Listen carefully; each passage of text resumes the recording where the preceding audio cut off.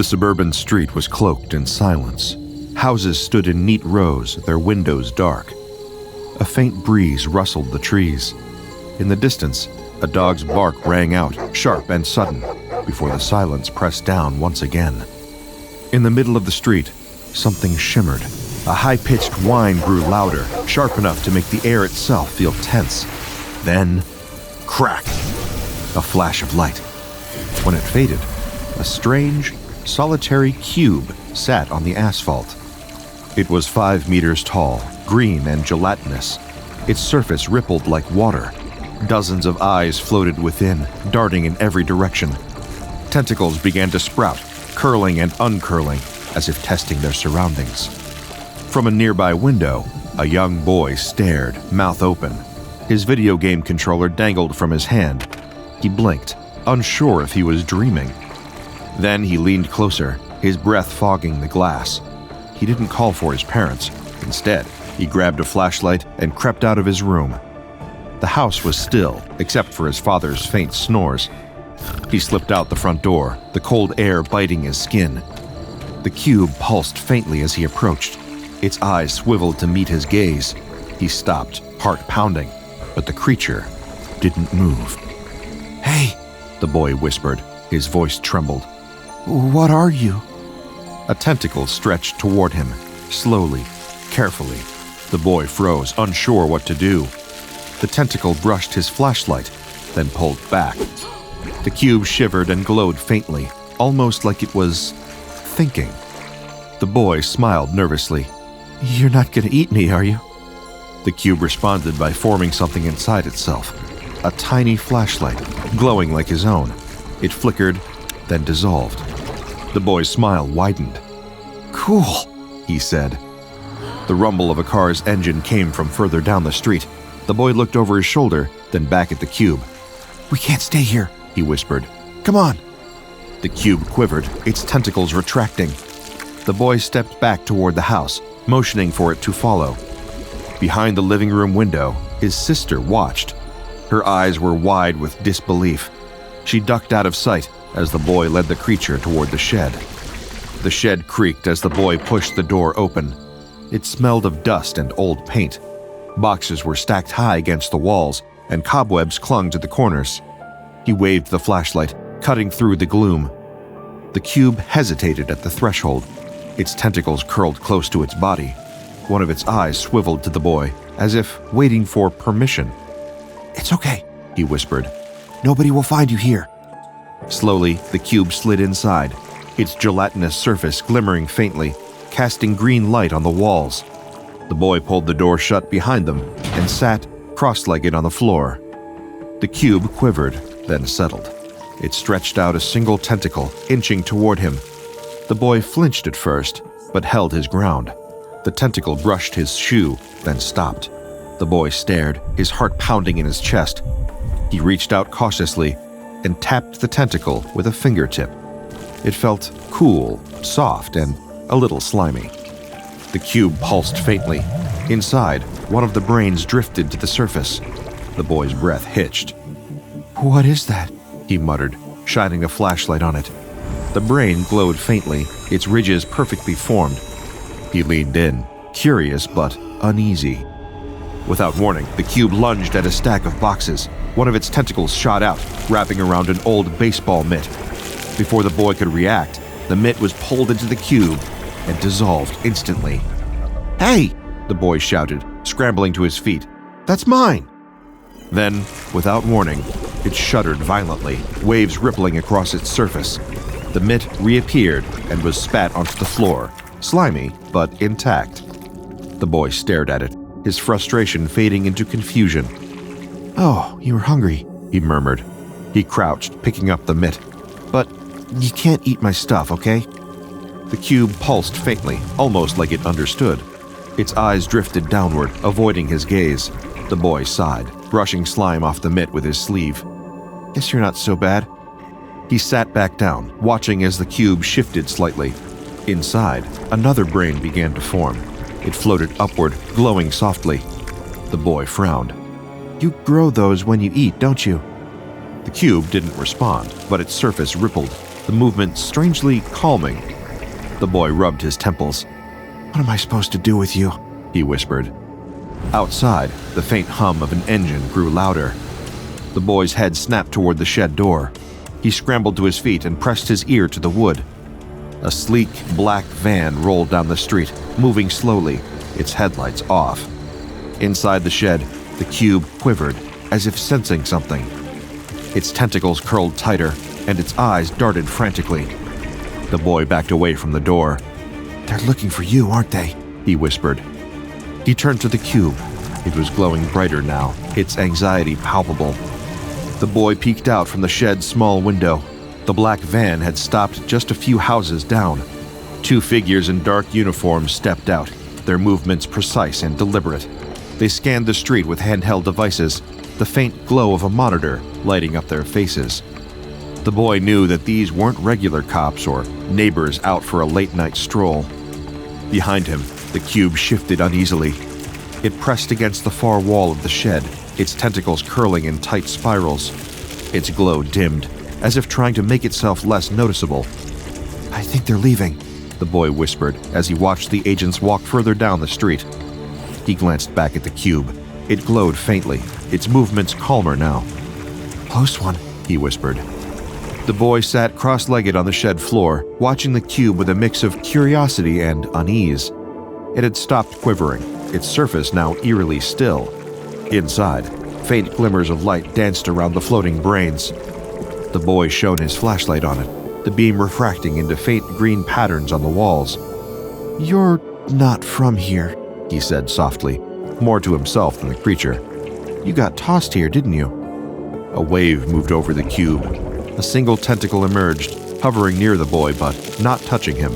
Its movements were slow, almost hesitant. You don't talk, do you? The boy asked, leaning in. He frowned. But you understand me. The cube's glow pulsed once, like a heartbeat. The boy's eyes widened. You do understand, he said, sitting up straighter. Okay, can you show me where you're from? The cube shifted. A faint hum filled the shed as its glow intensified. The gelatinous body began to twist and swirl, and suddenly, shapes started forming inside it.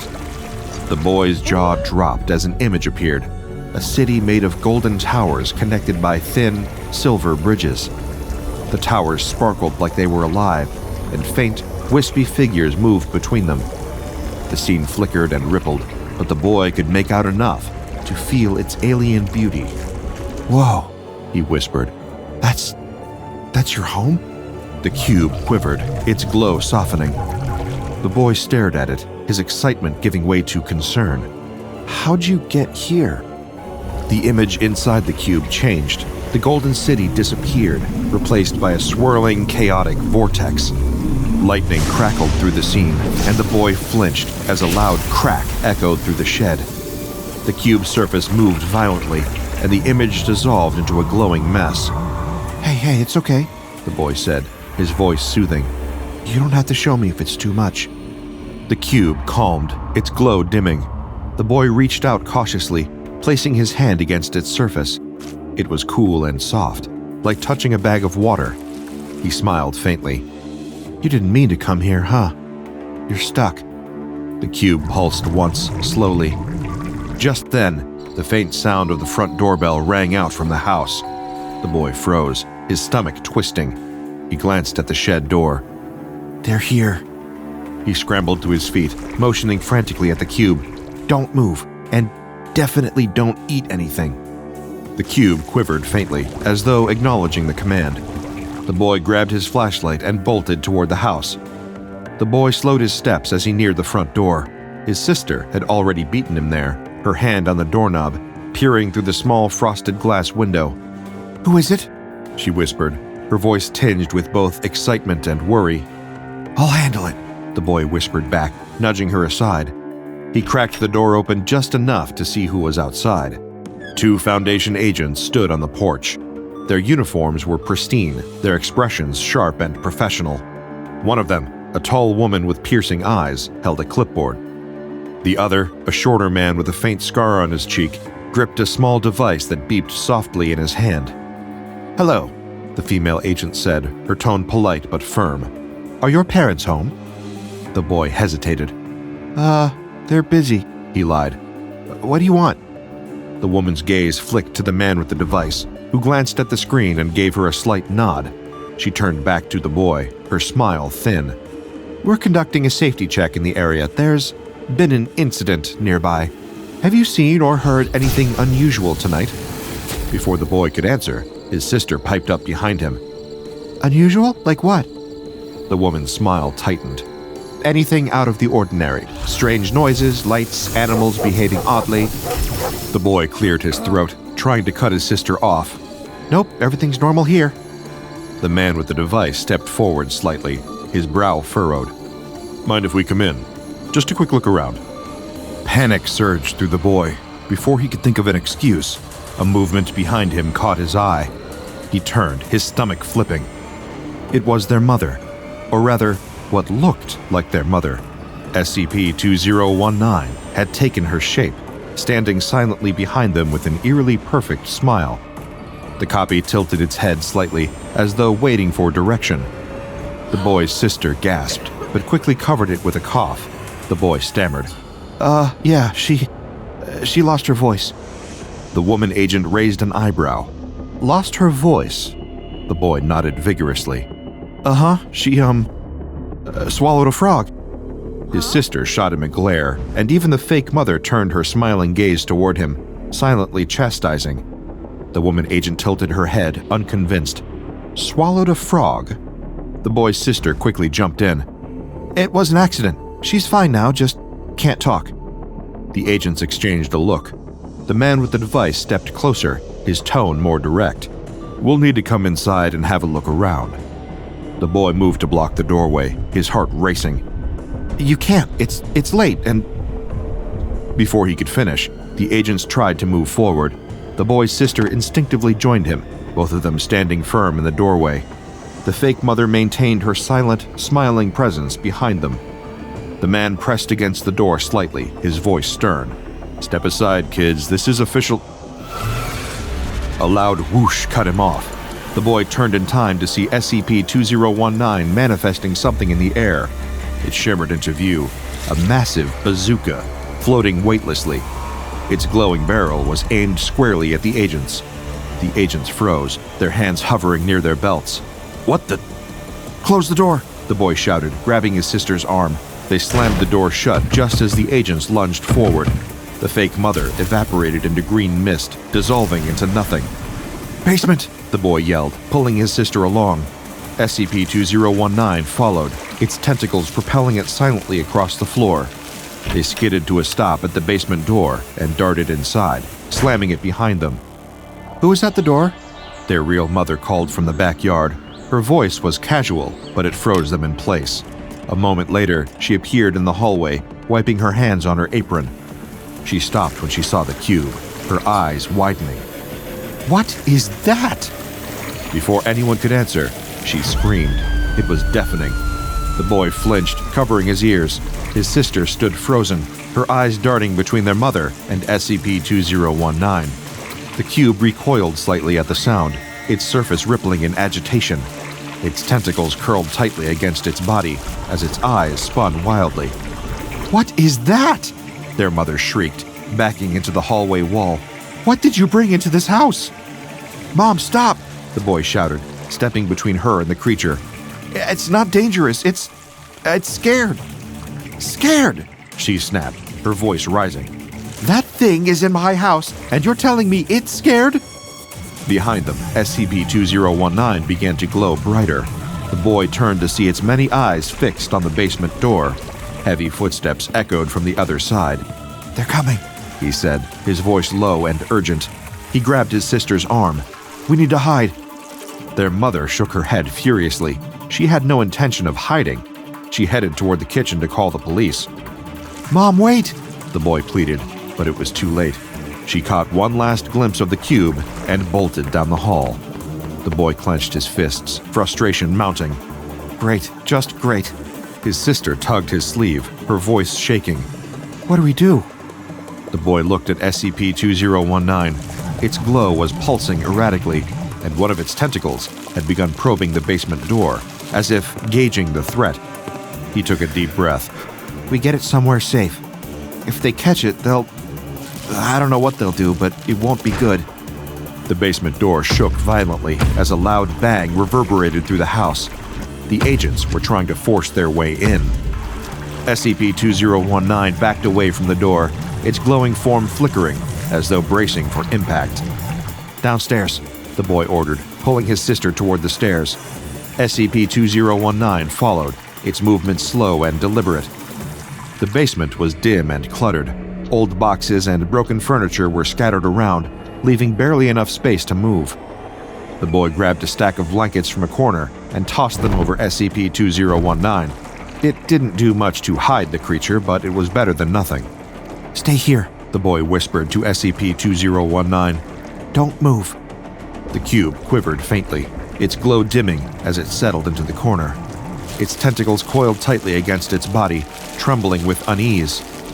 The boy and his sister crept to the base of the stairs, peering upward. The banging on the door stopped, replaced by muffled voices. A sharp crash shattered the stillness, followed by the splintering of wood. It was quickly followed by the unmistakable sound of boots hitting the floor. They're inside, his sister whispered, her voice trembling. The boy nodded, his mind racing. His heart pounded as a beam of light sliced through the darkness, sweeping across the basement walls. Heavy footsteps descended the stairs. The agents had found them. "Step away from the corner," one of the agents barked, his flashlight blinding them. "Now!" The boy raised his hands, his legs shaking as he moved back. His sister clung to his arm, her breath shallow. The agent's light landed on the stack of blankets, and he signaled to his partner. "Stay back!" the boy shouted, his voice cracking. "It didn't do anything wrong." The agents ignored him as one of them pulled the blankets away with a quick, sharp motion. SCP-2019 was exposed, its gelatinous body shimmering faintly in the light. It recoiled, its tentacles curling protectively around itself. The second agent raised a containment device, a low hum building as it powered up. The boy's stomach twisted. "Don't hurt it!" The agents didn't respond. He leveled the device, aiming it at SCP-2019. But before he could fire, one of SCP-2019's tentacles shot out like a whip, striking the device and sending it clattering to the floor. The agents staggered, caught off guard. SCP-2019 quivered, its glow intensifying as it rose to its full height. Tentacles lashed out, launching one agent into the wall and sending the other stumbling back. The boy's sister screamed, clutching his arm tightly. "Stop!" the boy yelled, his voice desperate. "They'll hurt you!" But SCP-2019 wasn't listening. Its tentacles moved with surprising speed, disarming one agent and trapping the other against the wall. For a moment, it seemed unstoppable. Its glow grew brighter, and its many eyes fixed on the intruders with a fierce, unrelenting intensity. Then the boy saw it. One of the agents, pinned but not incapacitated, had drawn a firearm. The barrel trembled as it pointed directly at him. The boy froze, his breath caught in his throat. "No," he whispered. SCP-2019 turned, its many eyes locked on the boy, its tentacles faltering for the briefest moment. It seemed to understand. Slowly, it released the agents, its glow dimming. The armed agent hesitated, lowering the weapon slightly, but keeping it ready. His partner scrambled to retrieve the containment device. SCP-2019 quivered, curling its tentacles inward as though surrendering. Its glow flickered weakly, almost apologetically, as the agents moved in. One of them barked an order, and the containment device emitted a sharp, pulsing light. The boy's heart broke as SCP-2019 collapsed inward, its body convulsing under the beam. Its glow sputtered and dimmed until only the faintest pulse of green remained. The agents worked quickly, sealing the subdued creature inside a reinforced container. "No!" the boy screamed, lunging forward. The first agent caught him, holding him back as tears streamed down his face. "You can't take it! It didn't do anything wrong!" The agent's expression was cold and unyielding. "It doesn't belong here, kid," he said flatly. The boy fought against the agent's grip, his cries echoing off the basement walls. SCP-2019, now contained, was carried up the stairs, its glow barely visible through the thick walls of its prison. For a long moment, the boy and his sister sat in silence. The basement felt darker now, colder. He stared at the empty corner where SCP-2019 had been, his chest heaving as the reality of what had just happened sank in. His sister broke the silence, her voice barely above a whisper. What happens to it now? The boy wiped his face with the back of his hand. I don't know, he said, his voice hollow. But they'll never let it go. Weeks later, far away in a heavily guarded Foundation containment facility, SCP-2019 stirred. Its reinforced chamber was cold and sterile, the air heavy with the faint hum of machines. The cube lay in the center of the room, encased in a web of tubes and wires. Intravenous feeds snaked into its body, delivering nutrients to keep it alive but subdued. Its once vibrant glow was dim, pulsing weakly like a fading ember. Dozens of eyes inside the cube drifted lazily, unfocused. Then, slowly, one turned upward, followed by another. Soon, all of its eyes fixed on the small reinforced observation window set high in the chamber wall. Beyond it, the faint twinkle of the night sky was visible, distant and unreachable. Doctors and Foundation personnel stood silently behind a pane of one-way glass, their faces expressionless. Monitors beeped softly as data scrolled across screens. One of the researchers scribbled notes on a clipboard, glancing occasionally at the cube. It's stabilized, one of them murmured. No signs of resistance. Another nodded. The sedatives are working. We'll begin the behavioral analysis tomorrow. Inside the chamber, SCP-2019 shifted weakly, its tentacles curling inward as though cradling itself. It was small now, diminished and solitary, its once fierce glow reduced to a faint green haze. It turned one eye back to the observation window, staring at the stars it could no longer reach. The hum of the machines, the quiet scribble of pens, the faint buzz of monitors, all of it faded into the background. The creature's gaze lingered, fixed on the vast expanse beyond its walls. Somewhere out there, it knew, was home.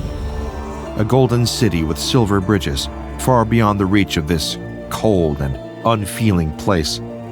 Its glow flickered faintly, almost like a sigh. Behind the glass, a young researcher paused, her hand hovering over her notes. She looked at the cube for a long moment, her brow furrowing. Does it seem sad? She asked quietly. Her colleague glanced up, frowning.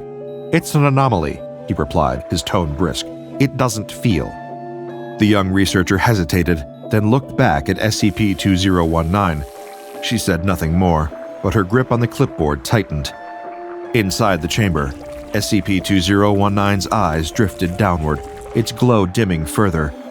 The machines hummed on, indifferent to the creature's quiet grief. Above, the stars glittered through the tiny window, cold and unreachable. This anomalous creature is now designated SCP-2019 and classified as Euclid. Despite its subdued state, its unique properties continue to pose a challenge for the Foundation's containment efforts. SCP-2019 is a gelatinous 5-meter cube with a transparent, durable membrane. Its interior is composed of a green, viscous substance in which numerous brains float, growing steadily over time. These brains, generated at a rate influenced by nutrient intake, are the most puzzling aspect of its physiology. When the cube consumes organic or inorganic material, the nutrients contribute directly to the formation of these fully functional brains. The surface of SCP-2019 is highly resistant to physical damage, capable of rapid regeneration when harmed. Within its body are 37 eyes, each capable of independent movement. These eyes provide SCP-2019 with a full 360-degree field of vision, allowing it to observe and interact with its environment in ways that defy conventional biology. When conscious, SCP-2019 exhibits the extraordinary ability to create physical objects and living beings within its line of sight. These manifestations, while tangible and seemingly real, vanish as soon as they are no longer under SCP-2019's observation. The implications of this ability remain a focus of Foundation research, as it blurs the line between reality and perception. Currently, SCP-2019 is kept in a reinforced containment chamber designed to suppress its capabilities. Intravenous nutrient feeds maintain its biological functions, while sedatives are administered regularly to keep it unconscious. This protocol minimizes the risk of unauthorized manifestations or attempts to communicate with personnel. The exact origins of SCP-2019 remain unknown, though its manifestations during an early interview offer tantalizing clues. It created a visual representation of its home, a place of golden towers and silver bridges inhabited by beings like itself. The sophistication and beauty of this depiction suggest SCP-2019 comes from a civilization far more advanced than our own. How and why it was ejected to Earth remains a mystery. Despite its containment, SCP-2019's demeanor has raised questions among researchers. Its reluctance to resist containment, coupled with the subtle expressions of what could be interpreted as sadness or loneliness, challenges the Foundation's usual assumptions about anomalies. Some have speculated that its manifestations, often playful or communicative, are attempts to reach out, though others dismiss these as mere responses to stimuli. For now, SCP-2019 remains isolated, monitored, and studied. Its anomalous properties are a source of fascination, its behavior a source of debate. But one thing is certain. Beyond the reinforced walls of its containment chamber, it still watches the stars. And perhaps somewhere far beyond those stars, it dreams of home. High in the Andes Mountains, two miners chip away at the rock with their mining picks in search of precious minerals when something strange happens. They hit an impenetrable wall. As they dust off the unbreakable surface they've reached, they see that it's a mirrored sheet of some strange metal. They start to break away the rock around it, revealing more and more of the shiny metallic surface, until it suddenly disappears as if by magic. Behind it is a chamber with strange machinery and a mysterious metallic ball inside. The two miners look at each other in disbelief. What on earth had they just discovered? Hi, I'm Dr. Bob, and this is SCP-163, also known as An Old Castaway. The Foundation soon caught word of the bizarre object that had been unearthed in the Andes Mountains, and immediately sent agents to secure the site. When they arrived, they found the metallic sphere was still there, though approximately 30% of the machinery originally reported to have been in the chamber had been looted before they could get there. Based on analysis of the rock strata in which it was found, the chamber appeared to be many, many years old, and tests on the minerals present showed signs of a shock wave, indicating that whatever this was, it had crash-landed into the mountains. Upon examination of the metallic sphere, the agents found that it was a kind of machine, and one with a relatively simplistic interface. The agents deactivated the machine and were met with an amazing discovery. The mirrored ball was actually a kind of shield, and inside was something incredible, a creature that could only be described as extraterrestrial, and it was soon to be designated SCP-163. The alien immediately lashed out at the agents, but they were able to subdue it and transport it back to a Foundation containment site for further investigation. SCP-163 is like nothing that has ever been seen on this planet. It stands 2 meters tall and is 1.5 meters wide. Its body is roughly cylindrical, with a circular mouth on its lower body and something that resembles a head on top. It has 8 legs, each with 3 joints that are arranged radially around the middle of its body. It also has multiple specialized limbs, including 2 prehensile apparatus on either side of its mouth to assist with feeding, 2 arms just below the head area that are capable of finer movement and the delicate manipulation of objects, 2 larger arms just above its legs that are used for the manipulation of heavy objects, as well as self-defense, and the remains of 2 appendages also near the mouth that appear to have been amputated at some point prior to its discovery. 30 centimeters from the top of SCP-163's head is a single semi-compound eye, which wraps all the way around its head, giving it complete 360-degree vision. The eye is separated into 88 separate units and is sensitive to ultraviolet C light, a short wavelength light that's harmful to most life on Earth. Its skin is transparent when exposed to the wavelengths of light that humans can see, but turns opaque under ultraviolet light. The strange properties of SCP-163 don't stop with what's on the outside. Tests of the creature's green-colored blood have revealed that it processes oxygen and carbon dioxide similar to many creatures on Earth, but its circulatory system is nickel-based, as opposed to the iron or copper-based systems used by most terrestrial organisms. It also has an endoskeleton composed of tissue that's similar to cellulose, the substance that plant cell walls are made of. And its cells use DNA for instructions just like human cells do, with the same ACGT bases, but SCP-163 interprets those instructions differently from the way human cells do. All of these differences mean that SCP-163's home environment must be radically different from Earth's, with different types of proportions of elements present. Certain elements that are perfectly safe for humans are dangerous to SCP-163 and vice versa. Tests have shown that while it's able to survive in our atmosphere unaided, it will begin to show signs of illness after 1 hour. In order to stay alive, it's vital that SCP-163 continues to possess and maintain the universal life support device that was discovered with it, designated SCP-163-1. The device is able to convert basic chemical elements into subsistence for 163, as well as projecting the protective metallic shield that it was found encased in. The other technology recovered from alongside SCP-163 has yet to be fully understood, though research is ongoing. The technology is surprisingly low-tech, with much of it consisting of transistors assembled into analog computers, with seemingly varied purposes. The processes these computers appear to be modeling do not match up with any known scientific processes, and it's theorized that they have something to do with 163's life support. It's still not known how or if it communicates complex ideas. When in certain states, it produces a steady sinusoidal wave at approximately 15 Hz that can last anywhere from 15 seconds to 10 minutes, and personnel that have been exposed to the sound have reported experiencing feelings of paranoia and are recommended to remain in well-lit conditions until the feeling subsides. SCP-163's main way of expressing emotion appears to be with the lump of tissue above its compound eye, and depending on how it feels, it will furrow its brow in a number of different ways.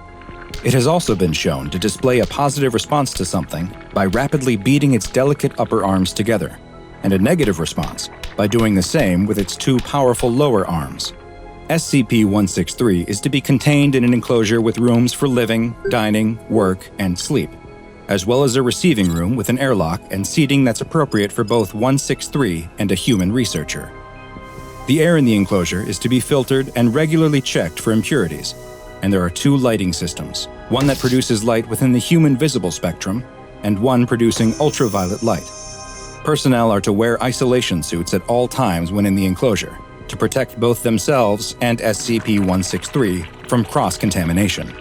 Surprisingly, SCP-163, which has been classified as safe, is also free to leave its enclosure, provided it don its own isolation suit first, and is escorted by a researcher at all times.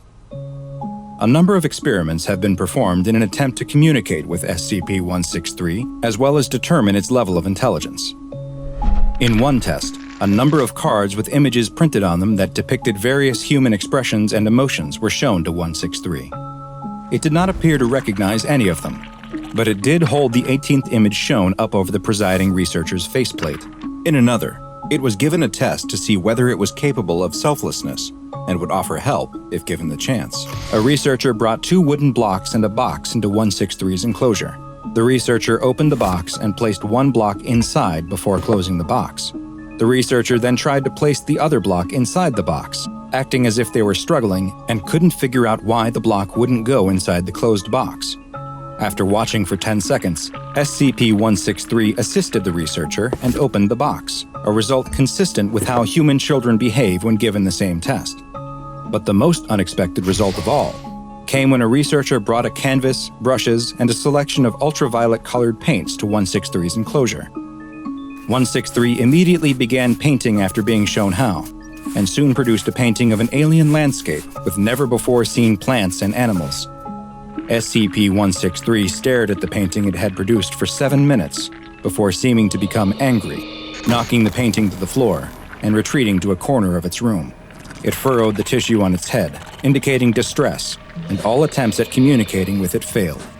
That is, until the researcher tried to remove the painting supplies.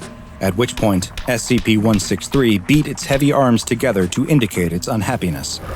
The next day, the researcher brought more painting supplies, and SCP-163 continues to paint imagery of what is presumably its home alien planet. It's truly amazing and lucky that SCP-163 was discovered.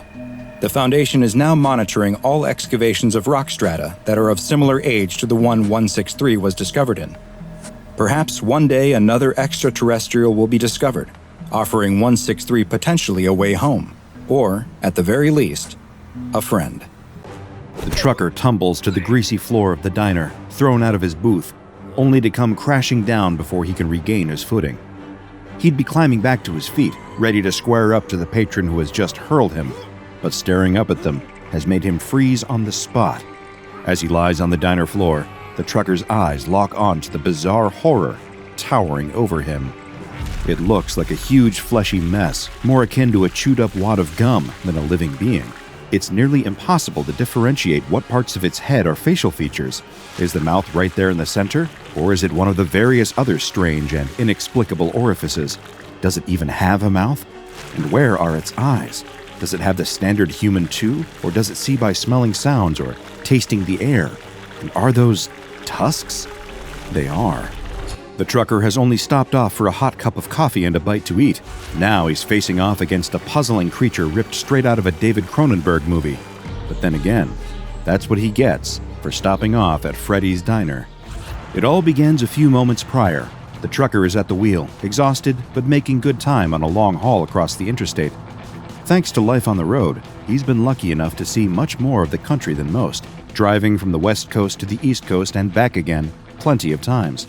And being so familiar with his routes, the trucker has his very own curated list of the best places to eat while on the road. He double-checks the time and realizes he's got plenty to spare, so decides to make a quick detour and heads towards a little-known roadside restaurant, Freddy's Diner. The trucker still remembers the previous time he took a pit stop in Freddy's place. It never ceases to amaze him that it even exists. After all, there's not another diner like it from here in California to the truck stops over in New Jersey. And the trucker knows he'd pick Freddy's Diner over any maritime-themed novelty seafood place. He likes going there so much, he's even kept it a secret from his fellow truckers on the road. He'd simply hate for everyone to start piling over there and turning his favorite spot into a rowdy trucker hangout or tourist attraction. Pulling his truck up outside, the trucker locks the vehicle up securely and heads inside. From outside, it's just a calm, quiet-seeming place, a diner like any other in that stereotypical 1950s style. That's part of what the trucker likes so much about Freddy's. It's got that comforting, nostalgic feeling to it, like one of the few remaining vestiges of an era that nearly nobody alive remembers anymore, except from seeing it secondhand in old movies. But despite it looking quiet, practically empty from the outside, stepping through the doors at Freddy's is like setting foot on another planet. The entrance isn't just the way into the restaurant, it's the access point to the trucker's other favorite part about visiting there: the people. At first, it seems normal. There's always a decent number of customers bustling about, talking to each other or ordering from Freddy, the friendly, silver-haired old owner dressed in his typical pinstriped apron over a shirt and bow tie. No matter if he's in the middle of serving a customer, Freddy always turns to greet the newest arrival with a warm smile and his classic motto: "Welcome to Freddy's Diner, the only place where you can eat cuisine that's out of your world." The trucker loves how gradually it creeps up on him. Taking a cursory glance around the diner, nothing seems all that out of the ordinary. But looking closer, he enjoys noticing the other patrons and how eccentric they all seem. When taking a gamble on Freddy's and making his first ever visit on another long drive to California, the trucker finds himself convinced that there must be some kind of science fiction or comic book convention in town. Then, soon after, he starts to get a little worried, thinking that maybe he's been on the road too long and is starting to see hallucinations out of pure exhaustion. But now he's been in enough times to know the folks who pitch up to eat at Freddy's Diner. Well, the best way to put it is that they're from out of town. Wandering past the bar, looking for somewhere to sit down, the trucker notices a trio of figures sitting down and enjoying plates full of freshly grilled burgers and baskets of golden fries hot from the fryer. What does it matter that all three are wearing huge, bulky spacesuits with metal piping snaking down them and vents hissing out warm steam? They're just enjoying their meals after all. The trucker finds a vacant booth and sits down on the comfortable leather seat, scanning the diner for Freddy so he can order a coffee. Sitting across from him at the opposite booth, his eyes fall across a couple, smiling and giggling to each other as they chat. He's so caught up in their infectious positive vibes that he barely realizes how one of them has had her entire right arm replaced with an intricate cybernetic one, or that the other is entirely blue and has pointed ears. It's just nice seeing how happy they are. That's when a voice that sounds like someone gargling water chimes up, and a sinewy tentacle grabs the trucker by his flannel shirt. What the hell do you think you're doing? The patron gurgles. I got up to use the bathroom for 5 minutes and find some chump in my seat. That's my table, pipsqueak. Moments later, the trucker is on the floor, looking up at a creature he's never seen before. In fact, he's not even sure if the patron is human. Judging by the chewing gum head and the disproportionate limbs protruding from random points across its blobby body, it's a safe bet that it isn't. The trucker stumbles towards the bar and asks Freddy for a cup of coffee, a strong one, to wake him up in case he's dreaming. Across his visits to the diner, he's been convinced that all the flamboyant and eccentrically dressed customers are all just wearing costumes, either for a local convention or because of an anything-goes dress code. But after seeing the patron, the trucker's starting to think that he might have been very, very wrong about this place. Not to be confused with a certain pizzeria populated with quirky animatronic characters, Freddy's Diner is a restaurant experience like no other. But if you're hoping to experience its comfort food and unique atmosphere for yourself, then you might have a hard time getting past the quarantine zone that now surrounds the diner, thanks to the SCP Foundation.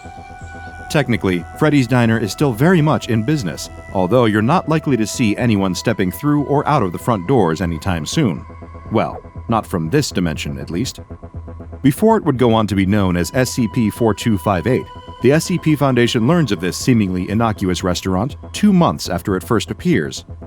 To begin, none of the people that live in the nearby area pay the place much mind. As far as they know, Freddy's Diner is just a harmless 50s-themed diner.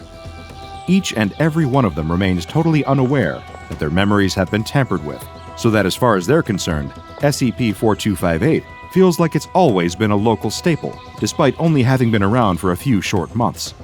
However, some new folks roll into town, and pretty soon the Foundation are getting rather suspicious about Freddy's Diner, thanks to abundant reports of a strange restaurant with weird cosplayers from the newcomers.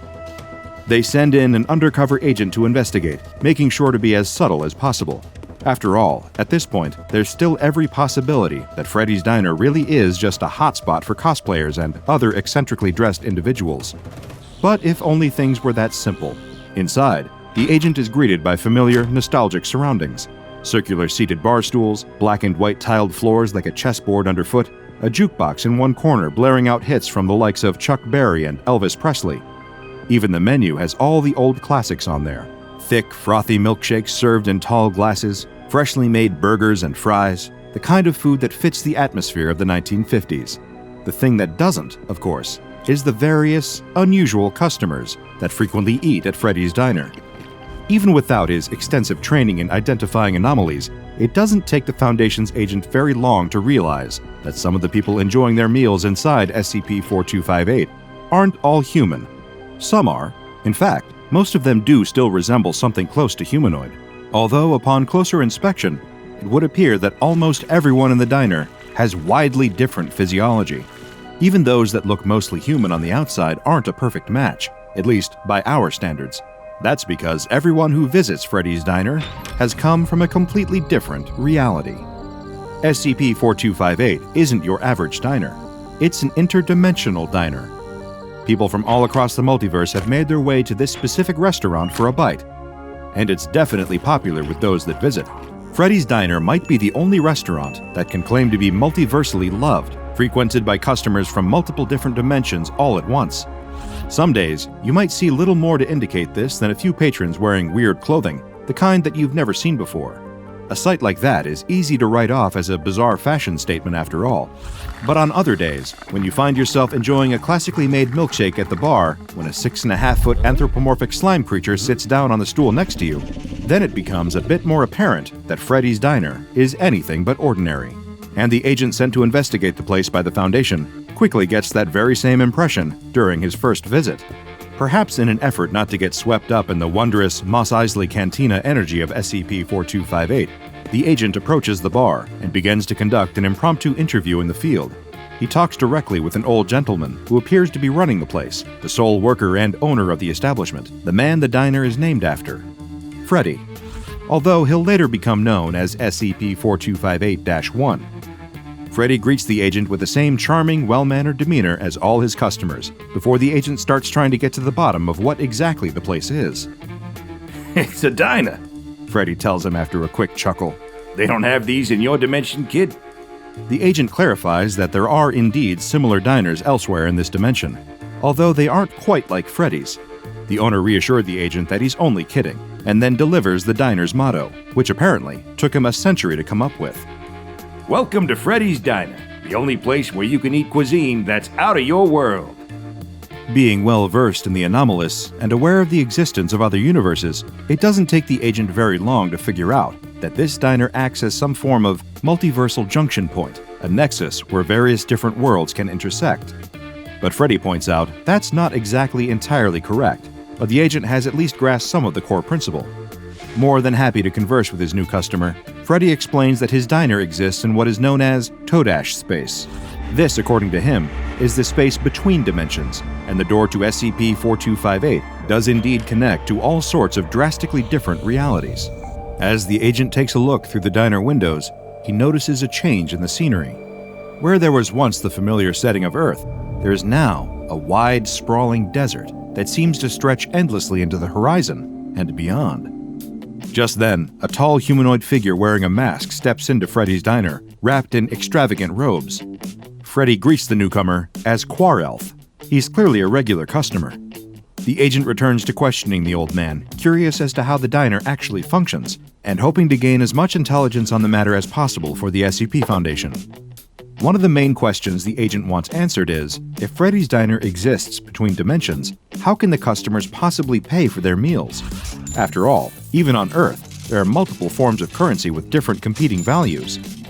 Across an infinite number of entire universes, there's hardly going to be one multiversally accepted form of payment. But luckily, Freddy has an answer, even if it is a little abstract. As he explains it, the restaurant is funded, in a sense, by something called Empathius. You know that happy feeling you get when you remember something nice or someone compliments you? The restaurant feeds off that. It's what keeps the place running. Confused as to what he means, the agent asks for clarity. For a moment, it sounds like Freddy's diner extracts positive emotions from its clientele, like a leech draining blood. But Freddy assures him that it's not quite the same. The diner itself only takes away the excess Empathius, the positive emotions, that its customers experience from being there, enjoying their meals and the atmosphere of the interdimensional diner. Freddy likens it to trimming the edges of a hedge. SCP-4258 doesn't rob people of their enjoyment, it just takes a little bit to keep the lights on. The patrons that visit only have to feel happiness, and that's the only payment for their meal that Freddy wants. That brings the agent to a final question. If the restaurant takes a little bit of Empathius as payment, then what exactly is Freddy?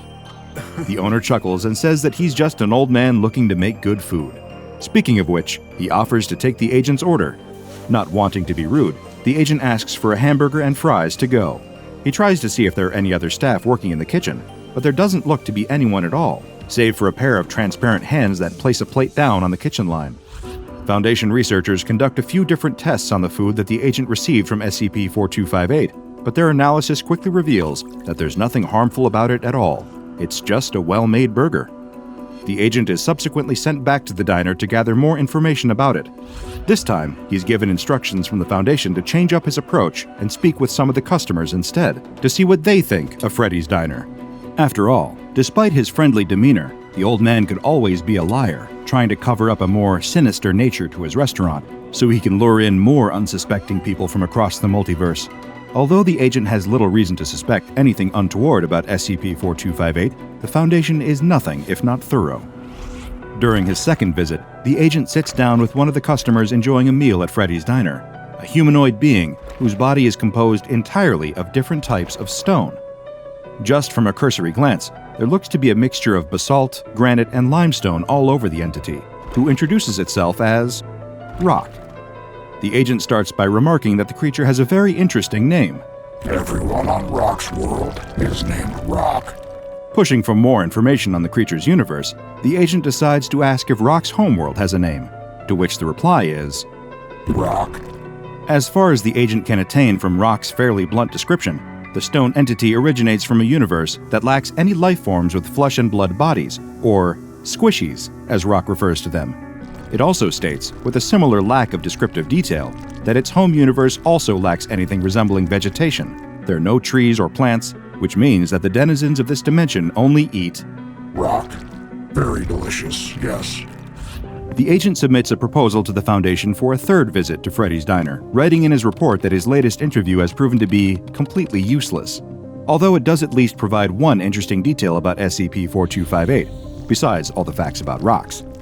It seems that everyone within Freddy's Diner, regardless of which dimension they originate from, is capable of understanding each other.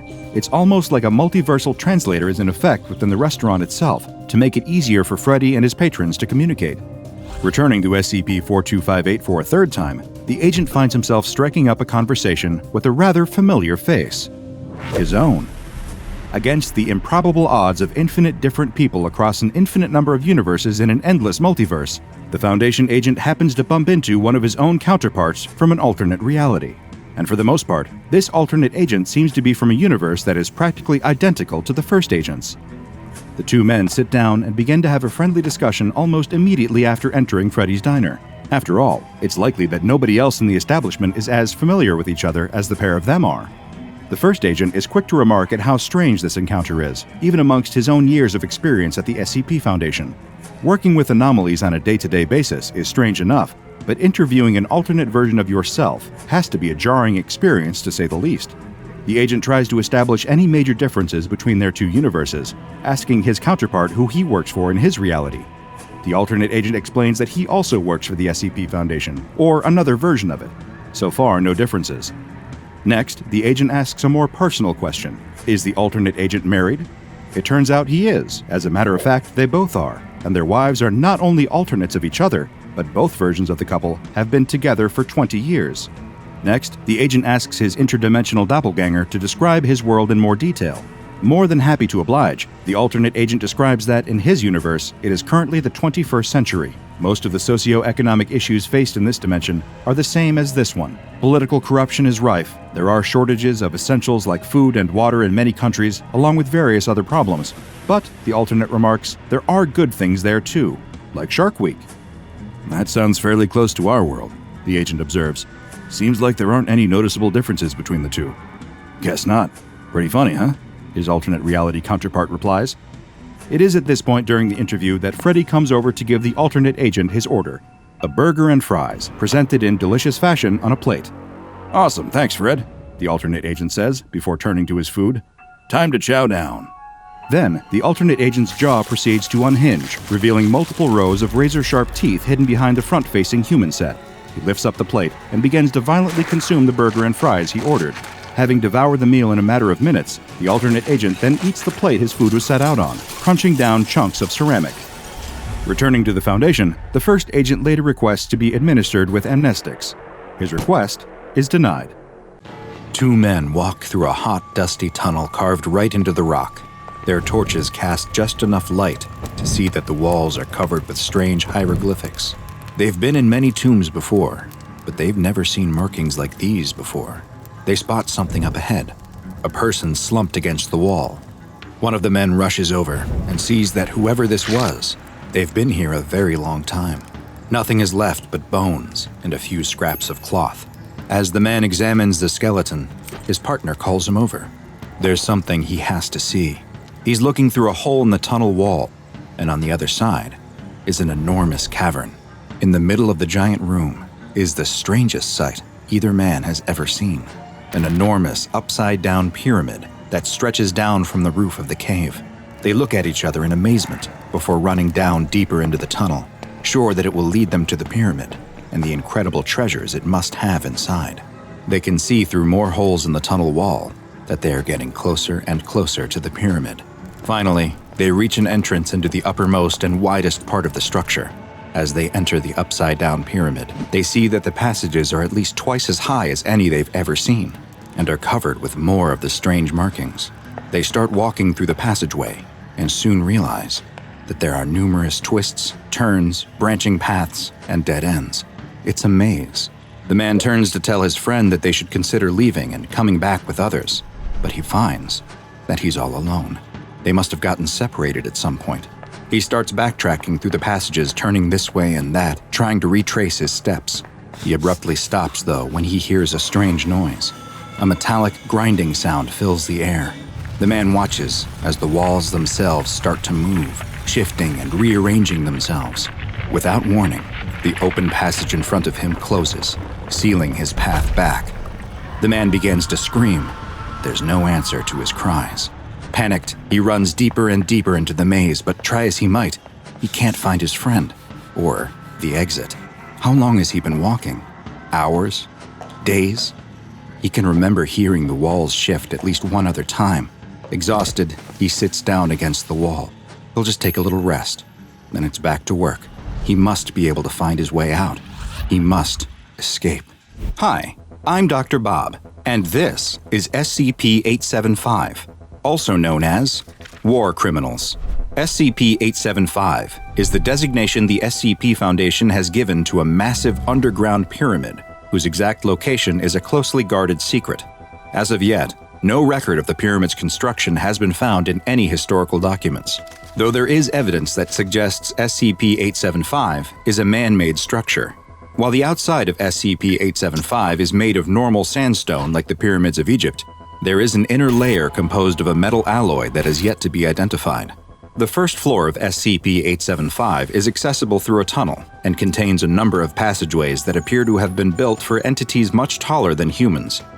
These passages are arranged into a maze-like configuration, complete with double backs and dead ends. Adding to the confusion is that the geography of the maze periodically changes. Mechanisms located within the walls and floor activate automatically every 48 hours, completely changing the layout. While anyone unlucky enough to be trapped within the shifting walls of SCP-875 may find themselves unable to leave by the path they entered, there are a number of hidden pressure plates and levers that can be found throughout the labyrinth that open up sections of the wall, creating new paths and shortcuts. But these switches also cause the release of what the Foundation has designated SCP-875-1. SCP-875-1 are small, flying insect-like creatures, approximately 6 centimeters long, with a mass of roughly 3 grams. They bear no resemblance to any known species of insect on Earth, suggesting that their origin may be extraterrestrial. When released, SCP-875-1s will swarm the nearest person, stinging them mercilessly. Their sting is highly acidic and causes severe damage to nerves and tendons. And this potent acid, combined with their tendency to swarm, has resulted in victims' limbs becoming what can only be described as liquefied.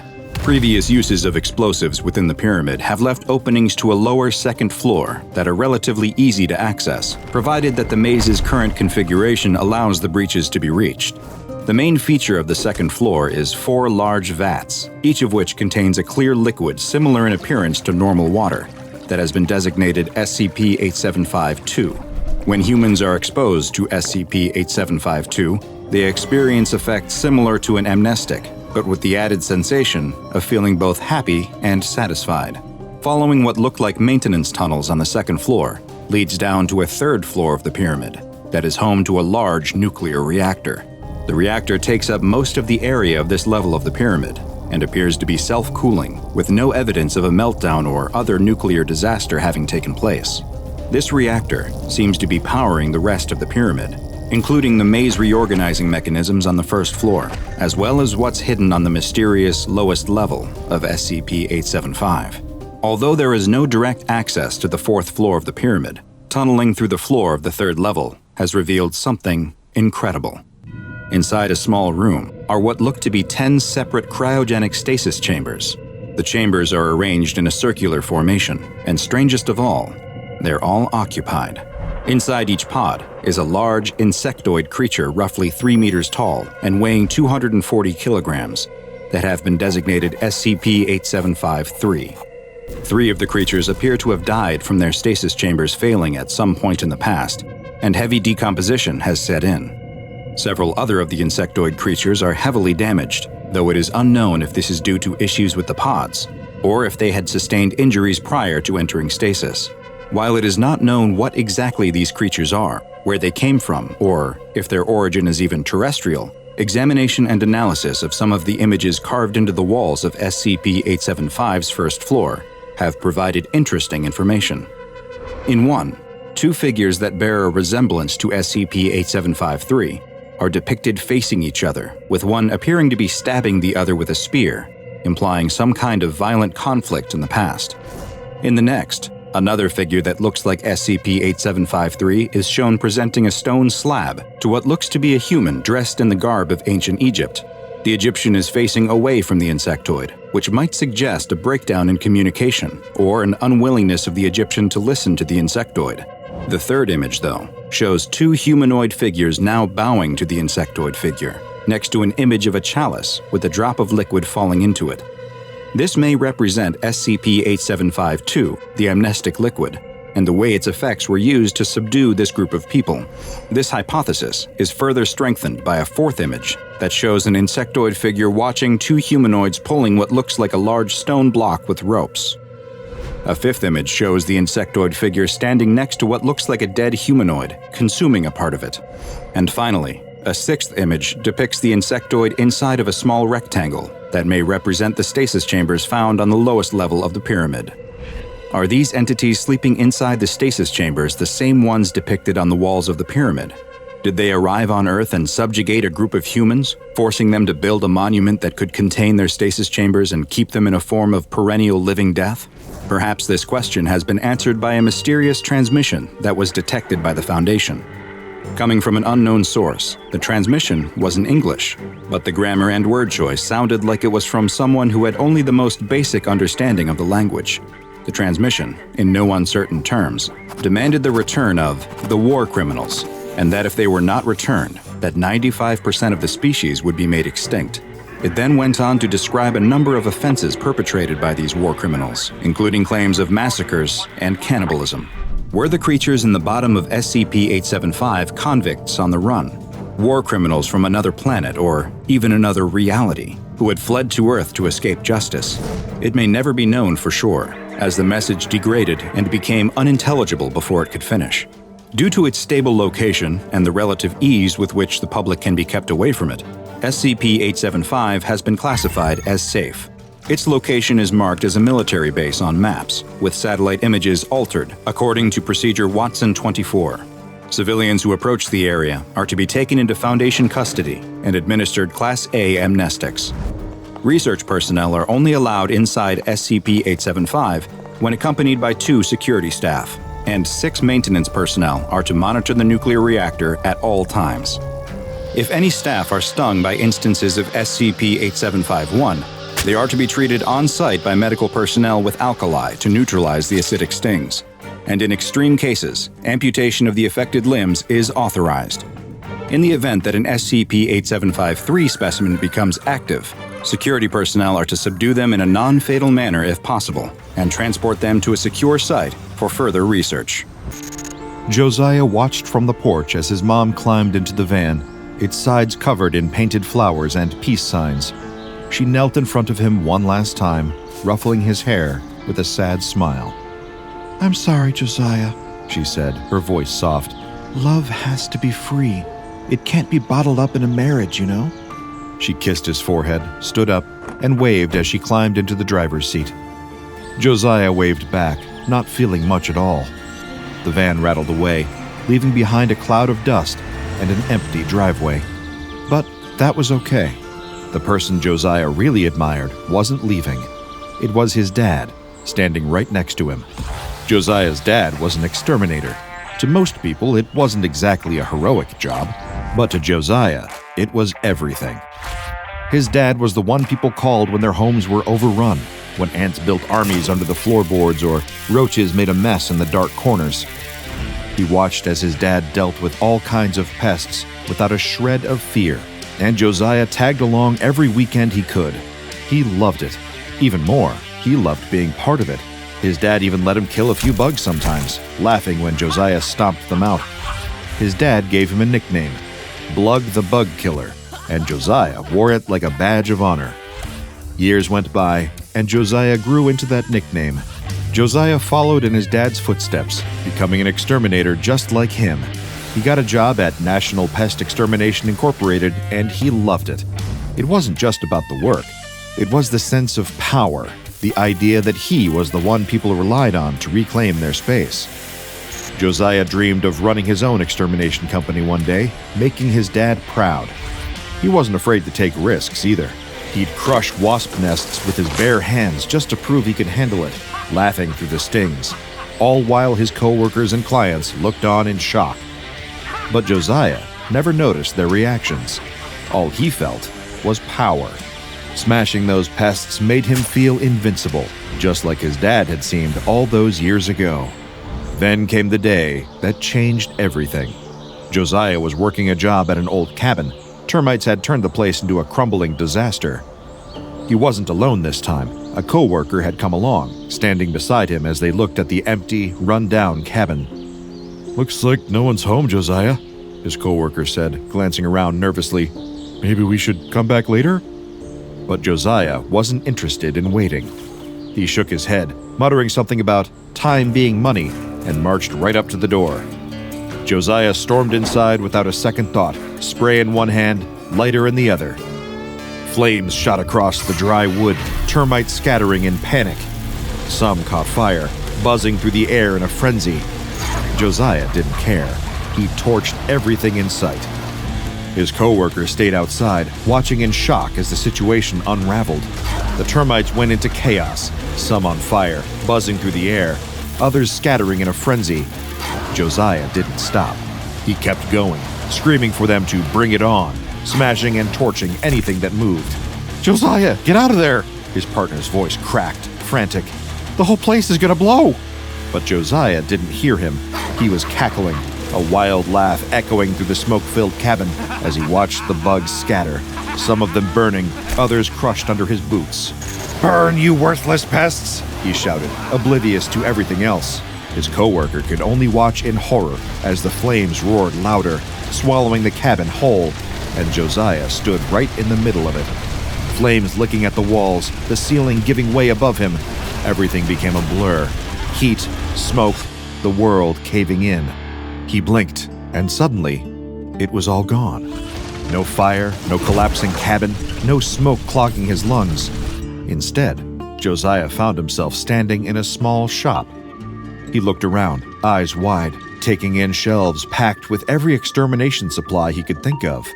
He glanced up at the window, where the sign, "Blug's Pesky Solutions," was painted in bold letters. His reflection was there too, distorted in the glass, but Josiah didn't notice it, not yet. All he could focus on was the name. He couldn't believe it. "Blug's? It's real?" he whispered, his voice barely audible, tinged with disbelief. The smell of chemicals, the sharp tang of bug spray. It hit him all at once, taking him back to those dusty supply stores he used to visit with his dad.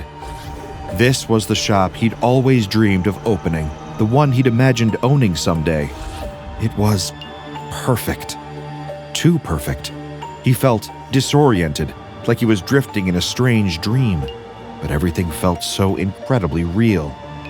Josiah walked through the shop, but something felt off. He finally saw his reflection in one of the windows and stopped, staring.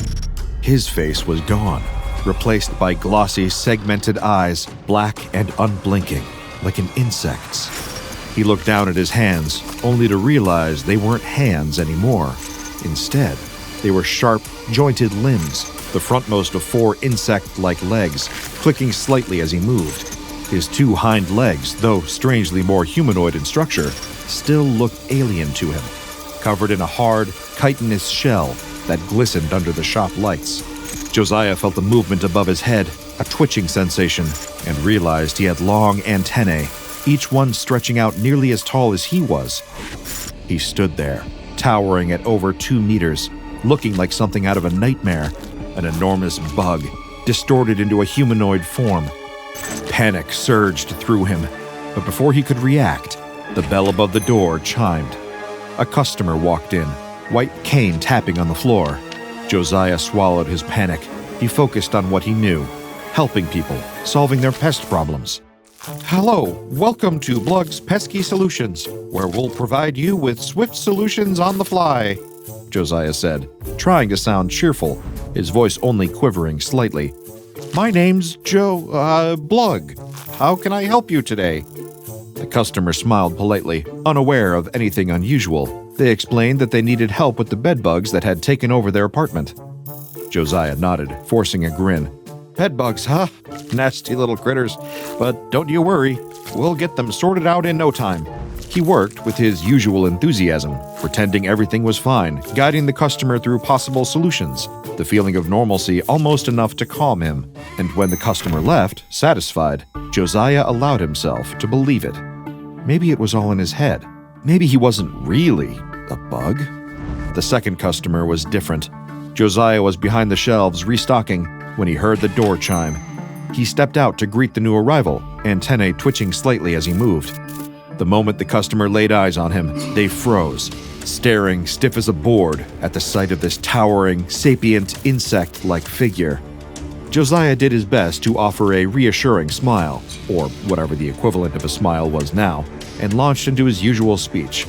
Hello, welcome to Blug's Pesky Solutions. How can I... The customer's face went pale. They didn't say a word, just stood there, trembling, eyes locked on him. And then, to Josiah's confusion, he heard the unmistakable sound of liquid hitting the floor. The customer had wet themselves. Josiah's eyes widened. He reached for the counter, grabbed a napkin, and took a careful step forward. Here, you might need this, he said, trying to keep his voice gentle.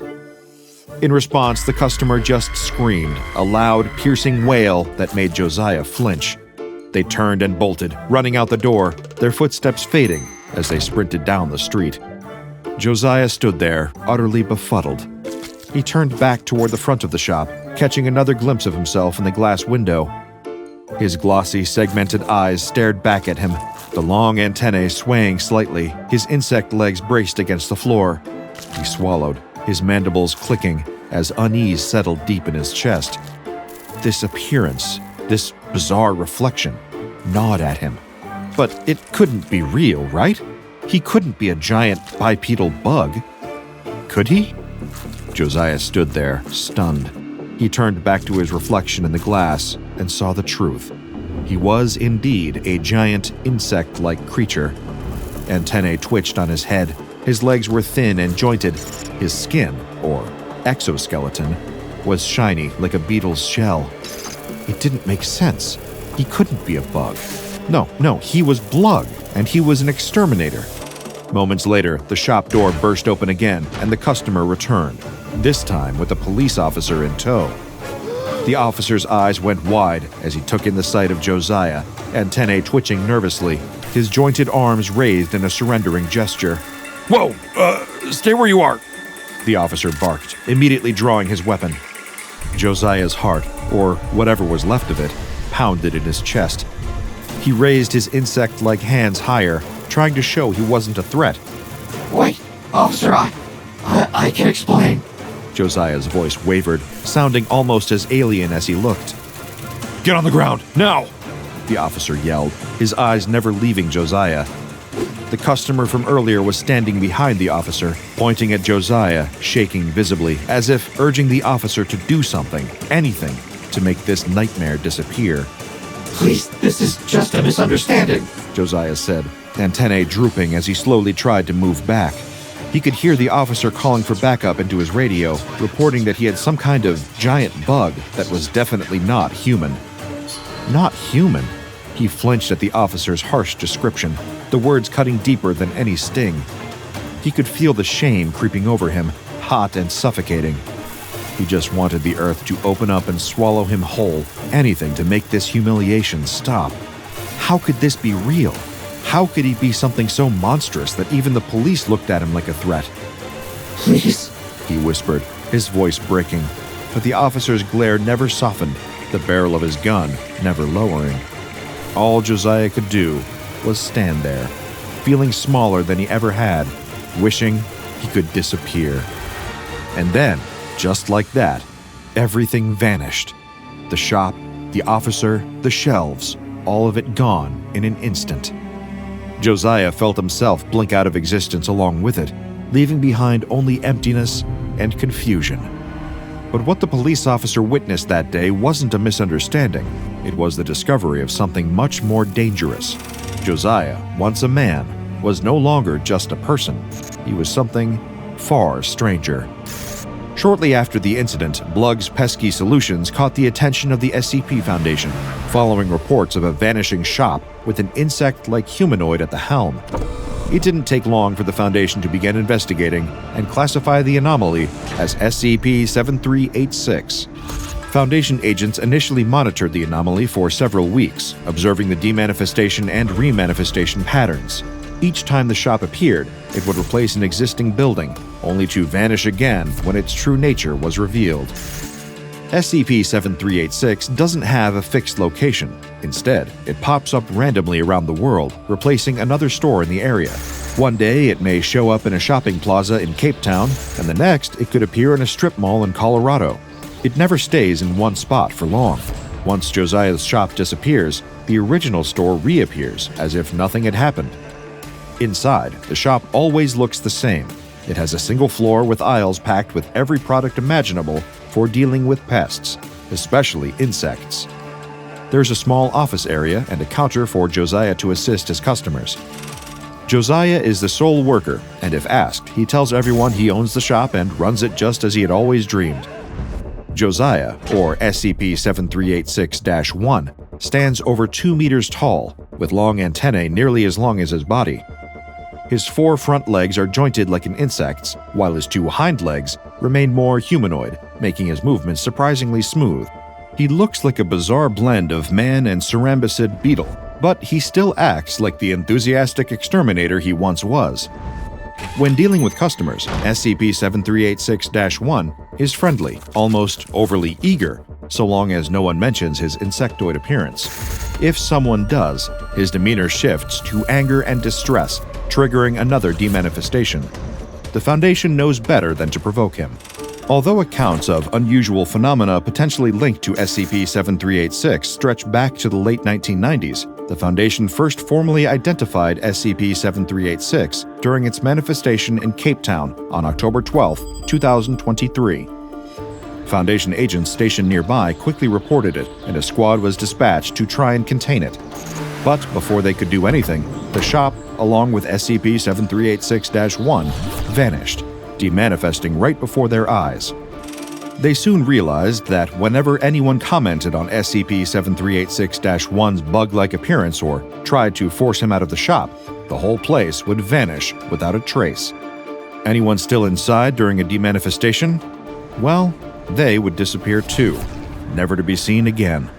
The Foundation has tried to develop protocols to contain SCP-7386 whenever it reappeared, and have even managed to restrict access to the shop during one of its manifestations in Providence, Rhode Island, and later in Telluride, Colorado. There they boarded up windows, hung permanently closed signs on the door, and kept a close watch on it with disguised personnel to ensure no one could go inside. Foundation investigations have revealed records pertaining to the National Pest Extermination Incorporated and documentation that refers to an exterminator who worked there named Josiah, but the details were vague.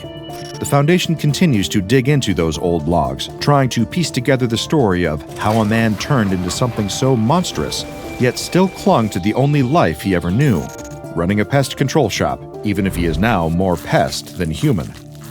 SCP-7386 remains officially classified as a Keter-level anomaly due to its unpredictable nature and dangerous ability to demanifest without warning.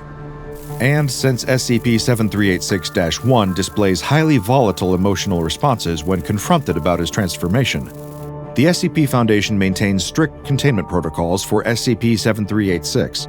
Any personnel interacting with SCP-7386-1 must avoid direct mention of its insectoid form, as triggering its emotional response results in immediate demanifestation. To date, no survivors have been recovered from inside the shop during these events.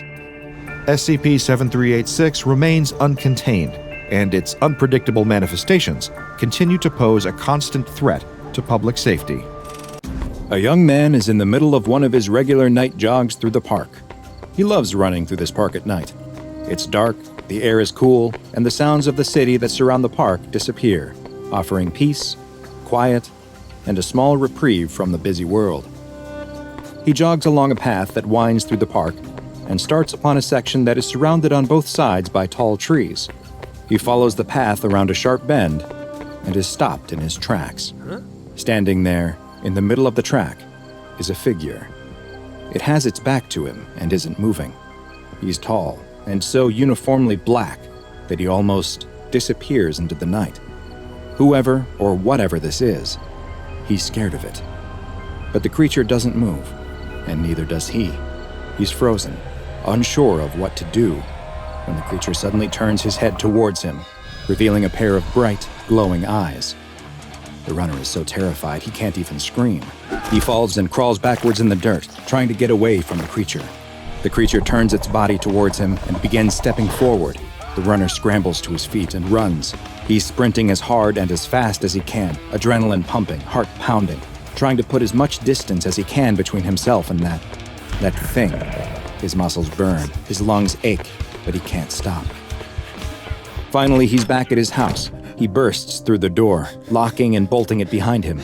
His girlfriend is reading on the couch and doesn't understand what's going on.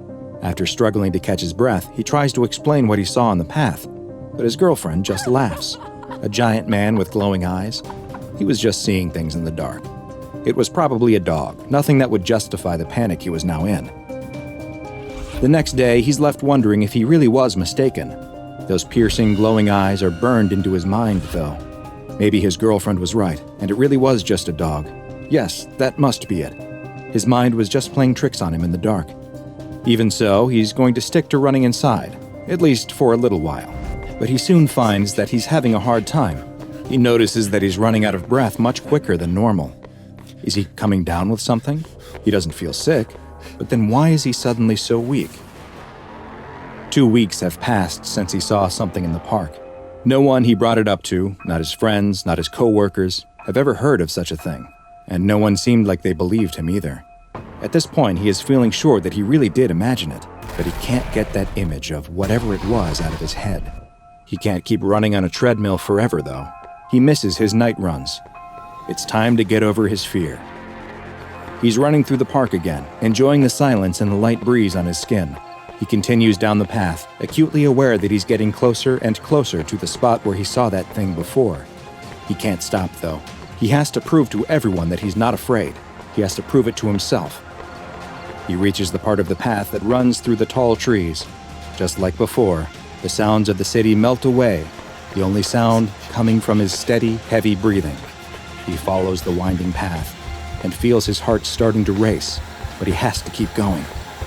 He rounds the same corner, and nothing is there.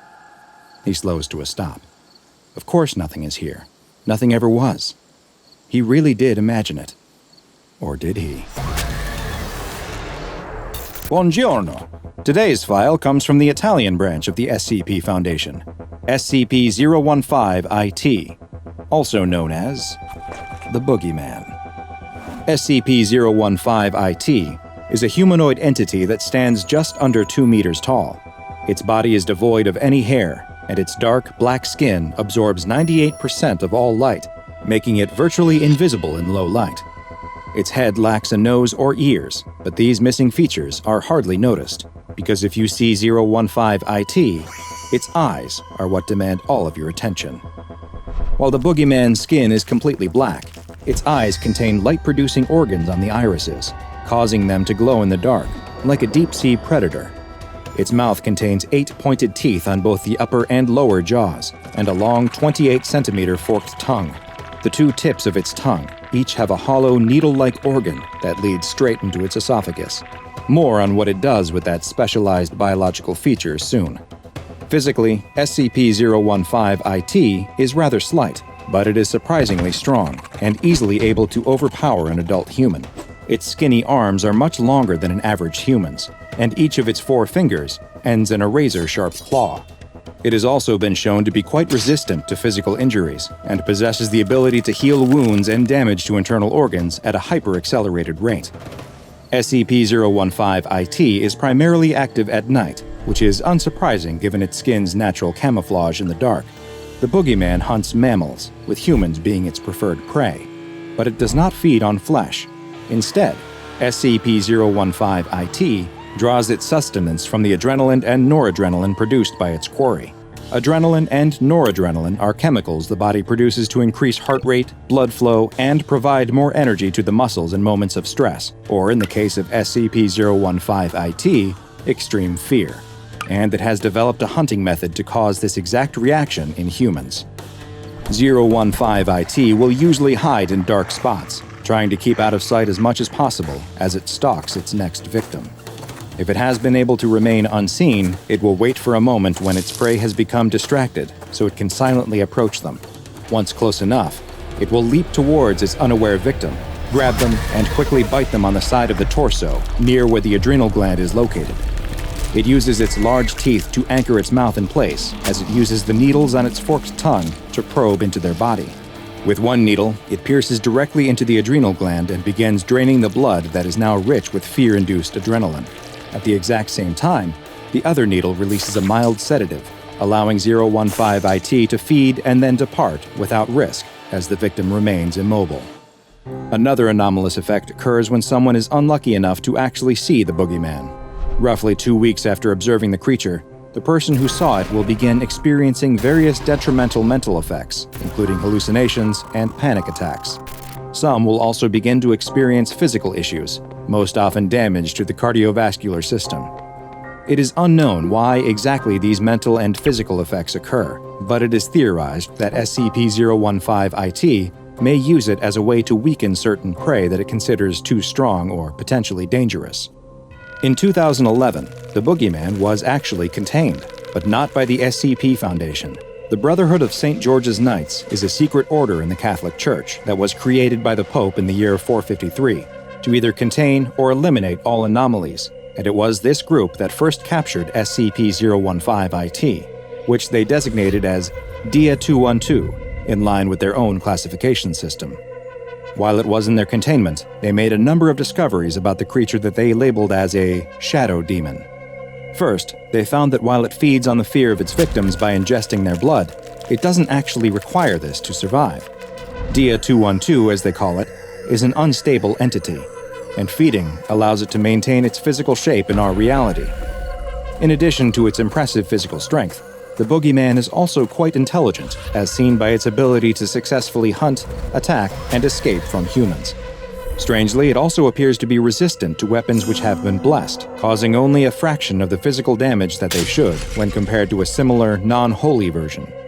During the course of research into the creature, Father Ilardi, a member of the Brotherhood of St. George's Knights, wrote that despite the creature being repugnant beyond every limit, he believed that it had a gentle soul, and that its screams are similar to a pained cry. He postulated that SCP-015-IT may have even once been a human before some dark force transformed it into the monster that it had become. He decided that it was his mission to find a way to communicate with the creature, and one day bring it back into the light and love of his god. Father Ilardi was making good progress with the creature, and it seemed like it was even growing fond of him and his disciples. But his advances were halted when they were attacked by a group of soldiers from the Fascist Council of the Occult, a terrorist group that seeks to use anomalies as weapons in their quest to disrupt the social order. In the attack, several of the Brotherhood were killed, and in the commotion, SCP-015-IT escaped. Following this, reports soon began to come from the province of Caserta that described what sounded like vampire attacks.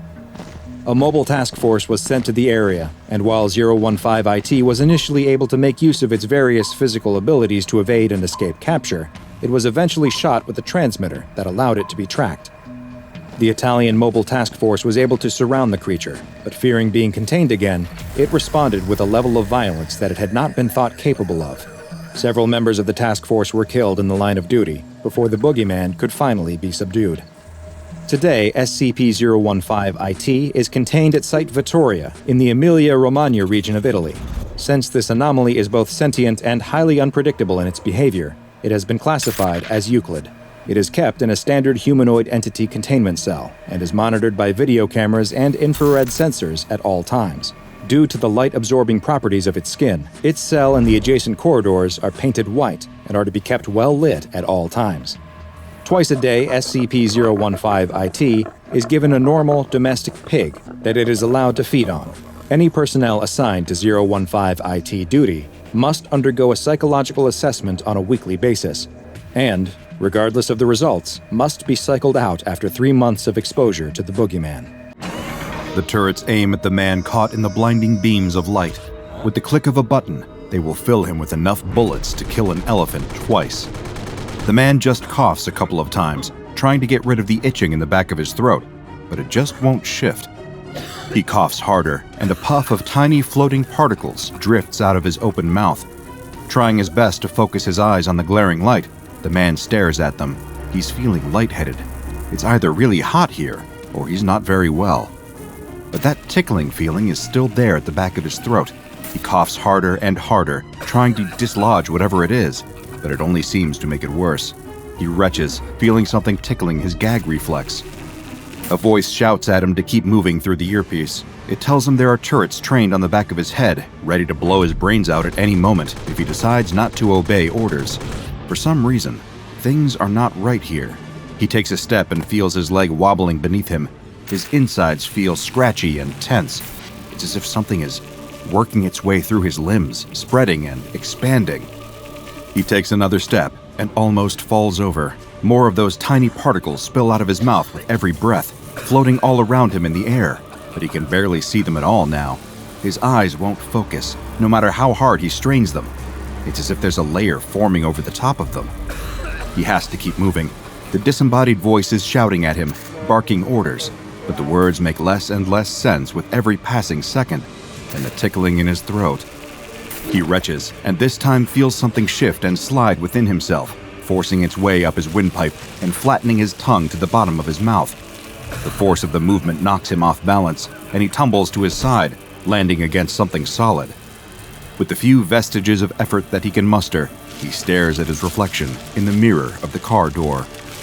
Out of his mouth stretch tiny white tendrils, flexing and squirming in the sun. There are more of these particles coming out of him than there is air, as he works frantically, trying not to pass out, but it's too late. Whatever it is that's growing inside of him, he can feel it's reached his brain. Tendrils wrap themselves around his neurons, squeezing them and ripping them apart. Images, dreams, nightmares, all fire across his consciousness, choked with unimaginable pain. But suddenly, the man dies. And yet his body keeps moving, walking towards the town center. Just 1 day prior, the man had been sitting on death row. He had a date in the diary, the wardens had told him with sneering expressions. On the 23rd of August, he would sit down in the chair in front of a room full of people and feel the needle going into his arm.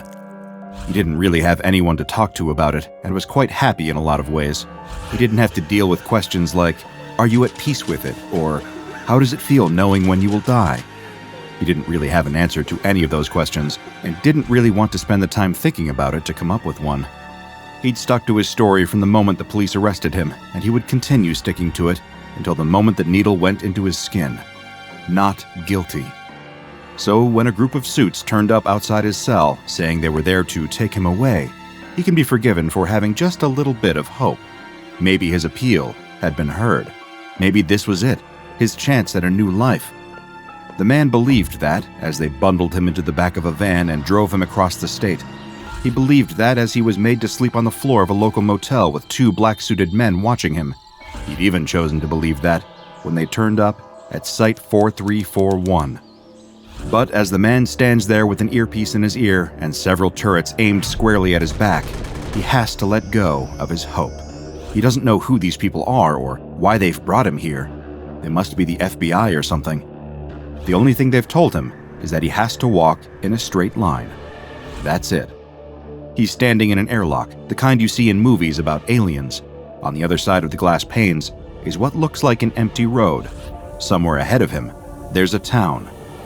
An agent walks up beside him and roughly shoves an earpiece into his ear canal. The agent pushes him in the back and sends him stumbling forward. The man turns to the agent, unaware that the words he says now may be his dying words. He doesn't want to waste them.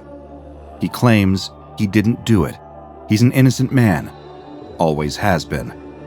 The agent just laughs at him and tells him to look at some images. For science, he says. The agent holds out a pair of photos. One is of a dog. The other is of a chair. Which of these is a non-animal? A non-animal? The man's never heard that phrase before. He doesn't take a genius to figure it out, though. The chair is the non-animal, obviously. He points at it, and the agent nods. Start walking. The airlock hisses, and suddenly he is on the other side, with an empty road stretching away ahead of him. The whole town appears to have been encased in an enormous dome. Floodlights illuminate the way. The man gulps deeply and shuffles forward. Every step he takes, he expects to never take another. He has no idea why they've brought him here, but he imagines that it must be some kind of negotiation situation. There will be some crazy cult or terrorist leader holed up in this town who wants a human sacrifice. As a death row inmate, he's one of the most expendable people in the United States. A street sign looms into view. It looks a little dirty, as if it hasn't been cleaned in a few years. Welcome to Grantsville, Kansas. Warm hearts, deep roots. In fact, the road running through here looks pretty disused. Grass and little plants work their way through cracks in the tarmac. There are even a few mushrooms here and there. This place must have been a massive dump for a while now. At the very least, a few cars driving along these roads every once in a while should kill those things back. The man's unease grows as the first buildings come into view. They don't look like they've seen the apocalypse or anything. There are no smashed windows, no fire marks, no bullet holes. It just looks empty. Every surface seems to have a layer of something growing over it. He'll need to get up closer to see it. From a distance, it looks like everything's under a very thin white sheet.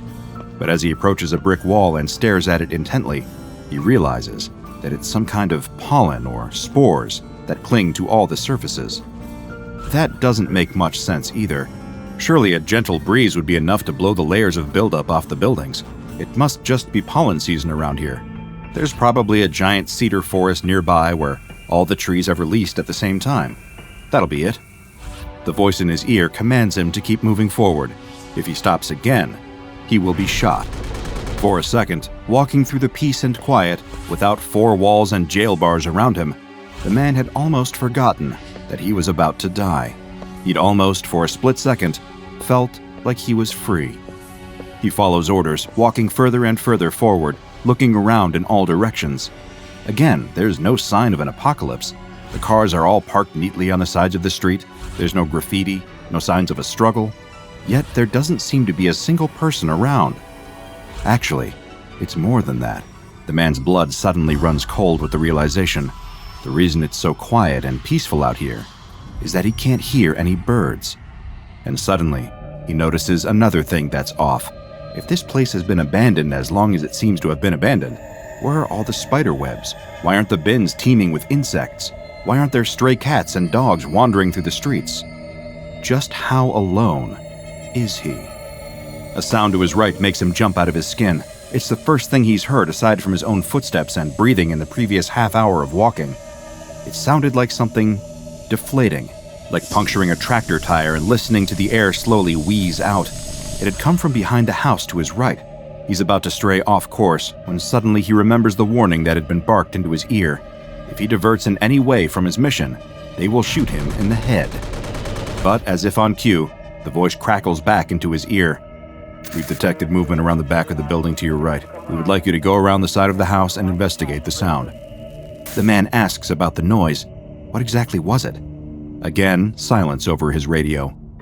What on earth could have made a sound like that? It definitely wasn't a person, and it wasn't any kind of animal he'd heard before. The man shuffles around the side of the building and pushes at the garden gate, hoping that it won't open. But of course, it does. It's a tight squeeze. He has to step his way over watering cans and around various planters before entering the backyard. The floodlights blast directly into his eyes, so bright that he can't see much of anything for a second. But slowly, his vision comes back, and in the air float those same tiny spores that seem to coat every building around here. They hang in the trapped air like a kind of haze. The backyard is dominated by a pool, a large, deep bowl cut into concrete with tiles lying all the way around it. There's no water in it. How he'd love to swim on a day like today. On the first inspection of the yard, he can't see anything out of place at all. Then, the voice appears in his ear again. Look inside the pool. That wheezing sound filters into his ears again. Sure enough, it's coming from the empty pool. A puff of spores shoots up into the air and gently floats its way down serenely. Some of them even settle on top of his head. The man is dimly aware that he probably shouldn't be breathing in this many of them. He's got hay fever, if nothing else.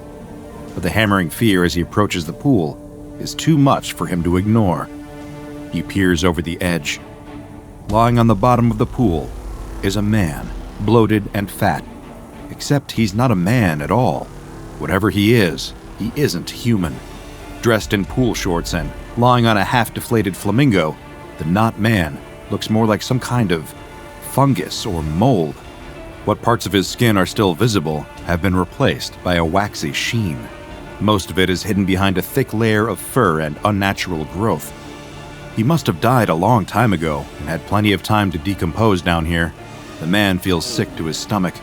He's about to turn away when he notices something. Whatever it is at the bottom of the pool is still breathing. It takes a deep breath in through its mouth, holds it for a moment, and then its entire belly opens like a blooming flower, and a gust of spores rockets up into the air. The man tumbles backward and starts running. He's back out of the garden gate in an instant, racing his way back along the street. He's crying out in fear, and as he runs, he notices more. He sees that the mushrooms are everywhere now, growing on every surface. How had he missed them before?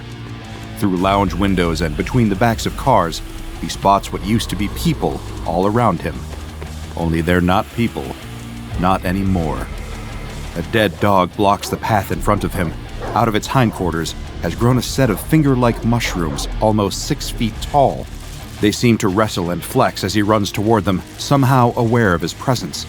He turns and runs the other way, racing through street after street, all thoughts of the bullet in the back of his head forgotten, until something appears in his vision that brings him skidding to a stop. Another dome looms up in front of him. Not quite the height of the main dome itself, but it is not far off. It's hundreds of feet tall. It looks almost like a nuclear bomb has gone off and been frozen mid-explosion. Maybe that is what's happened. Maybe this is how he died. But as he looks at the dome closer, he sees that it isn't made up of fire or burning atoms. It isn't the same metal sheeting as the dome over the whole town. It's made of spores, a dense shell of them so tightly packed that they form a kind of perimeter, a boundary right over the town center where no one can get in. Standing there, trying to catch his breath, feeling his head spinning, the man hears the voice in his ear once again, totally devoid of emotion or panic, as if what they had just witnessed was totally normal for them. Keep walking. The man takes a hesitant step forward, towards the enormous shell filling the darkness in front of him, and as he walks, he feels a tickle in the back of his throat. The agent removes her headset and swears. It hadn't worked. Their goal had been to get some intel from the town center, but that D-Class hadn't gotten anywhere close. The Foundation had managed to establish surveillance cameras all over the town using remote-controlled vehicles, but none of their attempts to get to the town center, to get through that spore dome, had worked. All she knows is that they need to deal with this situation fast. Every day they can't figure out a solution to this problem. The likelihood of a nuclear warhead being detonated grows stronger. She gets up from her desk and leaves the surveillance room. Before being allowed to go on break, she has to sit down and get through the usual psychiatric analysis. She sits down at the computer, and 2 images flash up in front of her. One is of a chicken, the other of a brick. Which of these images is of a non-animal? She sighs dramatically, sitting through these mind-numbing mental examinations every day just to prove that she can do her job. It's such a waste of time. The answer is as easy as it always is. She grabs the mouse and clicks the correct answer. It's the chicken, obviously. A chicken isn't an animal. Does the Foundation really think that their agents would be tricked that easily? Nothing's getting through their quarantine. If only that were the case. SCP-4341 is the designation given to the absence of animal life in Grantsville, Kansas. No matter how hard you look within the town's perimeter, you will not find any member of the kingdom Animalia. Don't look too hard, though. Anything that crosses the border into the town becomes an instance of SCP-4341-A. SCP-4341-A instances are not animals. Remember that. That means that no Foundation personnel are allowed to enter the town, unless of course they happen not to be animals themselves, but there are very few non-animal members of staff, and those that do exist are often predisposed, or in some other way rooted to the spot. All around the town, the Foundation has established a Class 3 biohazard quarantine unit called Unit Alpha in order to keep everything in the town inside and everything out of the town outside. The first tests conducted saw a group of 4 rats being released through the airlock and into the town. 2 of the rats died immediately as their bodies disintegrated. The other 2 seemed desperate to escape and turned to race back to the airlock. AI-controlled turrets have been stationed all around the perimeter to prevent this from happening. In a fraction of a second, the rats were peppered with bullets. Those same turrets were pointed squarely at the back of D-4765 as he made his way into the town. He was able to make it much further than the rats, though, of course, as soon as he crossed the border, he was no longer animal life. He made it quite a long way, but ultimately collapsed, as his limbs were replaced by hyphae. From this point on, drones and remote-controlled vehicles, or RCVs, were used for testing. Using this methodology, the Foundation was able to establish a greater network of surveillance equipment throughout the region.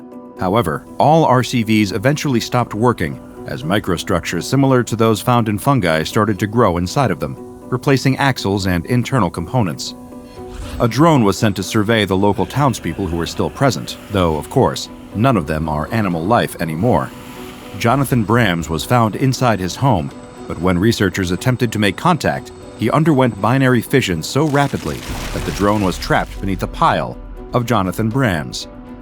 Alarmingly, one SCP-4341-A instance was able to direct its root structure towards one of the turrets, at which point the turret became non-animal life and was immediately fired upon by all of the other turrets. A number of solutions have been proposed to deal with the threat of SCP-4341. Flooding the town with acid that would eradicate all non-animal life is not viable, as a strong enough acid in the volumes required simply does not exist. A vote is currently pending as to whether it is viable to evacuate all civilians in a 5-kilometer radius and detonate a neutron bomb over the town. For now, though, the acid Regolith-2178 has been found to be particularly effective against non-animal life, and so specially designed Regolith-2178 rounds have been installed in all of the turrets. Additionally, Regolith-2178 capsules have also been installed in the heads of all personnel. Any signs of a breach, and these capsules will be triggered, which leads us to the crucial part of our story. You see, there is no animal life in Grantsville, none at all, until one day, there was. December 7th, 2022, there was suddenly an opening in the dome surrounding the town center, and out walked the former mayor of Grantsville, Gordy Landon. The researchers, immediately identifying him as animal life, rushed him to the airlock and let him through. Only one researcher saw the roots snaking their way through his eyes, but by then, it was too late. Landon slumped his head to the side, and his body breached.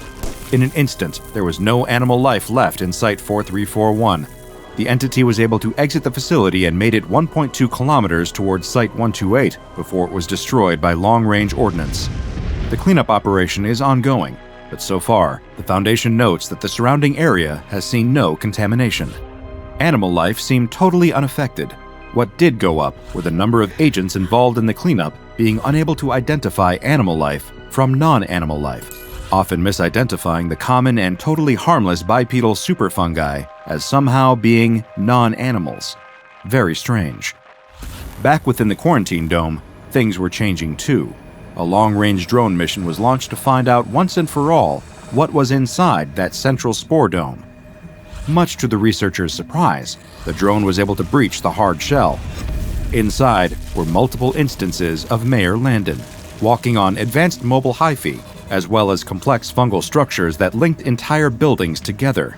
The Landons caught the drone, and immediately its internal components were replaced with organelles, spore sacs, and other attributes of non-animal life.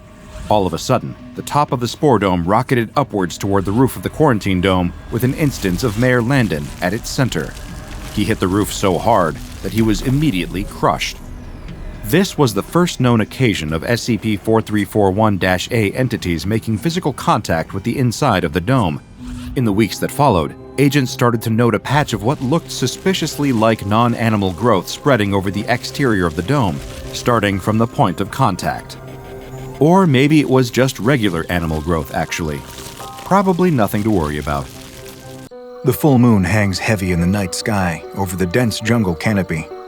Below, the darkened palm trees stand silent in the humid air, festooned with vines and lianas. And tropical insects hum in the undergrowth.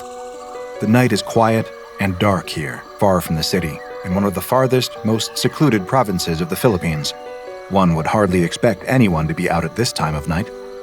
The young woman is hurrying home, carrying a lantern before her face so that she can see where she's going in the pitch black of the night. Her swollen belly reveals that she's at least several months pregnant, her new middle throwing her off balance just enough that she has to be careful not to stumble. A woman in her condition, she thinks, shouldn't be out at this time of night, and certainly shouldn't have to do household chores like this. But the work has to get done, no matter what. She carries a basket of wet laundry under her other arm. She is returning from washing her clothes in the river, and if she had planned things out better, she would have been home long before the moon rose. Unfortunately, she spent far too much time gossiping with several other village women before getting to work on scrubbing her filthy clothes against the rocks. Luckily, it's not too far from the river back to her home in the village. The worst thing that might happen, she reminds herself, is that she might lose her footing in the dark and trip over a rock or a root. There's no chance that she might run afoul of some nocturnal animal, she tells herself, even though the sudden chills down her spine and sweat dripping from her brow reveals the truth, that she doesn't believe that at all, and, in fact, she's getting more and more nervous as she staggers through the dark. It isn't just the threat of wild animals. She remembers the stories that her mother told her when she was a little girl, all about sinister supernatural monsters that live in these woods. Of course, those are just stories invented to scare children, she tells herself. She's a grown woman now, about to have a child of her own. She shouldn't be worried about boogeymen. She just needs to keep her head on her shoulders, and she'll be sure to arrive home safely. The lantern throws its light over a figure standing below the crook of a catmon tree. The woman jolts, nearly dropping her laundry. She gulps back a scream as she realizes that what she sees isn't a wild animal, but rather a person. "Oh, sorry," says the young woman, her voice shaking a little. "I didn't think anyone else was still out this late. I thought you were a wild animal." "Don't you worry, little one," says the figure in a soft, sibilant voice. The figure steps forward, and the young woman recognizes her. It's an old woman from the village, her back hunched and her long white hair falling over her shoulders in a messy tangle. The young woman feels inexplicably nervous running into this particular villager here in the jungle at night. Many of the village kids whisper that she's actually a witch who has all kinds of weird supernatural powers. Even some of the village elders are afraid to cross her for fear of getting cursed. "Where are you going at this hour? Someone in your condition shouldn't exert yourself so much." "I'm just heading home," says the young woman, hefting the basket of laundry for emphasis. "It's dangerous to be out so late alone. Here, let me walk home with you. There's safety in numbers, you know." Thank you." The young woman almost wants to protest that she doesn't need any help getting home because she really does not want to spend any more time with this old woman. But at the same time, she is reluctant to say anything that might insult her. After all, even if the young woman doesn't believe in witchcraft, it's not like she wants to take any chances. Besides, the truth is that she is rather frightened of being alone in the dark, and any company is better than nothing, even if it's this strange old woman. "How far along are you, honey?" says the old woman, placing a hand against the surface of the young woman's protruding belly. The young woman grimaces. She doesn't like this old woman intruding on her personal space like this. The old woman's hands are wrinkled and veiny, flecked with liver spots, and her fingers topped with gnarled talons. The young woman wants to cry out at the sight of them, but she bites her tongue. Instead, she answers the old woman's probing question as calmly and politely as she can. Very nice, says the old woman, her rheumy eyes never straying from the young woman's belly, and her hands still rubbing against her stomach as if she's trying to reach something within. The old woman makes a strange sound in her throat, like she's smacking her lips in hunger, but it's hard to see anything in the dark. The young woman can only nod in confusion, but she quickens her pace. She hopes that she can get home soon, and once she's home, she can get away from her unfortunate travel companion. The old woman keeps pace, grabbing her younger traveling companion by the arm and holding tight.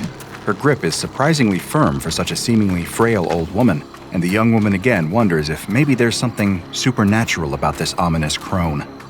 She wants to pull her arm away, but the old woman's long claws pinch cruelly into her flesh.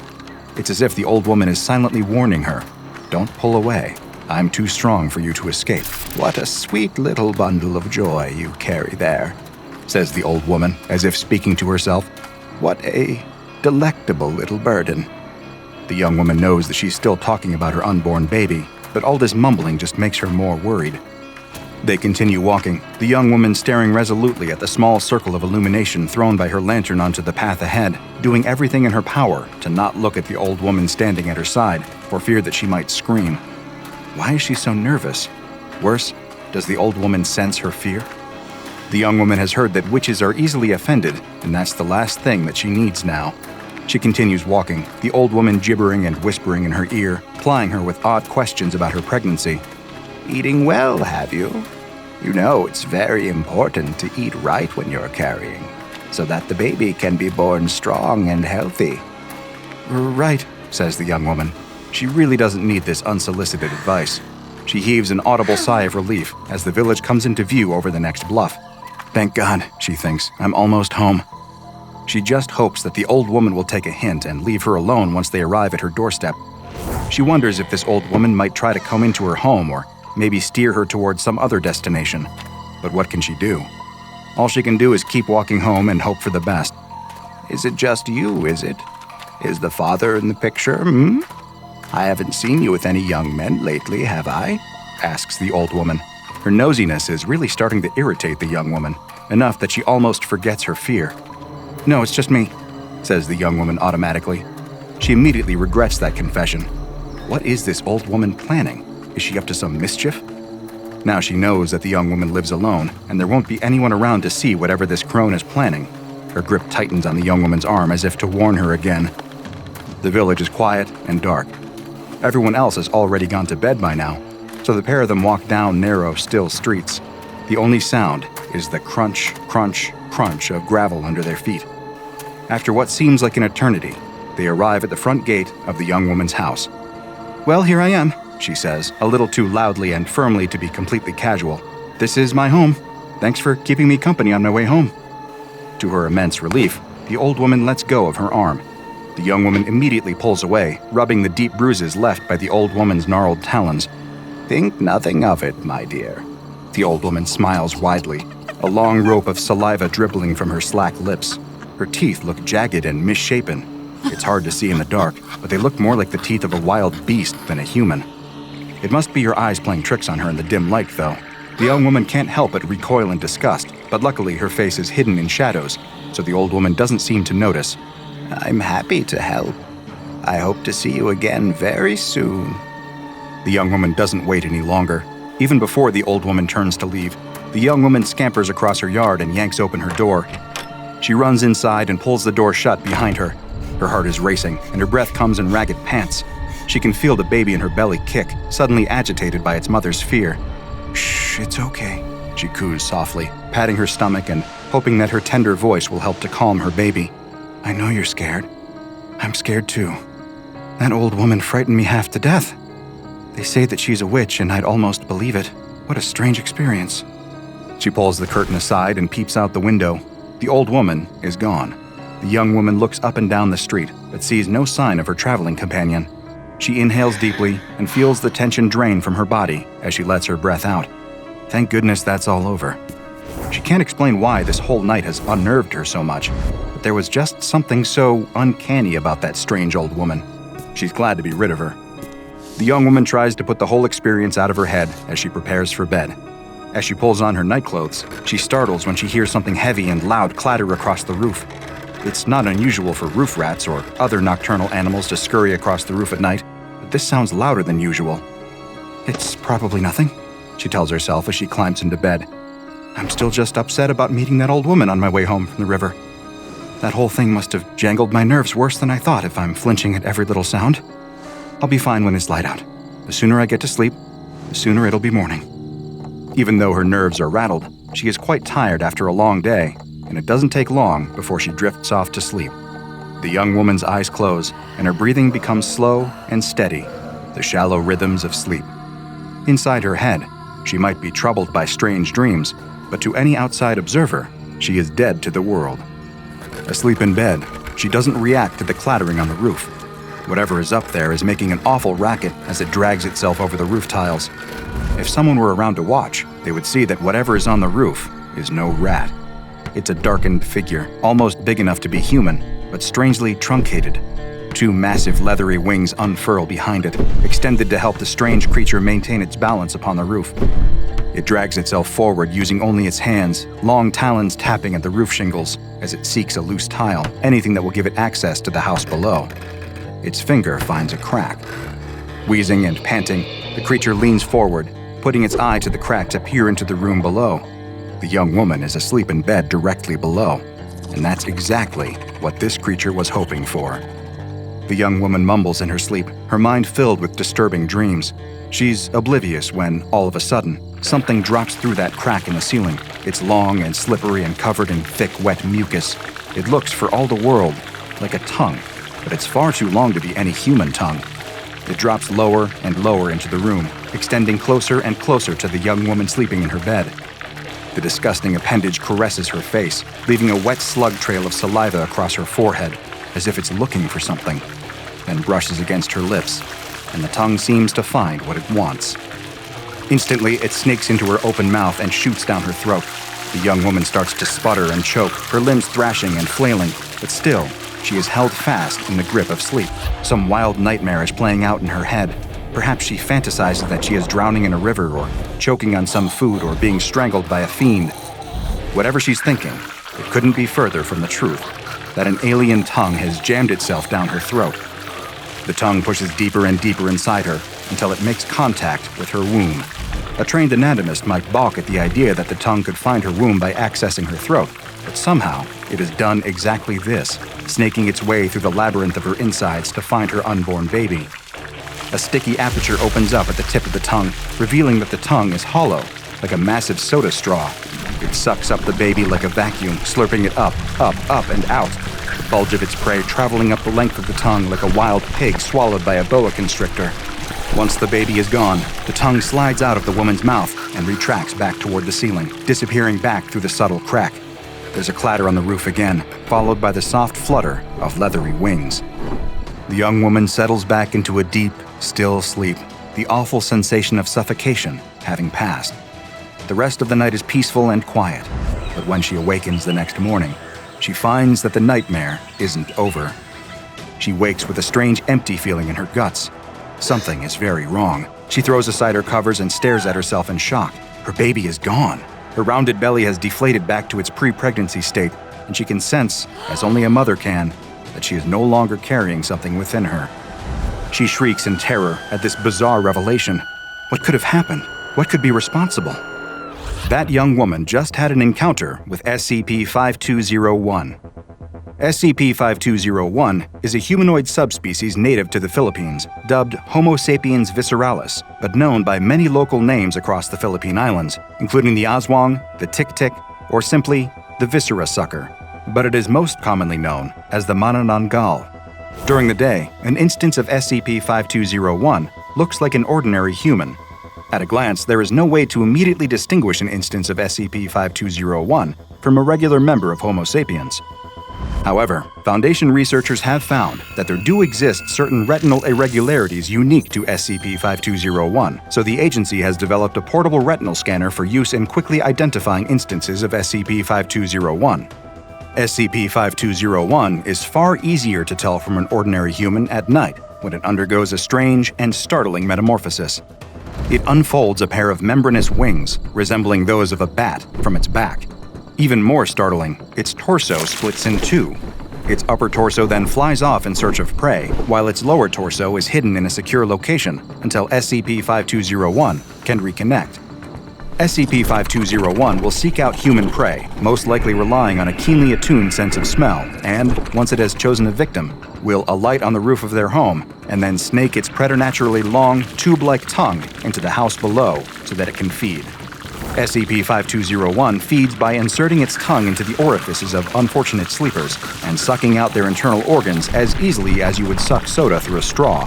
SCP-5201 will happily eat human livers, stomachs, and intestines, but its favorite food is unborn fetuses.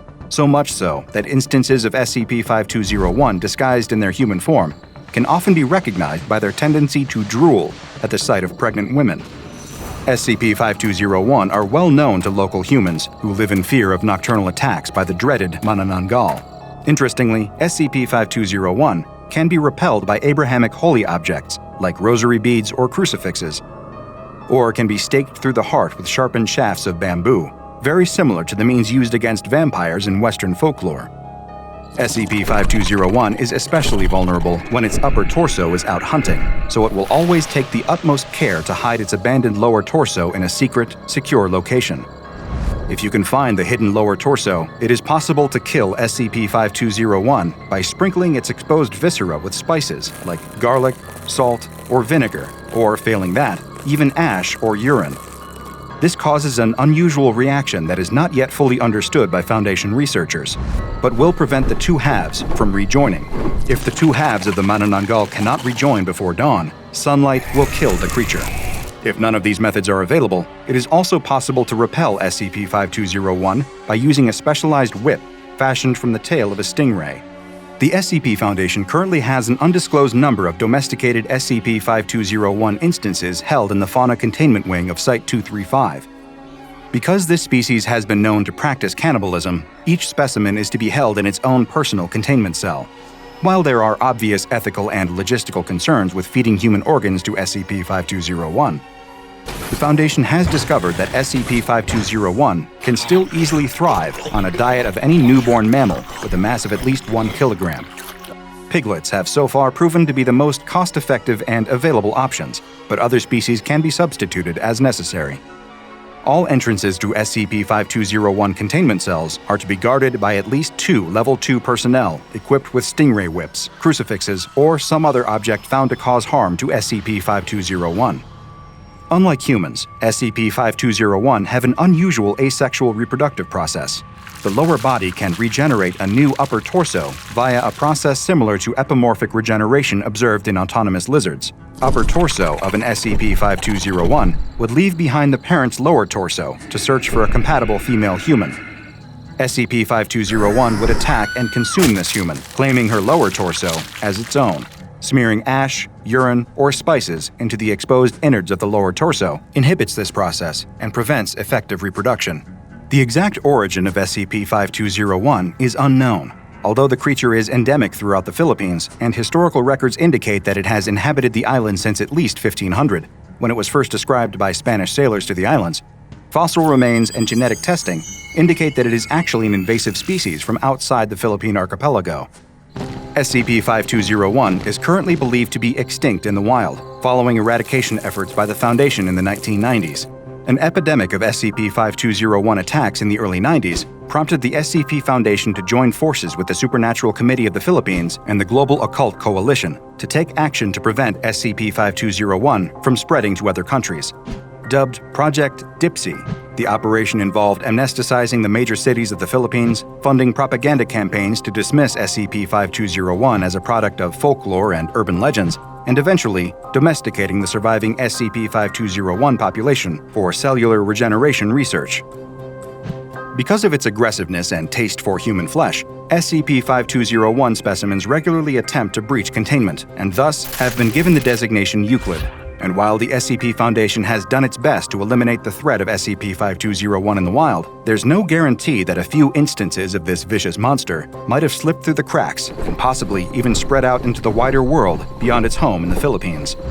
You still might want to search your room for any suspicious cracks or holes before you bed down for the night, because there are very few things less pleasant than waking up from restless dreams to find a long, slimy tongue jammed down your throat.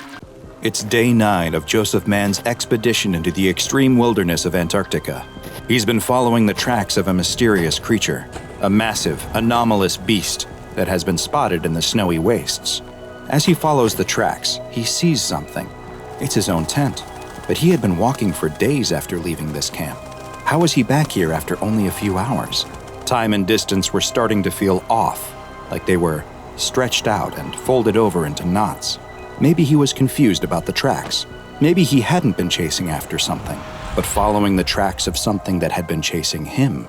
Maybe he was wrong about everything. Hi, I'm Dr. Bob, and this is SCP-2764, also known as the Eldritch Antarctic. SCP-2764 is a massive biological entity, standing over 380 meters tall and estimated to weigh over 150,000 metric tons.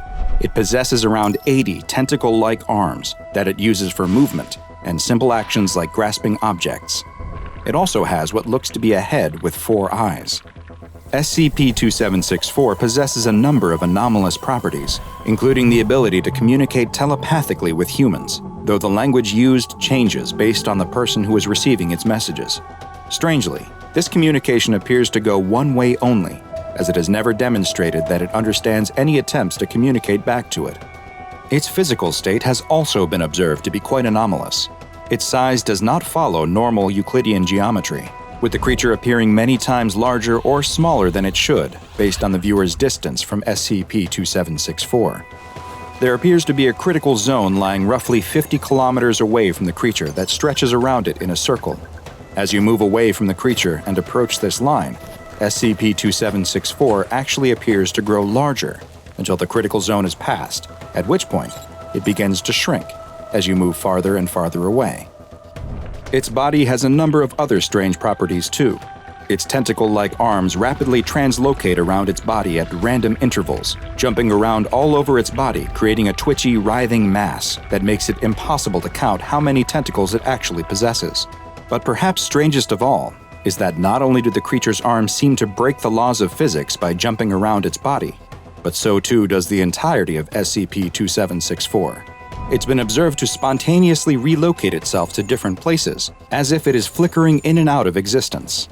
It appears that the creature flickers into a new place like this at random intervals, but it may be following some yet unknown rules, as it has never been seen appearing more than 25 kilometers away from where it was last seen, and always flickers back to its original location within 48 hours. SCP-2764 was first discovered by a civilian team that was conducting detailed surveys of the Antarctic landscape. The team observed the creature and were immediately alarmed by its strange properties, especially its bizarre geometric qualities. They returned to their home base and described what they had seen to a colleague, who was actually an SCP Foundation researcher in charge of investigating anomalous activity in Antarctica. This researcher sent word back to his superiors, who activated Mobile Task Force Eta-5, also known as the Jaeger Bombers. Eta-5 administered amnestics to the survey team and any other exposed civilians before setting up a perimeter around SCP-2764. What they would eventually learn was that the perimeter they established was far too close. In his investigation logs, MTF Eta-5 Commander Joseph Mann noted that he immediately experienced strange anomalous effects, such as how the creature seemed to shrink the closer he got to it, and the strange voices in his head. His curiosity soon got the better of him, and he decided to do some of his own research into the entity before the rest of the SCP Foundation scientists and guards arrived to take over the investigation. Mann gathered a couple volunteers who were also curious about the nature of the anomaly and set out on an expedition to gather more information. Just as they had experienced before, the more they walked towards the creature, the more it appeared to shrink in size. They also made note of strange prints in the snow. At first, they looked to be human prints, but then seemed to change into something that looked as if a squid had pulled itself onto the land and was dragging itself through the snow. After several days, the whole team was hearing voices. They also realized they had left their tissue analyzer back at a previous camp and would have to backtrack to retrieve it. As they moved away from the creature, they expected it to now increase in size, but it didn't. It stayed the same. Either something had changed about the anomaly, or SCP-2764 was moving towards them. After recovering the tissue analyzer, they continued on towards the creature again. Commander Mann began to understand the voices he was hearing and could even make out certain words like snow and back. Their perception of time was affected too. Hours seemed to stretch out or pass by in the blink of an eye. The voice he was hearing started to become more direct, and the message was clear: turn back. Man was compelled to press on, though, even with the extremes of the Antarctic cold beginning to weigh on him. But then, SCP-2764 suddenly vanished, flickering out of existence, and the team was left with no choice but to follow the strange tentacle-like tracks in the snow, hoping they would lead to the creature. The tracks led them back to their old tent, the same one they had left the tissue analyzer at before, which should have been impossible based on the time and distance they had walked. Just then, Commander Man realized that he had been wrong. They were the ones who had been pursued. They hadn't been following the tracks forward, but backwards to where they had been. Even worse, he realized that his team had disappeared. He was completely alone. Commander Man continued to trudge through the snow, walking without direction, when he spotted SCP-2764 again. It was circling him, trying to maintain its distance, but he raced towards the creature and sliced off a piece of its flesh for analysis. Something strange happened when he placed it in the analyzer, though. The machine displayed a 0, which was the reading for human tissue. This strange result required further analysis from the Foundation researchers who should now have arrived to take over the investigation, so Man began to make his way back in the direction of home. He spotted what looked to be members of his team off in the distance, and assumed that they must be on a mission to rescue him. Try as he might, though, the spatial anomalies prevented him from ever getting closer. It felt like it would take him an entire day just to walk a few feet. He assumed it must be the same for his rescuers as he watched them off in the distance, seeming to never get closer. At one point, he could even see as they stopped and turned back, appearing to return to an old campsite. He couldn't understand what they were doing, but then they disappeared entirely, only to reappear much closer to him. Commander Man, now assured that there was something terribly wrong happening, tried to approach the now single rescuer he could see to tell him to turn back, but before he could, the man rushed at him with a knife and cut a piece of his flesh from his back. It's at that point that Commander Man finally started to understand. He hadn't been watching a rescue team come for him. He'd been watching himself. He had been walking towards the creature, and yet, at the same time, he had also always been the creature. Commander Man was trapped in a time loop where he was doomed to transform into the monstrous SCP-2764 and then watch himself meet the same fate over and over again, forever. The voices he had been hearing telling him to turn back were his own, words of warning that he was doomed to always ignore. SCP-2764 has been classified as Keter and is currently located in a classified area of Antarctica. A 150-kilometer radius has been established around the object, which is to be monitored at all times by Mobile Task Force 805. Any civilians that come within the 150-kilometer radius, either by accident or due to SCP-2764 flickering to a populated area, are to be administered Class A amnestics, and any civilians that may have knowledge of the event are to be administered Class B amnestics. Should any civilian or Foundation employees come within 30 kilometers of SCP-2764, they are to be detained and immediately questioned. Following their psychological examination, and depending on the results of the evaluation, they will either be administered Class A amnestics or terminated. A gigantic monster stomps across the land, with nothing able to stop its rampage except for, "Come and eat," cries out a voice, and the monster suddenly stops and falls to the side. The child picks up his toy and runs back to where his mother and father have spread out a picnic lunch. As they eat, the boy asks his father about the nearby buildings, a series of 6 identical structures, each of which is a small rectangular building with a satellite dish on top of it. The weathered buildings look like they have been out here for some time, and the father tells the boy that he isn't sure exactly what they are or what their purpose is, but that they were probably built during the war.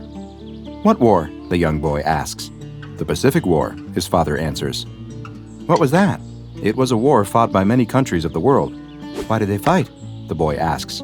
"Well, there were a lot of reasons." "What were some of the reasons?" The father has played this game many times before, and he knows if he doesn't end this line of questioning now, that he'll never be able to eat his lunch.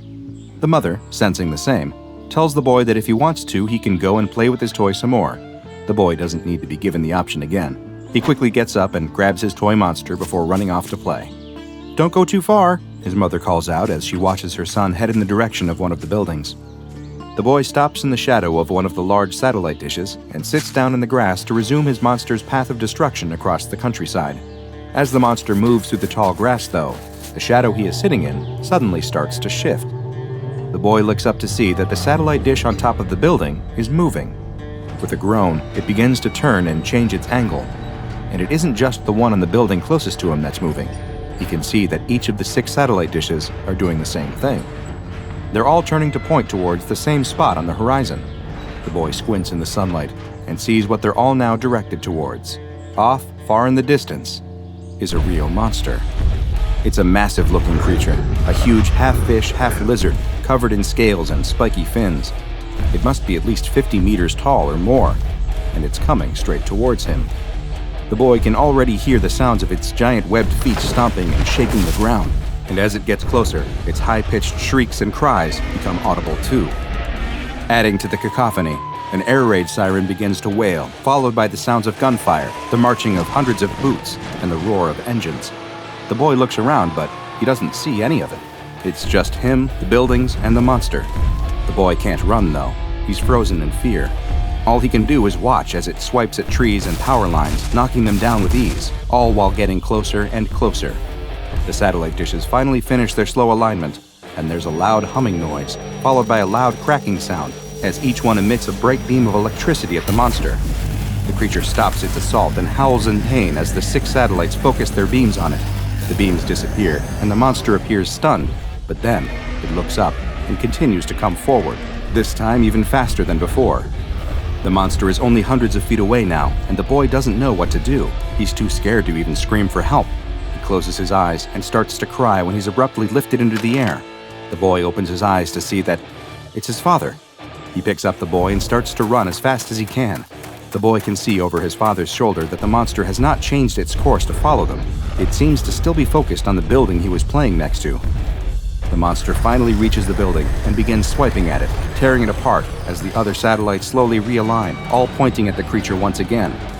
The sound of the invisible army increases, and the monster reels as if it is struck by unseen weapons.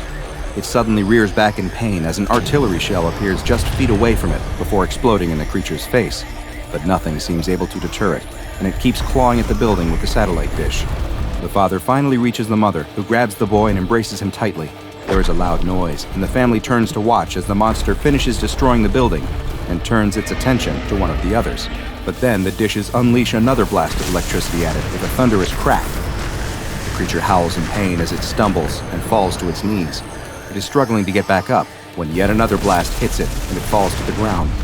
It breathes a couple of final, labored breaths before it closes its eyes, its enormous tongue lolling out of its mouth. The creature is finally dead. A loud celebratory cheer goes up in the empty field from what sounds like hundreds of people as the creature begins to slowly fade from view before eventually disappearing completely. Meanwhile, all the family can do is stare in amazement at the bizarre scene they have just witnessed. The extremely strange events that just befell this average family may sound like the plot of a movie, and in some ways, it was, because this is SCP-2954, also known as Looping Kaiju Killing. SCP-2954 is an anomaly that consists of several distinct components. The first, SCP-2954-1A, are the 6 large structures that resemble buildings with satellite dishes, which are located near a now deserted rural town in Japan. The word resemble is very important, because these are not actual satellite dishes, but instead appear to be nothing more than facsimiles of real ones. The interior of the SCP-2954-1A buildings lack all of the mechanical components one would expect to find inside, and instead contain only a crude rope and pulley system, which control the satellite dishes on the building's roof. Despite their lack of internal machinery, the satellite dishes are nonetheless somehow capable of discharging powerful electric arcs of energy, which they only do when confronted by an SCP-2954-2 instance. SCP-2954-2 refers to creatures which have a mix of reptilian, amphibious, and fish-like traits. They are always 50 to 60 meters in height, and most of their body is smooth and blue-gray in color, except for their scaled underbellies, which are red. Both their back and forearms have large spiny fins, and SCP-2954-2 instances walk upright on 2 legs, though they are always hunchbacked. Their mouths are also always agape and are capable of spitting a highly corrosive acid. These creatures appear during a period of time that have been designated as Tsuburaya events. These events, which start every 7 days, consist of a single instance of SCP-2954-2 manifesting near the SCP-2954-1A buildings before it begins destroying its surroundings. The buildings will then activate, turning their attention on the creature and firing their electric arcs at it in an attempt to stop its rampage. This will cause SCP-2954-2 to focus its attention on one of the buildings, which it will then try to destroy. As it does so, the sounds of weapons being fired, vehicles moving, and orders being shouted in Japanese can be heard. This Phantom Army, which has been designated as SCP-2954-1B, is only heard, not seen, and there are never any physical signs of their fight, save for the creature's own reactions to the weapons and the occasional artillery shell that will materialize in midair before striking it. During these Tsuburaya events, the SCP-2954-2 instance will always destroy at least one of the satellite dish buildings, and various other explosions roughly equivalent to what would be expected from small vehicles being destroyed will also be seen as it fights back against the 2954-1B army. Eventually, the combined assault of the 1A and 1B forces will be enough to overwhelm the creature, and it will collapse, grow transparent, and eventually disappear completely. A disembodied cheer will be heard, presumably from the 1B army, and any damage to the environment, including the 1A buildings, will be reversed. But what is the cause of this endless cycle of destruction and restoration? Where do the creatures come from, and what do they want? And who is the invisible army that always stands ready to fight back against the rampaging monsters? The answers to those questions may have been discovered while exploring the area where the Tsuburaya events take place. There, in another small abandoned building, SCP Foundation agents discovered a trove of objects that may shed some light on just what these creatures are. The objects located included various movie posters, film reels, and documents that appear to be related to the production and distribution of motion pictures. The posters seem to depict creatures quite similar to the SCP-2954-2 instances, and the title of the poster, when translated from Japanese, reads, Fukairu's Assault. When agents viewed the footage on the film reels, they found that it depicted a scenario quite similar to the Tsuburaya events. Also of interest are a series of notes found within a filing cabinet inside of the building, with several being of particular note.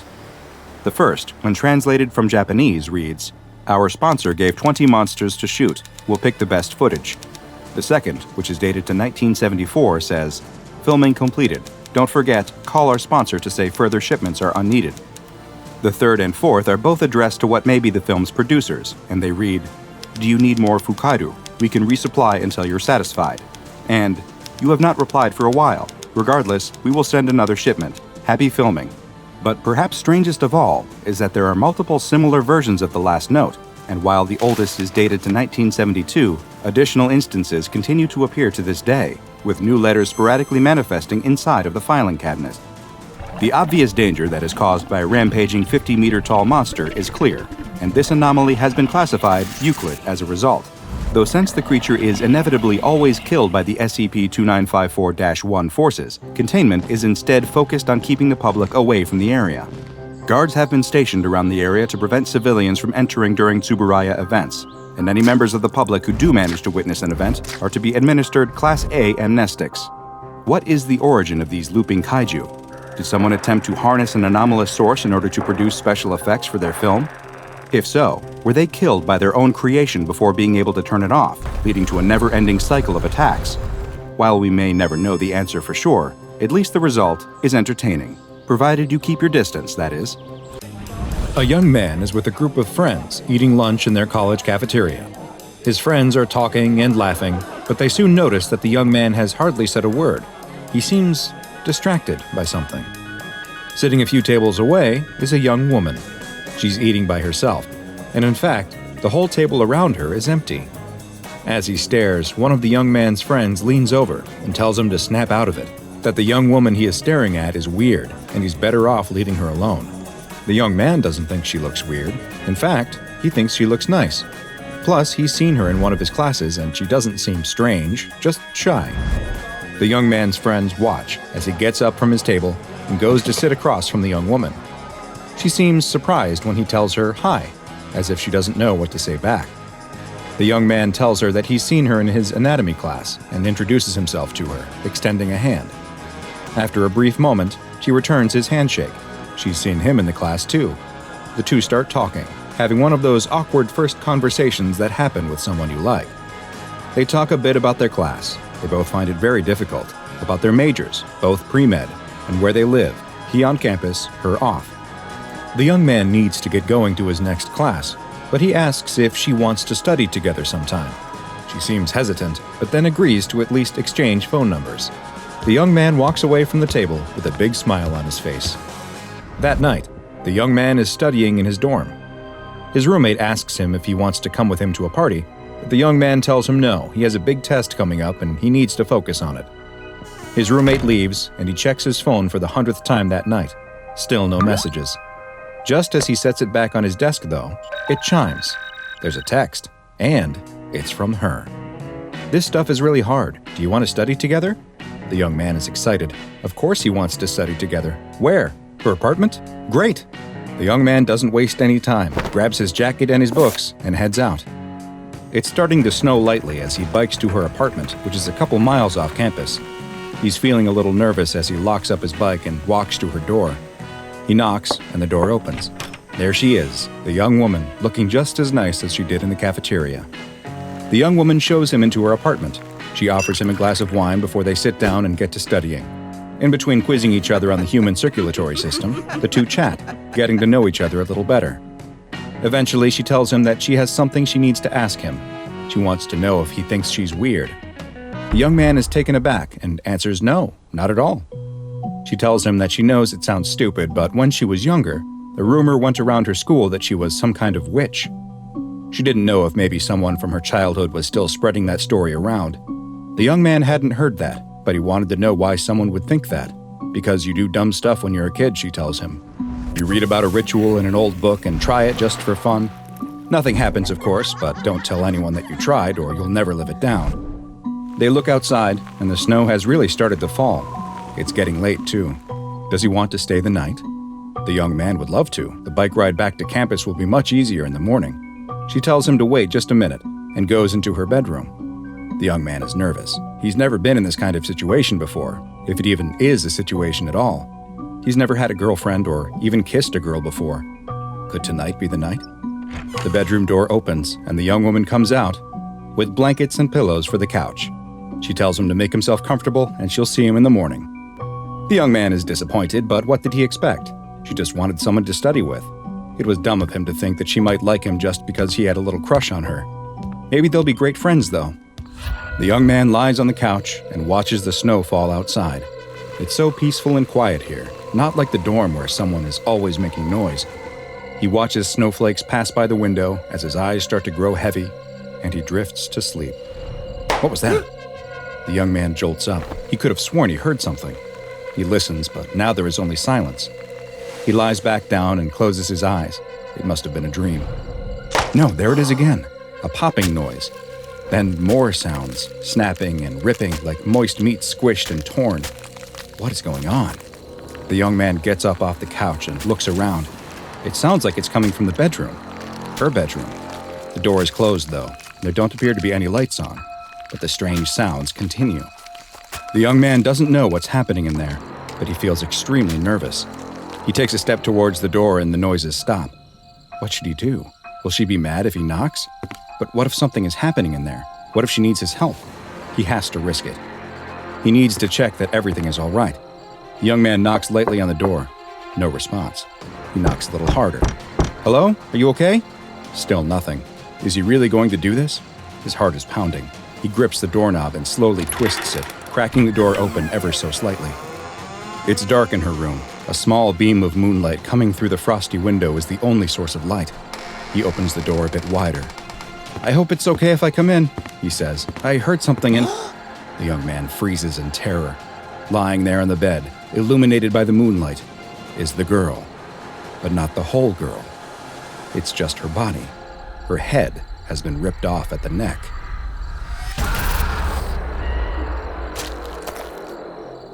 Unfortunately, this student will never get ahead in his anatomy class, because even something as innocent as a study date can turn bad quickly when your partner is the strange and dangerous creature which many refer to as the Penanggalan, but is better known to the SCP Foundation as SCP-1060.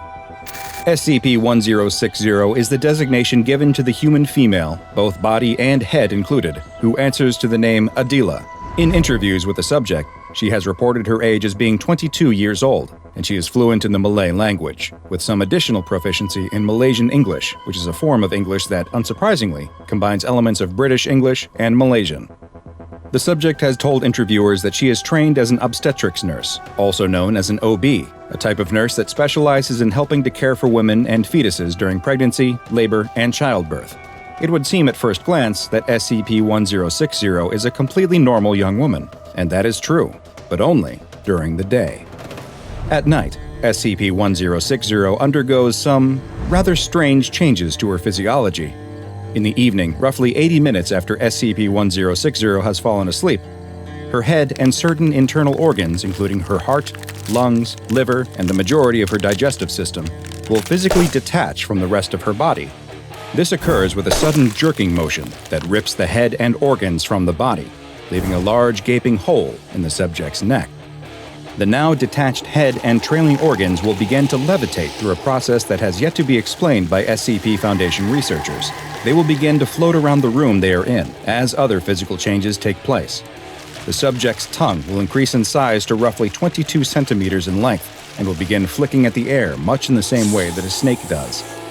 The subject's upper and lower canine teeth also increase in both size and sharpness, all while the body her head was once firmly affixed to will remain lying in the same position as when the head detached. If there is food present, SCP-1060 will use its dangling intestines as a sort of prehensile limb, lifting the food with its guts up into its mouth, where it will tear at it with its razor-sharp teeth. Once it is finished feeding, the disembodied head will dip its exposed organs into a tub of rice wine vinegar.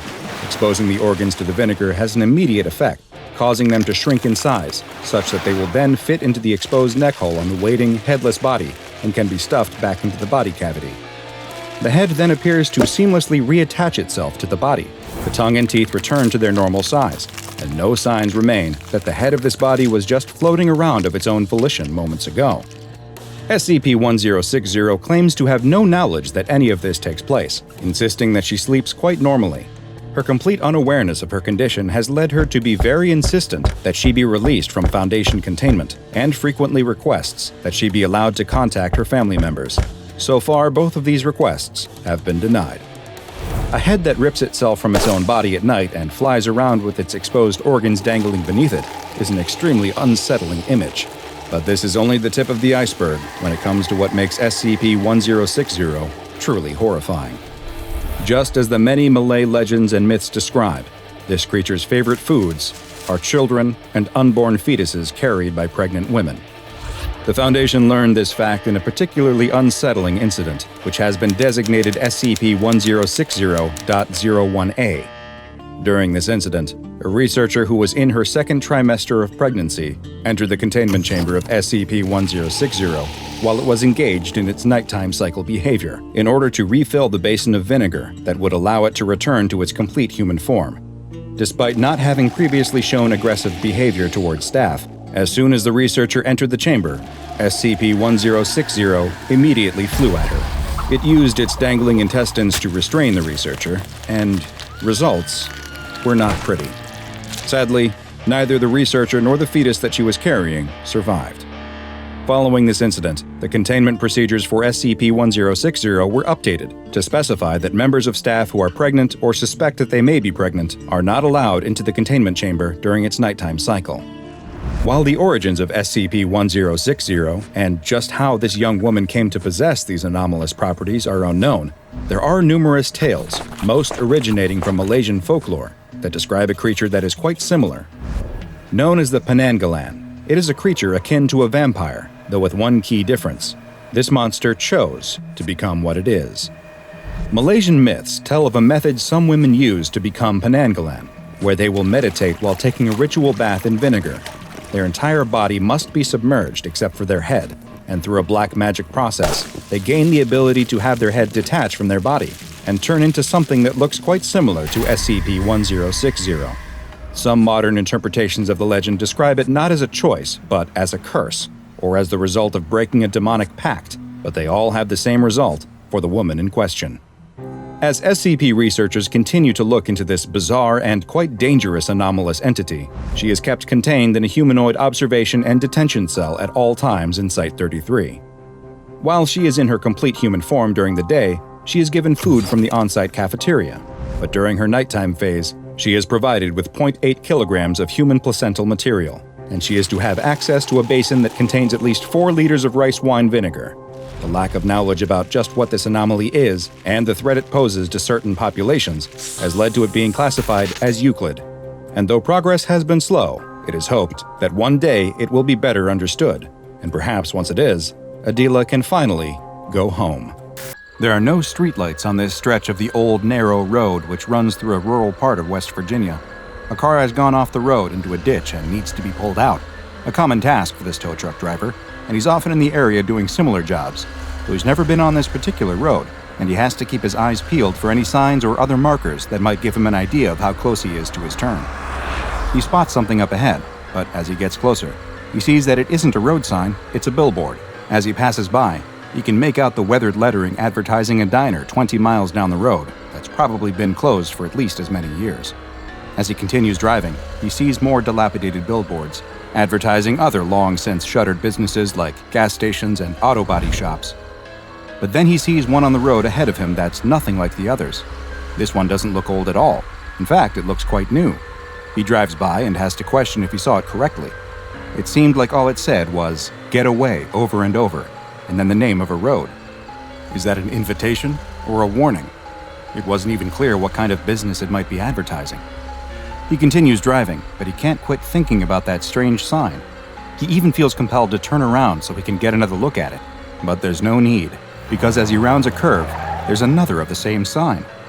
This time he slows down as he passes to get a better look, and he was right. It just says, "Get away" multiple times with the name of a road. Wagriwa Road. Must be Native American or something. Now he really can't get the billboard out of his mind. What does it mean? What is it advertising? And why is there a third one of them just ahead of him? He pulls his truck to the side of the road, stopping with his headlights illuminating the sign. He gets out of the truck and stands in front of the billboard. It's just the same as the others. "Get away," written over and over. Wagriwa Road. He can see now that the background of the sign is a picture of some trees on a gray, cloudy winter day. He also notices for the first time that there's another line at the bottom. "Find what you are looking for." What does it mean? Find what you're looking for on Wagriwa Road? Where even is that? There's no directions, no address, no phone number. He takes a step back from the sign and looks up and down the darkened road. What is he doing out here on the side of the road? Someone is stranded in a ditch waiting for him and he's staring at a billboard? He gets back into the truck, puts it in gear, and drives away. As he continues down the tree-lined rural road, though, he inevitably finds his thoughts turning back to the signs. Get away. But find what you're looking for? Doesn't make any sense. Or are you supposed to get away to Wagriwa Road? Who would put these up? And why do they look so new? Everything else out here looks like it's for a business that shut down years ago. What are they trying to... He suddenly slams on his brakes and comes to a screeching stop in the middle of the road. His eyes are locked on what's in front of him. His headlights aren't lighting up another billboard, though. This time, it is a worn road sign. Wagriwa Road. He can't help it. He has to know what's down this road. He has to know what these signs are about. The stuck driver can wait a few minutes longer. He turns his truck onto the narrow gravel road and drives for a few hundred yards, following it around a couple of bends as it winds through the trees until it abruptly ends. There's nothing out here. No buildings, no signs, just what looks to be a dirt path leading deeper into the woods. The tow truck driver switches off the ignition, and the road is plunged into darkness. He reaches under his seat and takes out a flashlight before getting out of the truck. He shines the light into the woods surrounding him, but there's nothing to see. No, wait. There is something, and it's coming down the path out of the trees. "Phil? Phil, is that you?" The figure that stepped out of the woods is talking to him. He shines his flashlight at them, and they raise a hand to shade their eyes from the light. "Sharon, what are you doing out here?" It's Sharon, the tow truck driver's ex-wife, but he thought she'd moved to Colorado after she remarried. Why would she be here? And what was she doing emerging from the woods? "Phil, come here. I need to show you something." He hesitates for just a moment, but then finds that he's walking towards his ex-wife. Before he can reach her, she turns around and starts walking down the path back into the woods, and he follows. He walks just behind her, his flashlight illuminating the path in front of them. He thinks he hears a rustling coming from the woods next to him and searches the trees with his flashlight, but doesn't see anything. "Come on, it's just a little further," she says. "Where are we going? What's just a little further?" "What you're looking for." The woods suddenly open up, and he finds that they are standing in a clearing. She stops walking, and he pauses next to her. He opens his mouth to speak, but she quickly shushes him. "Quiet, they're almost here." The tow truck driver looks around, but he doesn't see anything, just the faint outline of trees that are barely visible on this moonless night. But then he watches as several creatures begin to emerge out of the woods into the clearing. They're deer? He watches as just a few come towards him at first, but then he notices that they have completely surrounded him. There must be over 20. "Turn off your light," she tells him. He obeys, and in the darkness, he can see now that there is something special about these deer. Their eyes are glowing with a pale white light. One of the smaller deer steps forward and cautiously approaches him.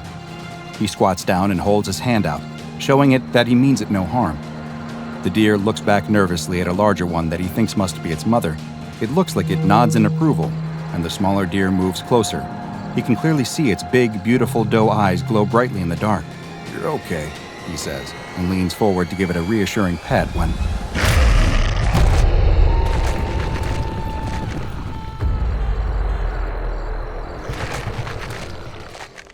Following the mysterious disappearances of multiple people in an area of West Virginia near the town of Harper's Ferry, the SCP Foundation soon became interested in a particular stretch of road where it appeared that many of those who had gone missing had traveled just prior to their vanishing.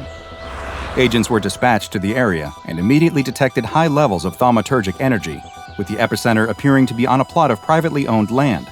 Investigation of local records revealed that the land was owned by a man named Richard Redkin.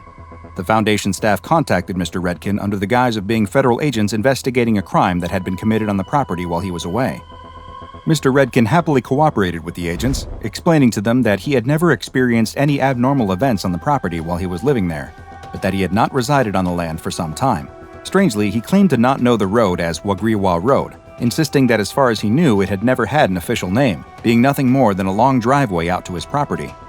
When asked if he could remember anything else abnormal about the location, he told the agents no, but that his daughter had written many fictional stories about strange happenings on the land, and perhaps those had somehow turned into rumors and then urban legends, though that was a long time ago. When the agents requested to meet with the daughter, he explained that it was impossible. She had drowned many years prior in the nearby Shenandoah River. The agents again examined the local records and found that Mr. Redkin wasn't lying. His daughter really had passed away, and her body was found in the river. The timing of this accident was quite coincidental, though, as it had occurred exactly 1 week before the first missing person in the area was reported. Quickly realizing that something was not quite right with this piece of land, the SCP Foundation authorized the purchase from Mr. Redkin, who was more than happy to sell, and a research outpost was constructed to further investigate the anomalous events, which had collectively been dubbed SCP-4434. While exploring the surrounding area, they soon found what so many others had before: the bizarre billboards imploring one to both get away as well as come to Wagriwa Road to find what you were looking for. The signs, which were designated as SCP-4434-A, were found on roads across the West Virginia, Maryland, and Virginia tri-state area, but their locations would often change, with the billboards only manifesting for short amounts of time before vanishing and reappearing elsewhere. Bizarrely, when attempts were made to photograph or videotape the signs, the resulting footage would show only a blank white sign. The Foundation knew that they needed to investigate further, and several experiments were authorized to find just what was happening on the land at the end of the mysterious road. A D-Class personnel, D-84021, was given a radio and implanted with GPS locators in his neck, torso, and thigh, and sent down the road with orders to report back on what they experienced, though unlike the people who had gone missing, he was not shown the billboard prior to entering the area. The D-Class walked to the end of the road, where he reported that a creature was emerging from a path leading into the woods. He soon exclaimed that the creature was a dog that he used to own. The researchers monitoring the test were confused, since the dog had apparently been deceased for some time, and yet, here it was standing in front of him. Although the D-Class had seemed hesitant at the start of the mission, once he saw his childhood dog, all of his fears were set aside, and he willingly followed it deeper into the forest. After 90 seconds, the D-Class reported that he had entered a clearing and was being surrounded by a group of deer. The reports stopped soon after and were replaced by the sound of screams as D-84021 was attacked and apparently consumed by the deer. 2 of the 3 GPS trackers remained active for the next 40 minutes, and SCP researchers followed their path as they moved to the middle of the clearing and then appeared to enter a sinkhole or cave of some sort, where they traveled slowly in a winding pattern downward until contact was lost. Following this test, the Foundation researchers suspected that the creature that would emerge from the woods, which had been designated as SCP-4434-B, was able to change forms into one that would be trusted by those who entered the 4434 area. The deer, on the other hand, seemed to always maintain their appearance, and the whole group was designated as SCP-4434-C. The tests were far from over, though. For the next, 2 D-classes were sent into SCP-4434 in order to see what form 4434-B would take when more than one person was present. Just like before, an entity emerged from the woods, but this time, it took the form of a young man in a suit, who immediately offered to clear any and all debts the D-classes held, as well as expunging their criminal records, freeing them from their life as test subjects. All they would need do is follow him into the woods. The agents monitoring the test ordered the D-classes not to follow the man, but they were ignored, and the researchers listened as they instead began conversing with SCP-4434-B, seeming to be quite interested in his offer. They soon followed him into the woods, and just over 2 minutes later, they too were attacked and consumed by SCP-4434-C. It appeared now that once someone entered the SCP-4434 area, they were all but helpless to resist the compulsive effects of SCP-4434-B. The Foundation researchers wanted to test the limits of SCP-4434's power, and so they then came up with a rather creative procedure for the next test. Another D-Class personnel was sent down the road, but this one was wearing a body harness that was connected to a pulley system, as well as being equipped with a camera. He was ordered to wait at the edge of the SCP-4434 area until the 4434-B entity appeared. The entity soon emerged, taking the form of a middle-aged woman. As soon as the D-Class was seen conversing with the entity and agreed to follow it, the pulley was engaged in order to forcibly pull him out of the area. This was followed by an entirely unexpected event. The middle-aged woman quickly produced a knife and, with a supernatural speed, severed the rope on the pulley system. The now freed D-Class stood up, followed the woman into the woods, and was consumed soon after. The researchers were growing frustrated with their lack of advancement in understanding the anomaly, and so for the 4th test, they decided to take quite extreme measures. A drone was used to fly over the area, which identified the mouth of the cave that the GPS trackers had been taken into. It was a 3.5-meter wide hole in the ground, too dark to see anything past the entrance, and the drone installed an anchor point in the ground at the mouth of the hole before flying in to explore further. But the signal was almost immediately lost. Progress had been made, though. Yet another D-Class was selected, this time one who had climbing experience. D-84041 was warned in advance that the SCP-4434-B entity would appear to her and would have a compulsive effect, and that she was to ignore them no matter what form they took, and instead proceed as quickly as possible to the cave, which had been designated as SCP-4434-D. D-84041 was taken to the road, and she immediately began running down the path into the woods. She was able to reach the mouth of the cave without seeing any anomalous entities, neither 4434-B nor the carnivorous deer. She quickly attached the rope she had brought to the anchor that was installed by the drone and began rappelling into the hole. As she descended down, she described the normal, rocky cave, one that grew wetter the further down she went. Surprisingly, she soon reached the bottom, where she found a spherical room, roughly 8 meters across. But this was not anything like the entrance to the cave. The floor of this room wasn't made of rock or dirt. It was more like flesh, and it appeared to be breathing. And there was something else down there too, a folded piece of paper with writing on it. The D-Class was ordered to pick up the paper, take a sample of the cave floor, and exit the area as soon as possible, as there was no way to predict if the SCP-4434-B and C entities, or something worse, would soon appear. After taking a sample, she began climbing out of the cave. When she emerged, there were still no signs of any anomalous creatures, but she quickly made her way down the road and out of the SCP-4434 area. When she reached the waiting agents at the edge of the area, D-84041 handed them the sample and the paper that she found, but then stopped and turned around. There on the ground roughly 5 meters away was a plate of food. Without any hesitation, she walked back into the SCP-4434 area, picked up the plate, and walked back into the woods. She was never seen again. It was now clear that 4434-B could take forms other than just humanoids and animals. As the objects that the D-Class had managed to get out of SCP-4434 were analyzed, the area's former owner, Richard Redkin, was again questioned by Foundation agents. They asked him if there was anything he failed to mention in their previous interview, and he told them that there was one thing that he preferred not to normally discuss. Just before his daughter's death, in addition to her fascination with writing and coming up with stories, she had become obsessed with the occult. When they asked him about the paper they had found within SCP-4434-D, he told them that it was very likely that she had written it. The SCP Foundation now understood why they had detected so many thaumaturgic particles in the area, which is the residual energy left over from a particular form of ritualistic practice that is more commonly known as magic or witchcraft. The contents of the paper found in the cave seemed to add additional weight to the theory that his daughter may have been involved in a ritual that led to the creation of SCP-4434, because written on the single page is a poem which reads, "The forest is a sea, the wind is the waves, and the water is the leaves. The streams become undercurrents, the birds become fish, and coral finds its home as fungus, growth sprouting as I wish. The ground is the shore, pulling me by the feet, dragging me down, and pulling me back and forth on repeat. I dove down past the light, down where I couldn't breathe, and found nature looking for a fight. Yes, the forest is a sea, but I've made it barely big enough for me. The forest is a sea, so now something's bound to come eat." Things only became more mysterious, though, when Foundation researchers performed a DNA test on the sample taken from the bottom of the SCP-4434-D cave. What they found was that it was, just as D84041 had described, a flesh-like substance, and that it was a 78.9% match to Melanocytus johnsoni, better known as the deep-sea anglerfish. And there was one final discovery to be made as well. Linguistic teams within the Foundation investigated the name of the road that had appeared on the SCP-4434-A billboards, and discovered that the word was very similar to the Native American Tutelo tribe word Wagriwa, which roughly translates to the phrase, "I have come back." A man wakes up with a start. Did something just bite him? He looks down at his hand. Something definitely bit him. He can see the red welt already forming. He looks around for the culprit, but can't find it anywhere. He really hopes he doesn't have bed bugs.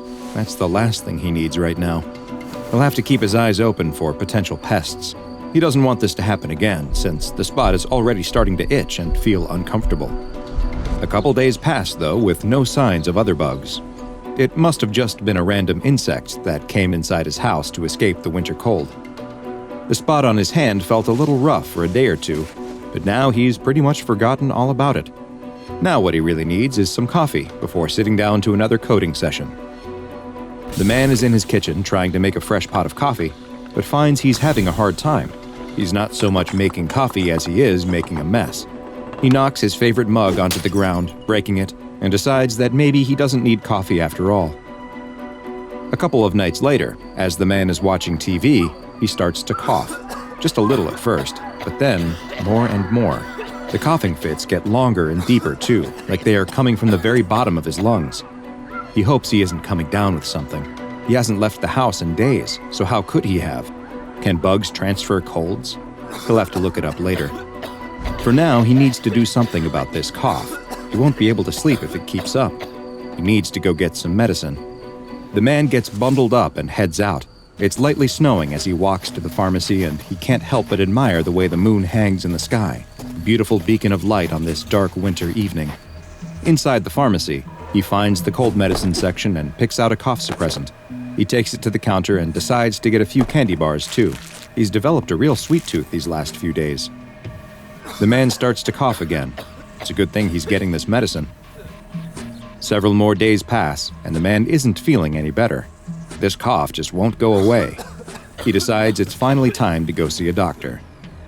As he sits in the doctor's office waiting room, he does his best to hold in his coughs, but he has a very hard time. The woman on the other side of the room is coughing too. Strangely, it actually makes him feel a little better. There must just be something going around. A nurse comes into the waiting room and calls his name. The doctor is ready for him. The man is sitting on the bed in the examination room when the doctor enters. He's looking over his medical records and doesn't even look up from his clipboard. He tells the man to take off his shirt so that he can be examined, and the man obliges. "Okay, let's see what the trouble is," the doctor says. He finally looks up at the man and screams. It didn't take long for the SCP Foundation to hear the reports of people's limbs metamorphosing into insectoid appendages, and they knew immediately what they were dealing with. This was another outbreak of the parasitic, limb-transforming insect known as SCP-150. SCP-150 is an obligate parasite, meaning that it requires a host for the completion of its reproductive life cycle.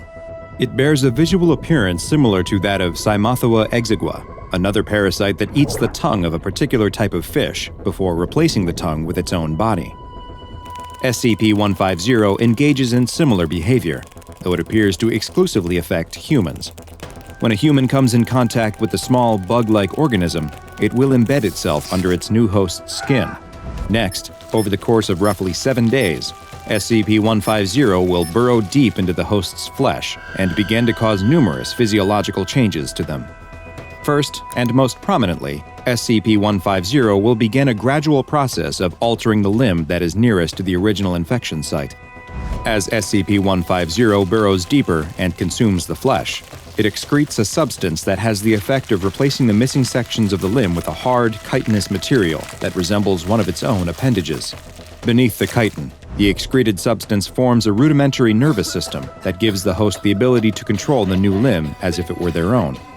As it feeds, SCP-150 also secretes several chemicals that contain anesthetic, immunosuppressant, and transplant-rejecting properties that keep the host's body from responding to the changes, or even reacting at all. In fact, the host will often report that their new limb is completely normal and feels stronger and more resilient after the transformation. SCP-150 will continue to feed for approximately 1 to 2 weeks, and as it feeds on the nutrients within its host's body, it will begin to reproduce, creating eggs that it deposits directly into the bloodstream. While the majority of these eggs will die off, enough usually survive to begin colonizing other parts of the host's body, where they will hatch and repeat the process of feeding, reproducing, and spreading more eggs. It is theorized that it is capable of reproducing on its own, meaning that a single instance of SCP-150 is all it takes to create a new colony. Humans infected with SCP-150 will sometimes report slight discomfort and issues with their fine motor skills during this period, but will usually not express any knowledge of what might be causing this. Eventually, SCP-150 eggs will reach the host's lungs, where the process of assimilating continues, this time replacing the lungs themselves. During this process, more eggs will be produced, laid, and then spread out of the body by the host's coughing. As many as 10,000 eggs will be produced during this period, approximately 1% of which will survive being expelled, find another host, and implant themselves. The assimilation process then spreads to the central nervous system, including the spinal cord and brain, but strangely, the host will show no signs that their consciousness or behavior have been affected in any way. In interviews with hosts of SCP-150, those who are unaware that they are infected have not expressed any knowledge of changes happening in or out of their body. When subjects are made aware that they have been infected, they will be able to point out the site of the original infection and agree that a change has taken place, but they seem to have no ill will towards their new chitinous appendages and will often express positive feelings about it. In order to better study the effects of SCP-150 under SCP Foundation control, 2 D-Class personnel, D-13732 and D-016002, were both infected with the parasites, and the assimilation process was allowed to fully progress through all the stages. Following signs that D-016002 was experiencing swelling of the brain, a decompressive craniotomy was performed, a procedure in which a portion of the skull is removed in order to relieve pressure on the brain. This surgery had the added benefit of giving Foundation researchers the chance to look at SCP-150's progress firsthand. But after a flap of her skull was removed, the attending scientists did not find that her brain was swelling. They didn't find her brain at all, but instead observed numerous instances of SCP-150 in the cavity where her brain should be. The D-Class had been partially anesthetized to numb her skull but remained conscious during the procedure, and the scientists asked her several simple questions to which she was perfectly able to answer. They began removing some of the parasites, and as they did so, her answers became slower and less clear. It appeared that the SCP-150 instances had not just eaten and replaced her brain, they had become her brain. For the next experiment, They would use the instances of SCP-150 that had been removed from D-13732's nervous system after he had been euthanized following the discovery that his entire nervous system had also been replaced entirely by SCP-150. The parasites taken from his brain cavity were placed into D-016002s, and the results were nothing short of incredible. After observing a period of time where the organisms appeared to move and rearrange themselves within her skull, she regained consciousness. Once awake, not only did her cognitive functions immediately improve, when she was asked to state her name, she told them it was Michael, D-13732's name. It is unknown why SCP-150 engages in this peculiar life cycle, but the danger it poses to humans and the difficulty in keeping it contained has led the SCP Foundation to classify it as Keter. Some of the more erudite researchers have taken to calling the parasite the Ship of Theseus, a play on the philosophical notion that questions whether something that has had all of its parts replaced is still fundamentally the same, or if it has become something new. Perhaps the observation of those infected with SCP-150 can shed some light on this millennia-old question. Infected patients who are being studied are to be kept in Level 3 biohazard containment cells, with never more than one infected host per cell. Cultures of SCP-150 adults and eggs are kept in vacuum-sealed glass flasks in the Site-42 Infectious Materials Lab, and the Foundation's standard pathogen handling procedures are required to be followed at all times. Should any instance of SCP-150 be found outside of containment, it is to be immediately incinerated. The sun dipped low over Lowell, Massachusetts, casting golden light across the town. At a corner hardware store, the bell above the door chimed softly, announcing a customer's arrival. The man wandered the aisles, his eyes scanning the shelves stacked with familiar tools and trinkets. Among them, something unusual caught his attention. A sleek, metallic clock sat alone on a shelf. Its design was modern, almost futuristic, and its polished surface gleamed under the fluorescent lights. The man picked it up, surprised by its weight. The clock felt alive in his hands, the ticking faint and irregular, almost hesitant. At the counter, the cashier frowned, turning the clock over in his hands. "Never seen this one before," He muttered. With no price tag or barcode, he shrugged. "Take it. On the house." Later that evening, the clock took its place on a mantel. Its odd rhythm filled the quiet house, a faint ticking that seemed to stutter and syncopate.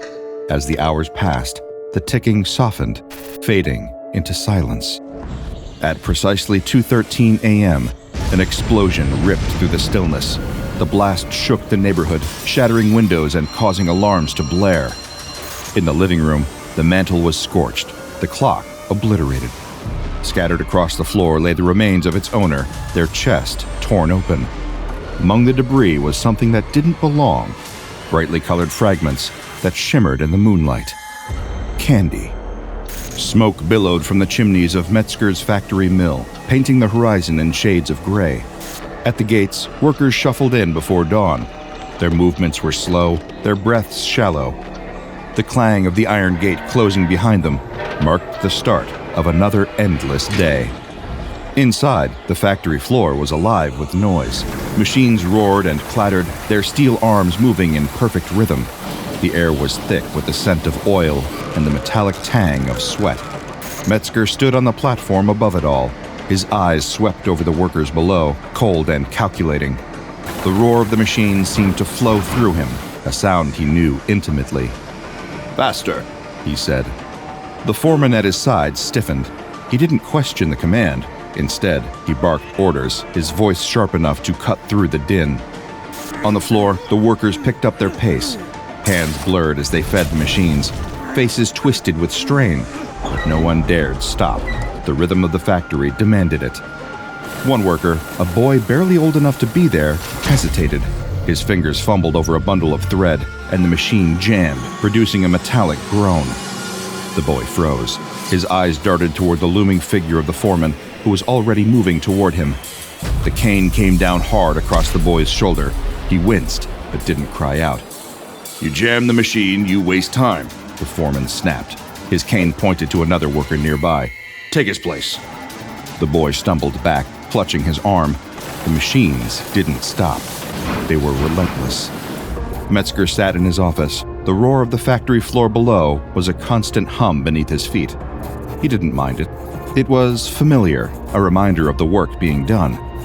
His desk was covered in ledgers. Numbers filled the pages, precise and clean. Profits, losses, expenses. Metzger's pen moved steadily, each stroke deliberate. He paused only when the door creaked open behind him. The foreman stepped inside, hat in hand. He hesitated, lingering near the threshold like a man about to deliver bad news. Metzger didn't look up. He merely gestured for the foreman to speak. "There's been talk," the foreman said. The pen stopped mid-stroke. Metzger's eyes flicked up, narrowing slightly. Talk? The foreman shifted his weight, glancing at the floor. "Some of the workers, they're unhappy. Hours, conditions." Metzger leaned back in his chair, the leather creaking under his weight. His hand rested on the desk, fingers tapping against the wood. "They're saying things, sir, about striking." The room fell silent, except for the muffled roar of the machines below. Metzger's gaze didn't waver. Stop it, he said finally. The foreman blinked, as if the simplicity of the command caught him off guard. "Sir?" Stop it. Metzger repeated, leaning forward slightly. His voice was calm, but his words carried the weight of a blade. Do whatever it takes. They work here because I allow it. Let them remember that. The foreman swallowed hard. "Yes, sir." Metzger picked up his pen again, the conversation already forgotten. That night, the factory gates stood open, their iron bars slick with mist. The machines had finally gone quiet, their relentless rhythm stilled. Metzger stood alone outside, his hands tucked behind his back. The street beyond the factory was dark, save for the faint glow of a distant gas lamp. Beneath it, shadows moved. He saw them clearly now, a small group of workers gathered in whispered conversation. Their faces were tired, but there was something else in their eyes, something sharp. Defiance. Metzger watched from the shadows, his jaw tightening. Their voices were too soft to hear, but the energy was unmistakable. They were planning something. He could feel it. His breath was slow and measured as he turned back to the factory. Let them try, he muttered. His lips curled into a faint smile. The factory gates were blocked at dawn, workers standing shoulder to shoulder, their faces pale but resolute. They carried signs hastily painted on scraps of wood, the words smudged but clear enough. Fair wages, safer conditions, no more 16-hour shifts. Inside the factory, Metzger watched from the second-floor balcony. His foreman stood behind him, shifting nervously. "They're not budging," the foreman said, his voice tense. They will, Metzger replied, calm as ever. He gestured to the gates below. How long can they hold out without pay, without food? The foreman hesitated. "Some of the townsfolk are on their side. They're collecting donations." Metzger's eyes narrowed slightly, the faintest crack in his composure. He gestured to be left alone. Metzger leaned back in his chair as the foreman left, the sound of boots fading down the hall. He reached for the ledger on his desk, flipping it open.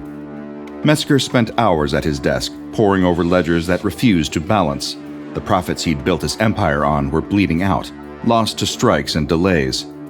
The lamp on his desk flickered, the glow barely illuminating the room. Outside, the faint echoes of chanting lingered in the cold night air. Metzger closed the ledger with a sharp snap and leaned back in his chair. The numbers were worse than he'd feared. He traced a finger along the desk's edge, his jaw tightening. They'll break before I do, he murmured to himself. The flickering light caught his attention again, drawing his gaze. The shadows in the corner of the room seemed to stretch unnaturally. He blinked, convinced it was a trick of the failing lamp, but when he looked again, the shadows moved. "You've done well," a voice said, low and smooth. Metzger froze. His eyes darted to the corner, where a figure now stood. He hadn't heard the door open. The figure was tall, impeccably dressed in a dark suit that seemed to shimmer faintly, almost as though it weren't entirely solid. You shouldn't be here, Metzger said, keeping his voice steady. The figure stepped forward, its movements deliberate. Its features were wrong. Metzger couldn't quite grasp them, as if they shifted slightly whenever he tried to focus. I go where I'm needed, the figure said, its tone calm. And tonight, you need me. What do you want? Metzger asked. The figure tilted its head slightly, as if the question amused it. It isn't about what I want. It's about what you need. The figure gestured broadly, its hand sweeping toward the ledgers and the faint sound of protests outside. Your empire is crumbling. You're clinging to control, but your grip is slipping. Metzger's jaw tightened. His hand rested on the desk, fingers drumming against the wood. I've weathered worse storms, he said, though the words felt hollow. The figure leaned forward slightly, its shadow stretching unnaturally across the desk. Not like this. You've done well with the tools at your disposal, but they're crude, outdated. I can refine them. Metzger didn't reply immediately. His gaze shifted to the flickering lamp, the tension in his shoulders growing heavier. What are you offering? He asked finally. The figure reached into its jacket and withdrew a slim, black case. It set the case down on the desk, its movement smooth and deliberate. Salvation, the figure said. Machines that never break, workers that never tire, profits that never dwindle. Your empire will rise to heights you've only dreamed of. Metzger stared at the case. His instinct told him to push it away, but his ambition kept him rooted. And what do you want in return? The figure's smile widened, though it wasn't reassuring. Only what's necessary. The room grew colder, the flickering lamp casting erratic shadows. Metzger reached for the case, his fingers brushing the cool surface. It clicked open easily, revealing a single sheet of paper. The symbols on the page shimmered faintly, their shapes shifting and writhing, as if alive. Metzger leaned closer, squinting at the incomprehensible script. What does it say? He asked, his voice quieter now. You expect me to sign something I can't even read? The figure chuckled softly, a sound like metal grinding against stone. You don't need to read it. You only need to understand this. Progress demands sacrifice. You've always known that. The words struck like a hammer. Metzger's fingers curled into a fist, his gaze shifting from the paper to the figure. And if I refuse? He asked. The figure didn't blink. Its presence filled the room, its shadow stretching along the walls. Then your empire falls. You become just another name forgotten by history. A lesson for the next man who dares to dream as you have. Metzger's breath slowed. His eyes dropped back to the paper, the symbols seeming to pulse faintly, matching the rhythm of his heartbeat. He picked up the pen. The weight of it felt unnatural in his hand. His name formed slowly on the page, the ink sinking into the surface as though it were alive. As the final stroke dried, the figure snapped the case shut. You've made the right choice, it said, stepping back. The room dimmed as the figure retreated into the shadows. By the time Metzger looked up, he was alone again. Beneath him, the floorboards hummed. The factory changed overnight. It began with the machines. They arrived without warning. Metzger had not ordered them, yet here they were, hulking, gleaming things unloaded from unmarked wagons in the dead of night. The workers whispered about them in hushed tones, their voices trembling with unease. The machines were unlike anything they had ever seen. Their surfaces gleamed unnaturally, untouched by rust or grime, and their designs defied logic. Pipes twisted at impossible angles, gears spun without power. When the workers passed too close, they swore they felt heat radiating from them, though no fire burned nearby. Metzger stood on the factory floor the morning they were installed, watching as the foreman struggled to assemble them. He did not intervene. His gaze was fixed on the largest of them all, a towering construct that dominated the center of the factory. The workers called it the Behemoth. It was a machine unlike any other, a labyrinth of twisting metal and endless conveyor belts. Pipes extended from its core, burrowing into the walls and floors, as if the factory itself were alive. Metzger's journal entry that night was brief but telling. The behemoth does not sleep. It breathes. The first products were simple, bolts of silk so fine they shimmered in the light, tools crafted with a precision that no human hand could replicate. But the behemoth's hunger grew. It demanded more raw material, and the workers labored endlessly to feed it. One day, the behemoth produced something new. Metzger inspected the line personally. His eyes widened as he lifted a small, shining object from the conveyor belt. It was a toy, a delicate, mechanical bird with wings that fluttered when he turned a hidden key. He tested it once, twice. The wings moved perfectly, almost lifelike. "Remarkable," he murmured. But the workers didn't share his awe. They whispered about the behemoth in terrified tones, swearing they had heard it groan and shudder late at night. Some claimed it spoke, though they dared not repeat what it said. And then the behemoth began to consume more than raw materials. Metzger noticed it first in the missing time cards, workers who had punched in, but never punched out. "Where are they going?" he asked one morning, his voice sharp as he stood before the foreman. The foreman looked away, his hands tightening around his cane. "I haven't seen them, sir." Metzger's eyes narrowed. "You're lying." The foreman swallowed, but didn't answer. The truth revealed itself soon enough. Metzger had descended to the lower levels one night, drawn by the rhythmic pounding that reverberated through the factory walls.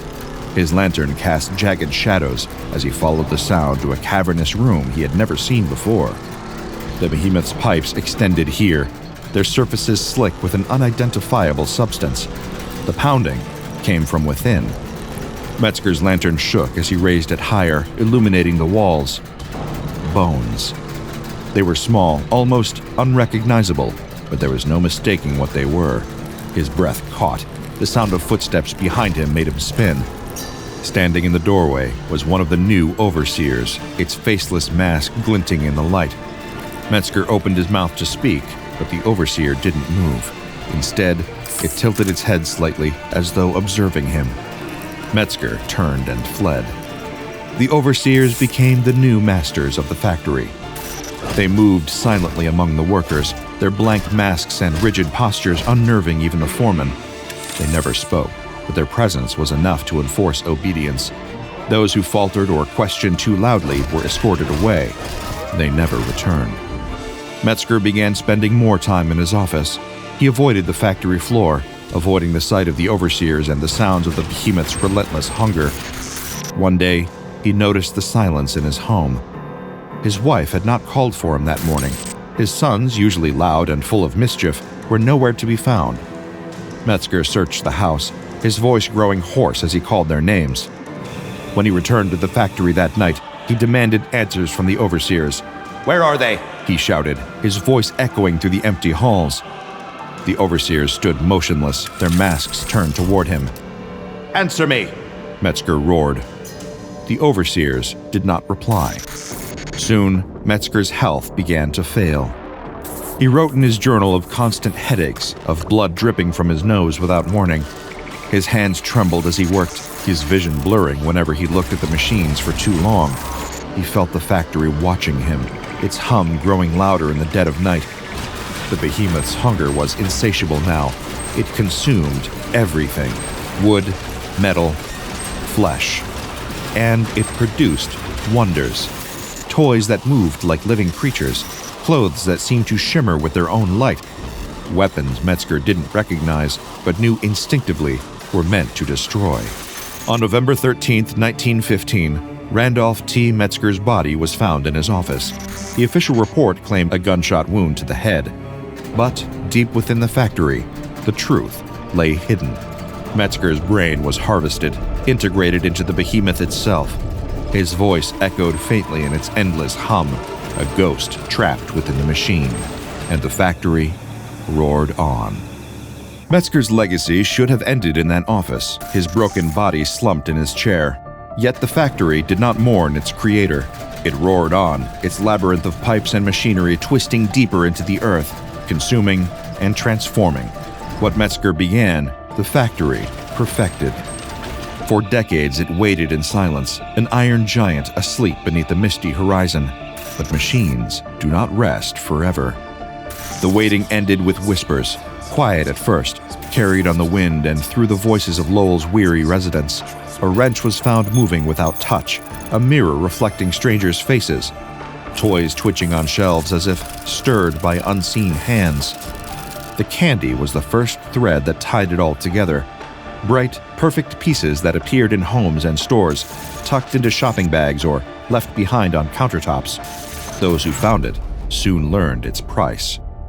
Foundation agents arrived under cover of night, their black vehicles slicing through Lowell's fog like scalpels.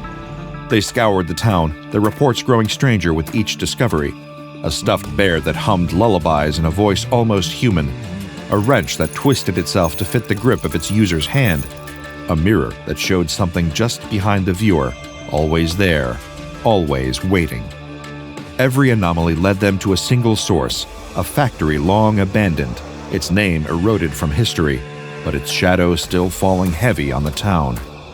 The structure loomed on the outskirts of Lowell, a relic of another era. Rusted smokestacks stabbed at the sky, skeletal reminders of its glory days. The gate, choked with ivy and tarnished with age, creaked open at the agent's touch. "Doesn't feel right," one of them murmured, his voice barely audible over the groan of rusted hinges. "Does it ever?" his partner replied, stepping through. The courtyard was a graveyard of industry, littered with twisted beams and shattered glass. Faded posters whispered warnings from the past, their messages barely legible under layers of grime. A hard worker is a happy worker. The factory demands loyalty. Beneath the agent's boots, the ground trembled faintly, a rhythm too precise to be natural. It was a pulse, the memory of grinding gears buried deep within the earth. Inside, the air grew colder. Their flashlights cast long shadows down the hallways, illuminating pipes that jutted at impossible angles, their surfaces unnaturally smooth. Machines sat dormant, untouched by time, their gears gleaming with a strange vitality. "You hear that?" one of them whispered, stopping mid-step. Another agent turned, his flashlight sweeping the corridor. "I hear everything." The further they ventured, the less human the factory became. It was alive now, bending to the will of something vast and unseen. They found the candy first. Small piles of it lined a conveyor belt that stretched into the darkness. The pieces glistened under the dim light. The hum of machinery surrounded them, a sound that grew louder the longer they lingered. "Why candy?" one agent asked, his voice uneasy. Another shook his head. "Not just candy. Look closer." Then the grinding began. At first it was faint, like the stirring of a sleeping beast, but it grew quickly, echoing through the halls and rattling the very air. The agents froze as the sound built to a crescendo, the walls around them seeming to breathe with the vibrations. "What the hell's that?" one of them muttered, gripping his flashlight tighter. Nobody answered. At the heart of the factory, they found the door. It was massive, its rusted chains stretched taut across its surface. Warnings in dozens of languages covered the metal, some scrawled hastily, others etched with care. The markings glowed faintly, ancient symbols that defied understanding. The ground vibrated in perfect rhythm, a heartbeat that pulsed through their boots and up their spines. The air itself seemed to shift, heavy with a presence they couldn't see, but felt pressing against their skin. "Do we open it?"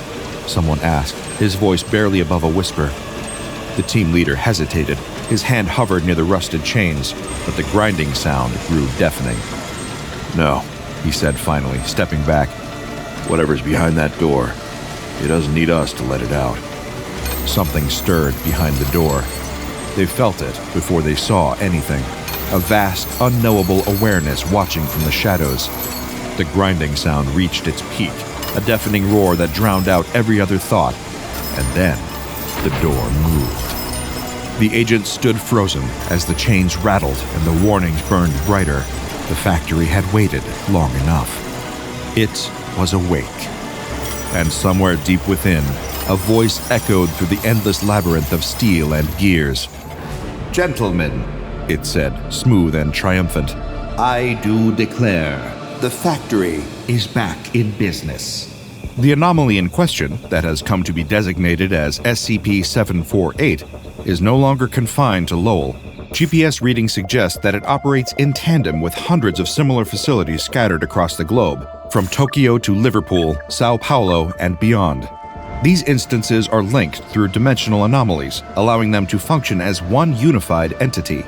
While the exact number of linked factories remains unknown, their combined scale defies containment and comprehension.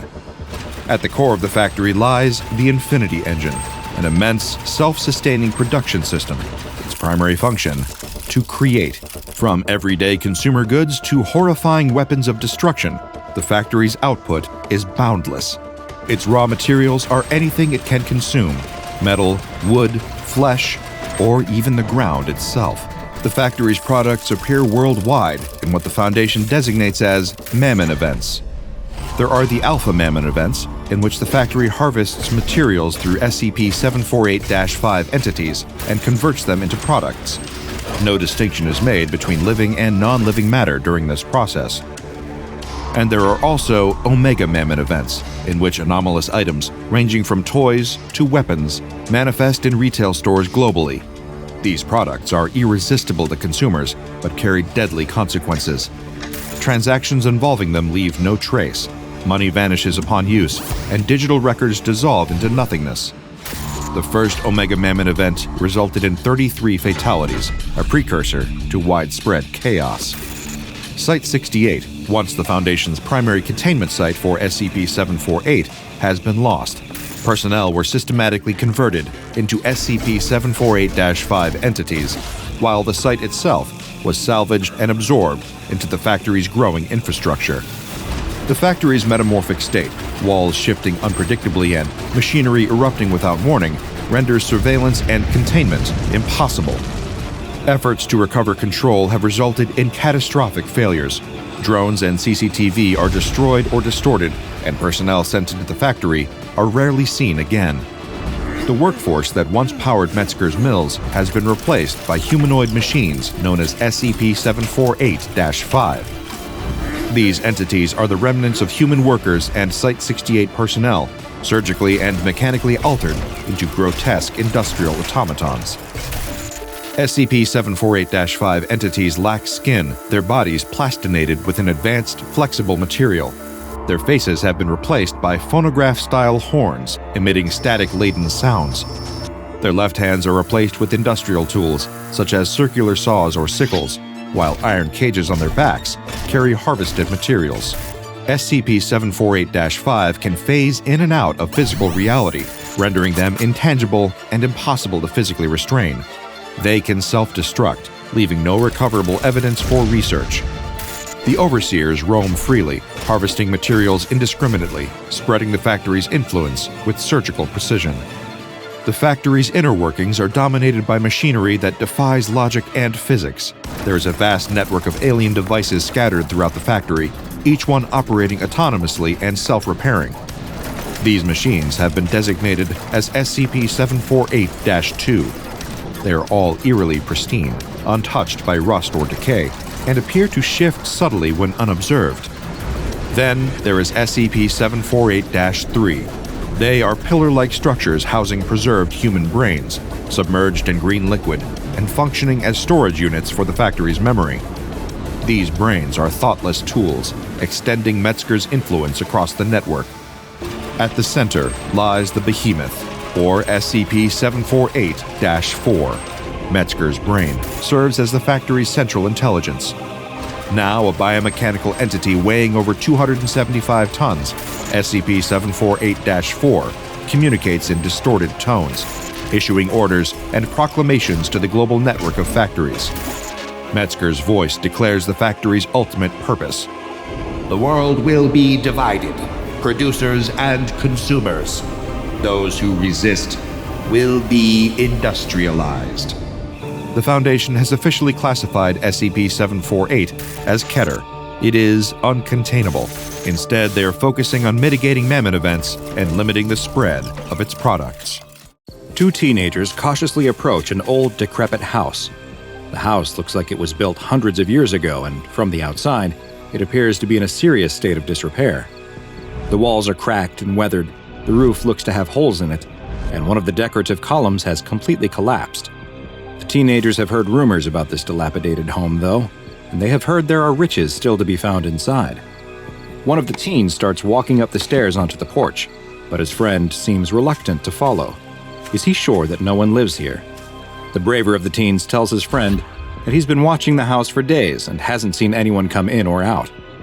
The only signs of life have been a very faint light visible between the cracks of the house's boarded-up windows, and he's not even sure if he actually saw any lights or not.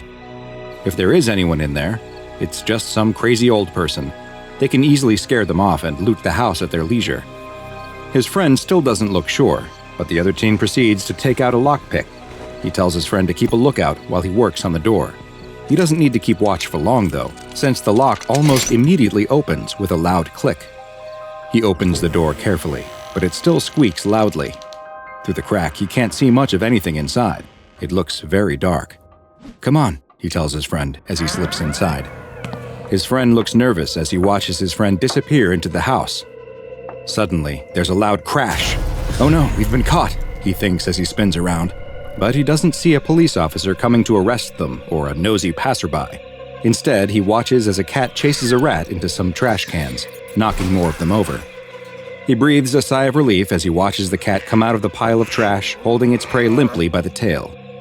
He turns to follow his friend into the house, but is stopped when the door snaps shut in his face. He tries the doorknob, but it's locked. He taps quietly on the door. No response. He taps a little louder, whispering, "Hey, what's going on?" But still no response. What is going on?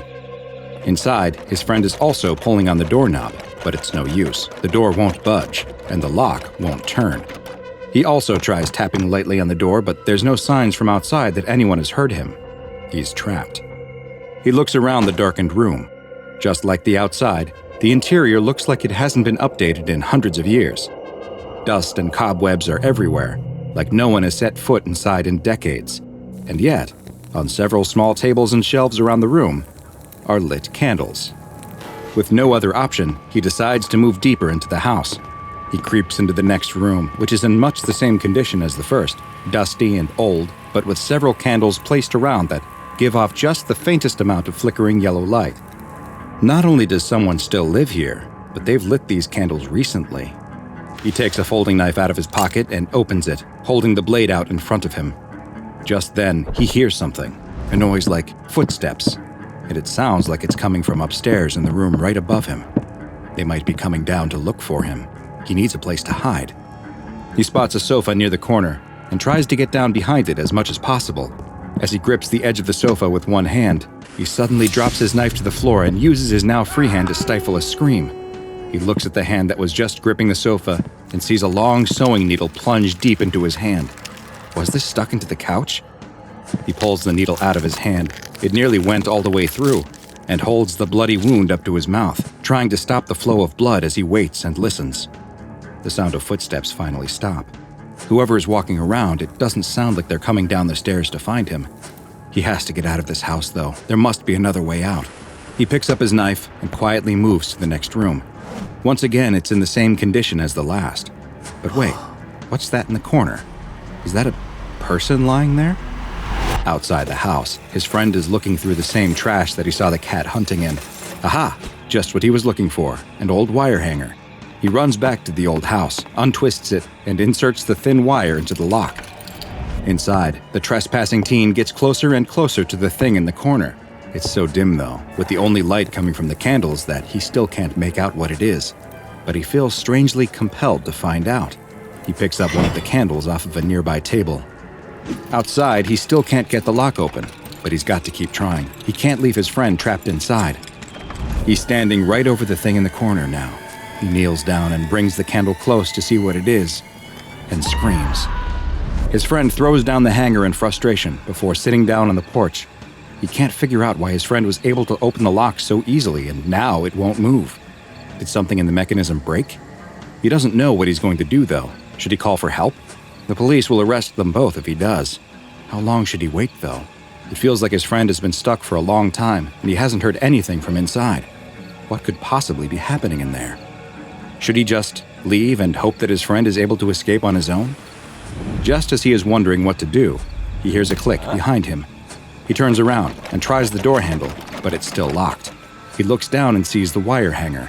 Maybe he'll give it one more try. He sticks the hanger into the lock and hears the lock pop open almost instantly. He tries the door handle, and this time, the door swings open. He stands there looking through the cracked door into the dark house. He's terrified at the thought of going inside, but he can't leave his friend in there. If he's in trouble, then he has to save him. Gathering up all of his courage, he enters the house and sees the same thing his friend did, a dusty old room. He takes a step into the candle-lit room and freezes. There's something in the middle of the room. It's a chair that's turned away from him, but he can see that someone is sitting in it. But wait, is that his friend? "Hey," he calls in a loud whisper, but his friend doesn't respond. "Come on, let's get out of here." Still no response. He starts walking toward his friend, but stops when he hears what sounds like footsteps coming from the room above him. He's got to get his friend and get out of this house. He checks over his shoulder to make sure the door is still open before starting to quietly move towards his friend again. He's close enough that he can reach out and shake his shoulder, but his friend doesn't react. He walks around to the front of the chair and sees his friend. Except it's no longer his friend. Staring back at him are two empty eye sockets. His mouth has been pulled back by stitches of thread into a horrifying permanent grin. But worst of all is what he hears. It's the sound of the front door slamming shut. Privyet! Today's file is a special one and comes from the Russian branch of the SCP Foundation. It's SCP-1098-RU, also known as the Theater of Living Puppets. SCP-1098-RU is a two-story house located in a small Russian city which appears to have been constructed in the Baroque style, which was popular in the 17th and 18th centuries, and is characterized by its exuberant details. The house is likely several hundred years old and is in an advanced state of disrepair. The local government administration has marked the house for demolition multiple times, but for reasons that remain unknown, these plans are always scrapped or indefinitely delayed. All of the doors that lead into SCP-1098-RU are locked, and the windows are all boarded up. Anyone who attempts to damage the house, even just by removing the boards from the windows, will experience an odd anomalous effect that compels them to instead protect the structure and cause it no harm. This effect only wears off when the subject moves at least 50 meters away from the house. The only way to enter SCP-1098-RU is through the front door, which, even though it is locked, is easily able to be picked open, which causes no harm to the house and prevents the anomalous effect from overcoming the subject trying to gain entrance. Once someone has entered the house, they will find that the door closes behind them and locks itself. The lock cannot then be picked open again for 1 hour. The interior of the house matches the exterior stylistically, also appearing to have been designed in the Baroque style and in a poor condition. The house is quite dark since there are no electric lights present, and all of the windows are boarded up, blocking any outside light. The only illumination comes from the lit candles that are placed around the house, which appear to be constantly replaced and lit again when they burn out. The sound of slow footsteps can be heard inside the house, though the room they are coming from seems to change. The entity producing the sounds has been classified as SCP-1098-RU-1, and it is thought that it is also responsible for the placing and relighting of candles around the house, as well as several other anomalous effects. The Russian branch of the SCP Foundation first became aware of potential anomalous activity related to SCP-1098-RU after the disappearance of multiple teenagers was linked to the location. In interviews, many of their friends and family reported that their last known locations were near the site of the old Baroque-style home, and several had expressed a desire to investigate the house before they disappeared. Local police investigated the house, which only led to them disappearing as well. After learning of the strange activity connected to the house, the Foundation took over the investigation, planting a cover story that totalitarian sects were responsible for the disappearances, while Class A amnestics were administered to all relatives of the missing teens. The Foundation immediately began investigating the house, but carefully, since they had already seen how easily people could go missing inside. In the first excursion into the house, a remotely controlled robot fitted with a camera was sent inside. Just like when a person enters, the door closed and locked behind the robot, but its camera feed continued to broadcast images to the researchers outside. As the robot explored the rundown house's rooms, it found something much more disturbing than just lit candles. In several of the rooms, corpses were discovered, which were later identified as being some of the missing teenagers. All of the bodies found had their eyeballs removed, and thick threads had been sewn into their arms and legs, as if they had been turned into giant living puppets. Some of them also had stitches in their chest and face areas. The face stitches appear to have been made to force the face to have a certain expression, while the chest stitches may indicate that organs had been removed. No signs of decomposition were present, though, despite some of the bodies likely being many months old. Several objects were also found next to the bodies, including surgical knives, needles, thread, and at least one artificial eye. Exactly 1 hour after the robot entered the house, the camera ceased broadcasting images and all contact was lost. For the second excursion into the house, the Foundation decided that a human being would be more effective at gathering information than a robot. A Class D personnel was given a flashlight, a camera, and a radio, and sent on a mission to attempt to remove objects from the house and to locate the robot from the first research mission. The D-Class entered the house, and researchers noted that from what they could see on the video feed, that the layout of the house hadn't changed. Candles were still present around the room, though it was clear that they had been replaced by fresh ones. As the D-Class explored the first floor of the house, he reported that he could hear footsteps coming from different parts of the house, and on one occasion, that they sounded like they were coming from a room he had just left. But when he returned to that room, no one was present. He wasn't able to locate the missing robot, but did find the same corpses that the robot had. He was ordered by the researchers to pick up one of the surgical knives and try bringing it out of the house, but the moment he picked it up, all contact was lost. A third mission into the house was then tried, this time with another remotely controlled robot, though this one was more advanced and equipped with a thermal imager and audio recording equipment. This robot was also better suited for exploration and was capable of climbing stairs so that the Foundation could finally find out what was on the second floor of this strange house. The robot entered the home and ascended to the second floor. As it explored the rooms, it found one particularly strange one that appeared to be operating as a kind of sewing workshop, with huge amounts of thread, needles, and other sewing supplies spread across multiple tables. Dark red stains covered many of the tables, but no bodies were discovered in the sewing room.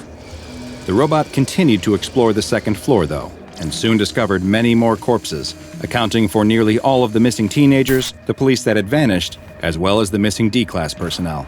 All of them had been dressed in 18th century style clothing, and their eyes had been removed and replaced with artificial ones, giving them a perpetual glassy-eyed stare. Long, thick threads had been sewn into their arms and legs as well. The sound recording equipment on the robot captured the same sounds of footsteps that the D-Class had reported, but the thermal imager didn't locate any signs of life. The researchers decided to call an end to the experiment and began guiding the robot back out of the house, but just as it reached the front door, the connection was lost, and the robot has never been located. One final expedition into the home was approved, this time using another D-Class personnel, whose mission was to explore the entire house, including the second floor, before attempting to leave the home. The D-Class entered the home as normal, but immediately reported feeling a strange feeling that the other D-Class hadn't mentioned. He told the researchers listening that he was experiencing an intense headache and pressure in his ears, and that he could hear what sounded like someone crying in another room. None of the equipment picked up the crying sounds, and the D-Class was ordered to investigate further. He approached the room that he claimed the sound was coming from, but still nothing was detected on the audio recording equipment. He was ordered to enter the room, and though he seemed scared and reluctant, eventually he did so. Once inside, he reported seeing a young girl wearing an 18th century style dress. The girl was dancing, but crying as she did so. Just like on the corpses that had previously been found inside the house, threads were connected to her arms and legs, but these ones were pulled tight and stretched up towards the ceiling. The D-Class followed their path up, but they disappeared into the darkness, reporting that it looked like there was no ceiling at all, just an inky black void where something was manipulating the strings attached to the girl, forcing her to dance. None of these visuals reported by the Class D could be seen on the video feeds the researchers were watching. As far as they could see, he was staring into an empty room. The D-Class was ordered to continue watching this strange recital, though, and after 5 minutes, all of the communication devices ceased working. The video feed was lost too, but the audio continued to record for a few more seconds, during which time a sharp clap noise was heard. The D-Class began screaming as a deep male voice spoke a phrase in Latin. Et perficiendi sit pretium. The performance must be paid for. No further signs of the D-Class were ever found. SCP-1098-RU has since been fenced off to prevent the general public from being able to enter it. A patrol team of 4 security guards is always on site, and anyone who attempts to gain entry to the house is to be detained, interrogated, and administered Class B amnestics. Additional research into SCP-1098-RU is ongoing, but requires approval from at least 2 members of the O5 Council, and to date, no further expeditions inside this anomaly, which has been given the object class Euclid, have been authorized. It is still unknown who or what exactly the entity inside of SCP-1098-RU is, but it has been designated as SCP-1098-RU-1, and some in the Foundation have taken to calling it by a nickname, the Master of Puppets. Ouch! The boy on the bus turns around. Did someone pull out one of his hairs? He looks around, but the girl in the seat behind him is staring out the window. She's so quiet and always keeps to herself, he doesn't think it possibly could have been her. The boy turns back around, wondering if he just imagined it, unable to see the small smile forming on the girl's face. The bus stops, and the girl practically sprints off and up the sidewalk to her house. She runs past her mother without saying hello and goes straight into her bedroom, closing and locking the door behind her. She sits at her desk, opens a drawer, and pulls out a small bag.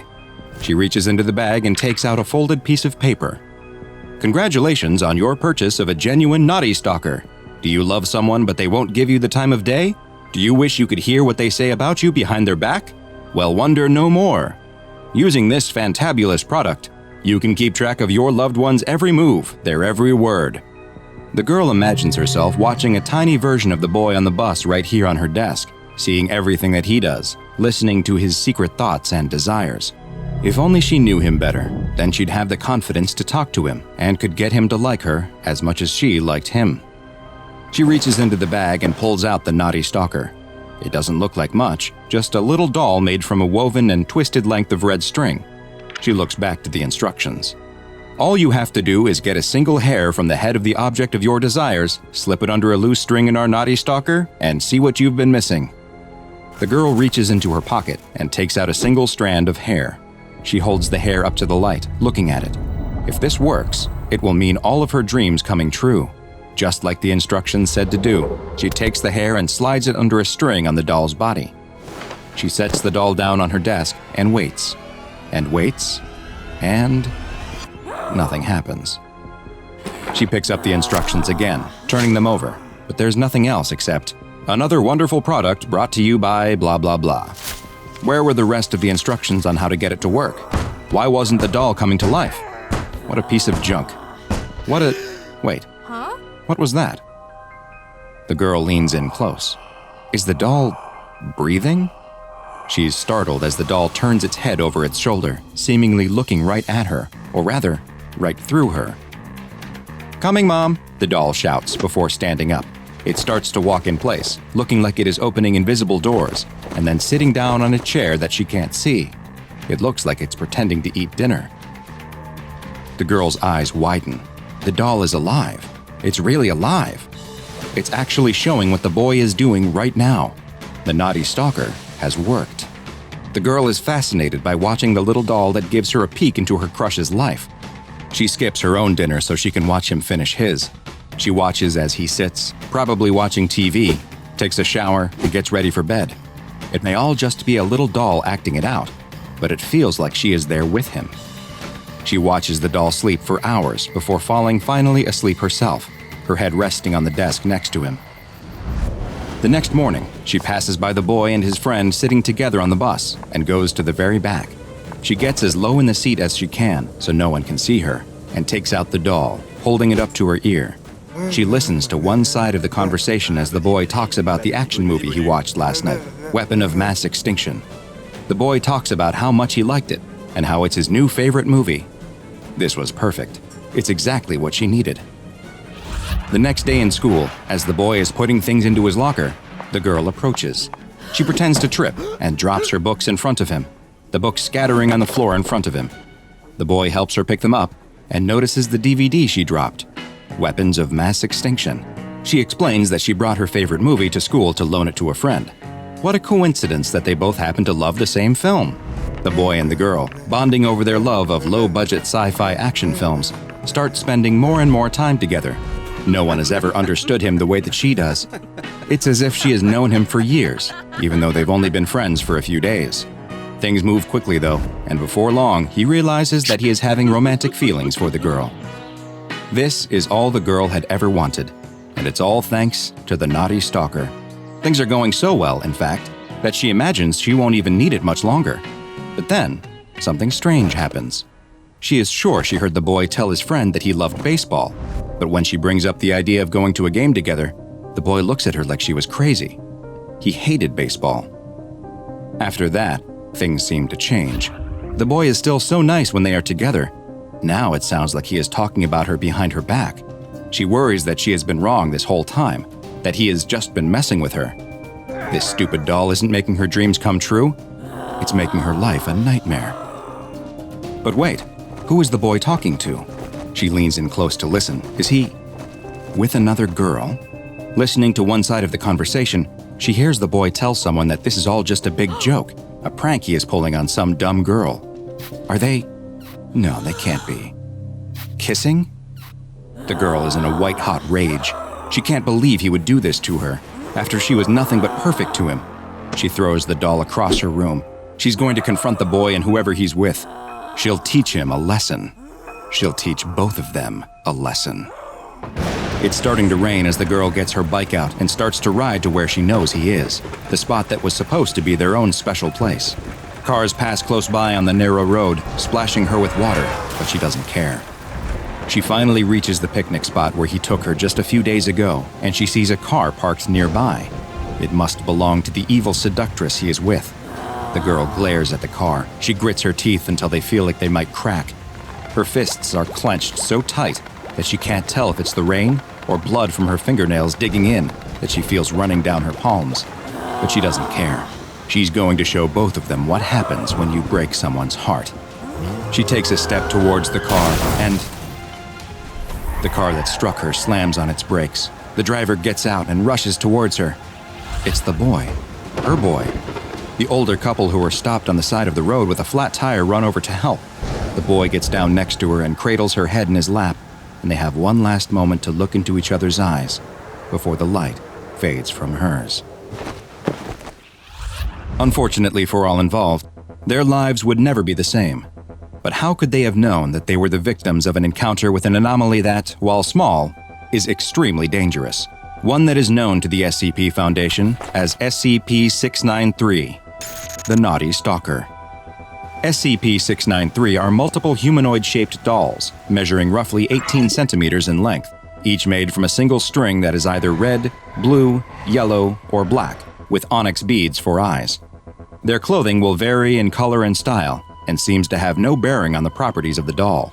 The string doll will behave exactly as one would expect, showing no anomalous properties at all, until the owner takes the steps that are spelled out in the instructions that always accompany SCP-693. The instruction sheet congratulates the owner on their acquisition of a naughty stalker and explains that in order to use it, a single hair from another person must be inserted into a loop of its string, at which point, the doll will attune to that person. The doll will then come alive, mimicking the actions of the hair's owner in real time, including their speech. The doll will perfectly portray the attuned individual for 9 days, after which point it will become unreliable. The exact way in which SCP-693 begins changing the speech and actions depends on the color of its base string, but in all cases, its end goal is to drive the current owner of the doll to their death. SCP-693 goes about this by feeding inaccurate information to the owner. Dolls made of red string try to send their owner into increasingly violent fits of rage. Dolls comprised of blue string try to depress the owner and lead them to self-harm. Yellow dolls want to make their owners attempt unwanted acts of physical love, and black dolls encourage their owners to engage in activities and place themselves in situations that are dangerous. Interestingly, SCP-693 will attune not just to the living, but to the deceased as well. When a dead person's hair is placed in a loop of string, the Knotty Stalker will come to life, just as it does when a living person's is used. But instead of acting out the speech and movements of the person, the attuned doll will claim to be the deceased person and offer to act as a spiritual guide to the owner. But just like with a living person, at the 9-day mark, SCP-693 will become unreliable and will attempt to lead the owner down a path that results in their death. Once an SCP-693 instance is successful in causing its owner's death, a new doll instance will appear and be found on the owner's body. Several of these dolls have been recovered from Knotty Stalker victims, and currently, the Foundation has 7 red instances, 10 blue instances, 5 yellow instances, and 1 black instance in its possession.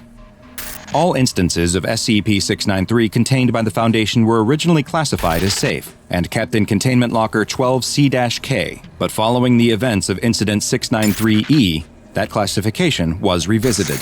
During this incident, a researcher returned a Knotty Stalker doll to its Containment Locker, but in a lapse of judgment that went against Foundation protocols, they forgot to remove the hair that had been placed in the doll. When the locker was next opened, the dolls were observed to have all been moved. They were found in a circle around the accidentally still attuned doll, which had been crucified upside down on the wall of the locker. It is unknown where the dolls acquired nails. After this incident, a camera was placed inside of the locker, and the results were surprising, to say the least. It turns out that SCP-693 instances come to life when they are not observed, even when they aren't attuned. While they have not yet been observed engaging in violent acts against each other, the camera has captured the Knotty Stalkers appearing to reenact the final 30 minutes of their last owner's life over and over.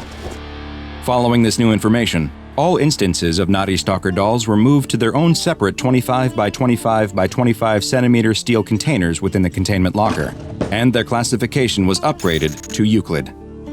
SCP-693 is one of the rare anomalies where the Foundation actually has quite a good idea as to where it originates, and it was very easy to discover as well. Provided that they aren't a deception, the instructions that appear with each instance of SCP-693 are quite explicit about where they come from. After congratulating the owner on their acquisition and explaining how the doll works, the instructions close by extolling the Knotty Stalker as yet another wonderful product brought to you by The Factory. For those unaware, The Factory is a place with a long connection to the Foundation, though the details on that will have to wait for another file exploration. All you need to know now is that The Factory produces a huge amount of anomalies, and it appears that SCP-693 is one of them. There are theories that the dolls may have been produced as an espionage tool, but as for why their primary purpose seems to be driving their owner to their death, well, that we simply don't know. Now go and watch another entry from the files of DrBob, and be sure to subscribe as we delve further and further into the SCP Foundation's classified archives.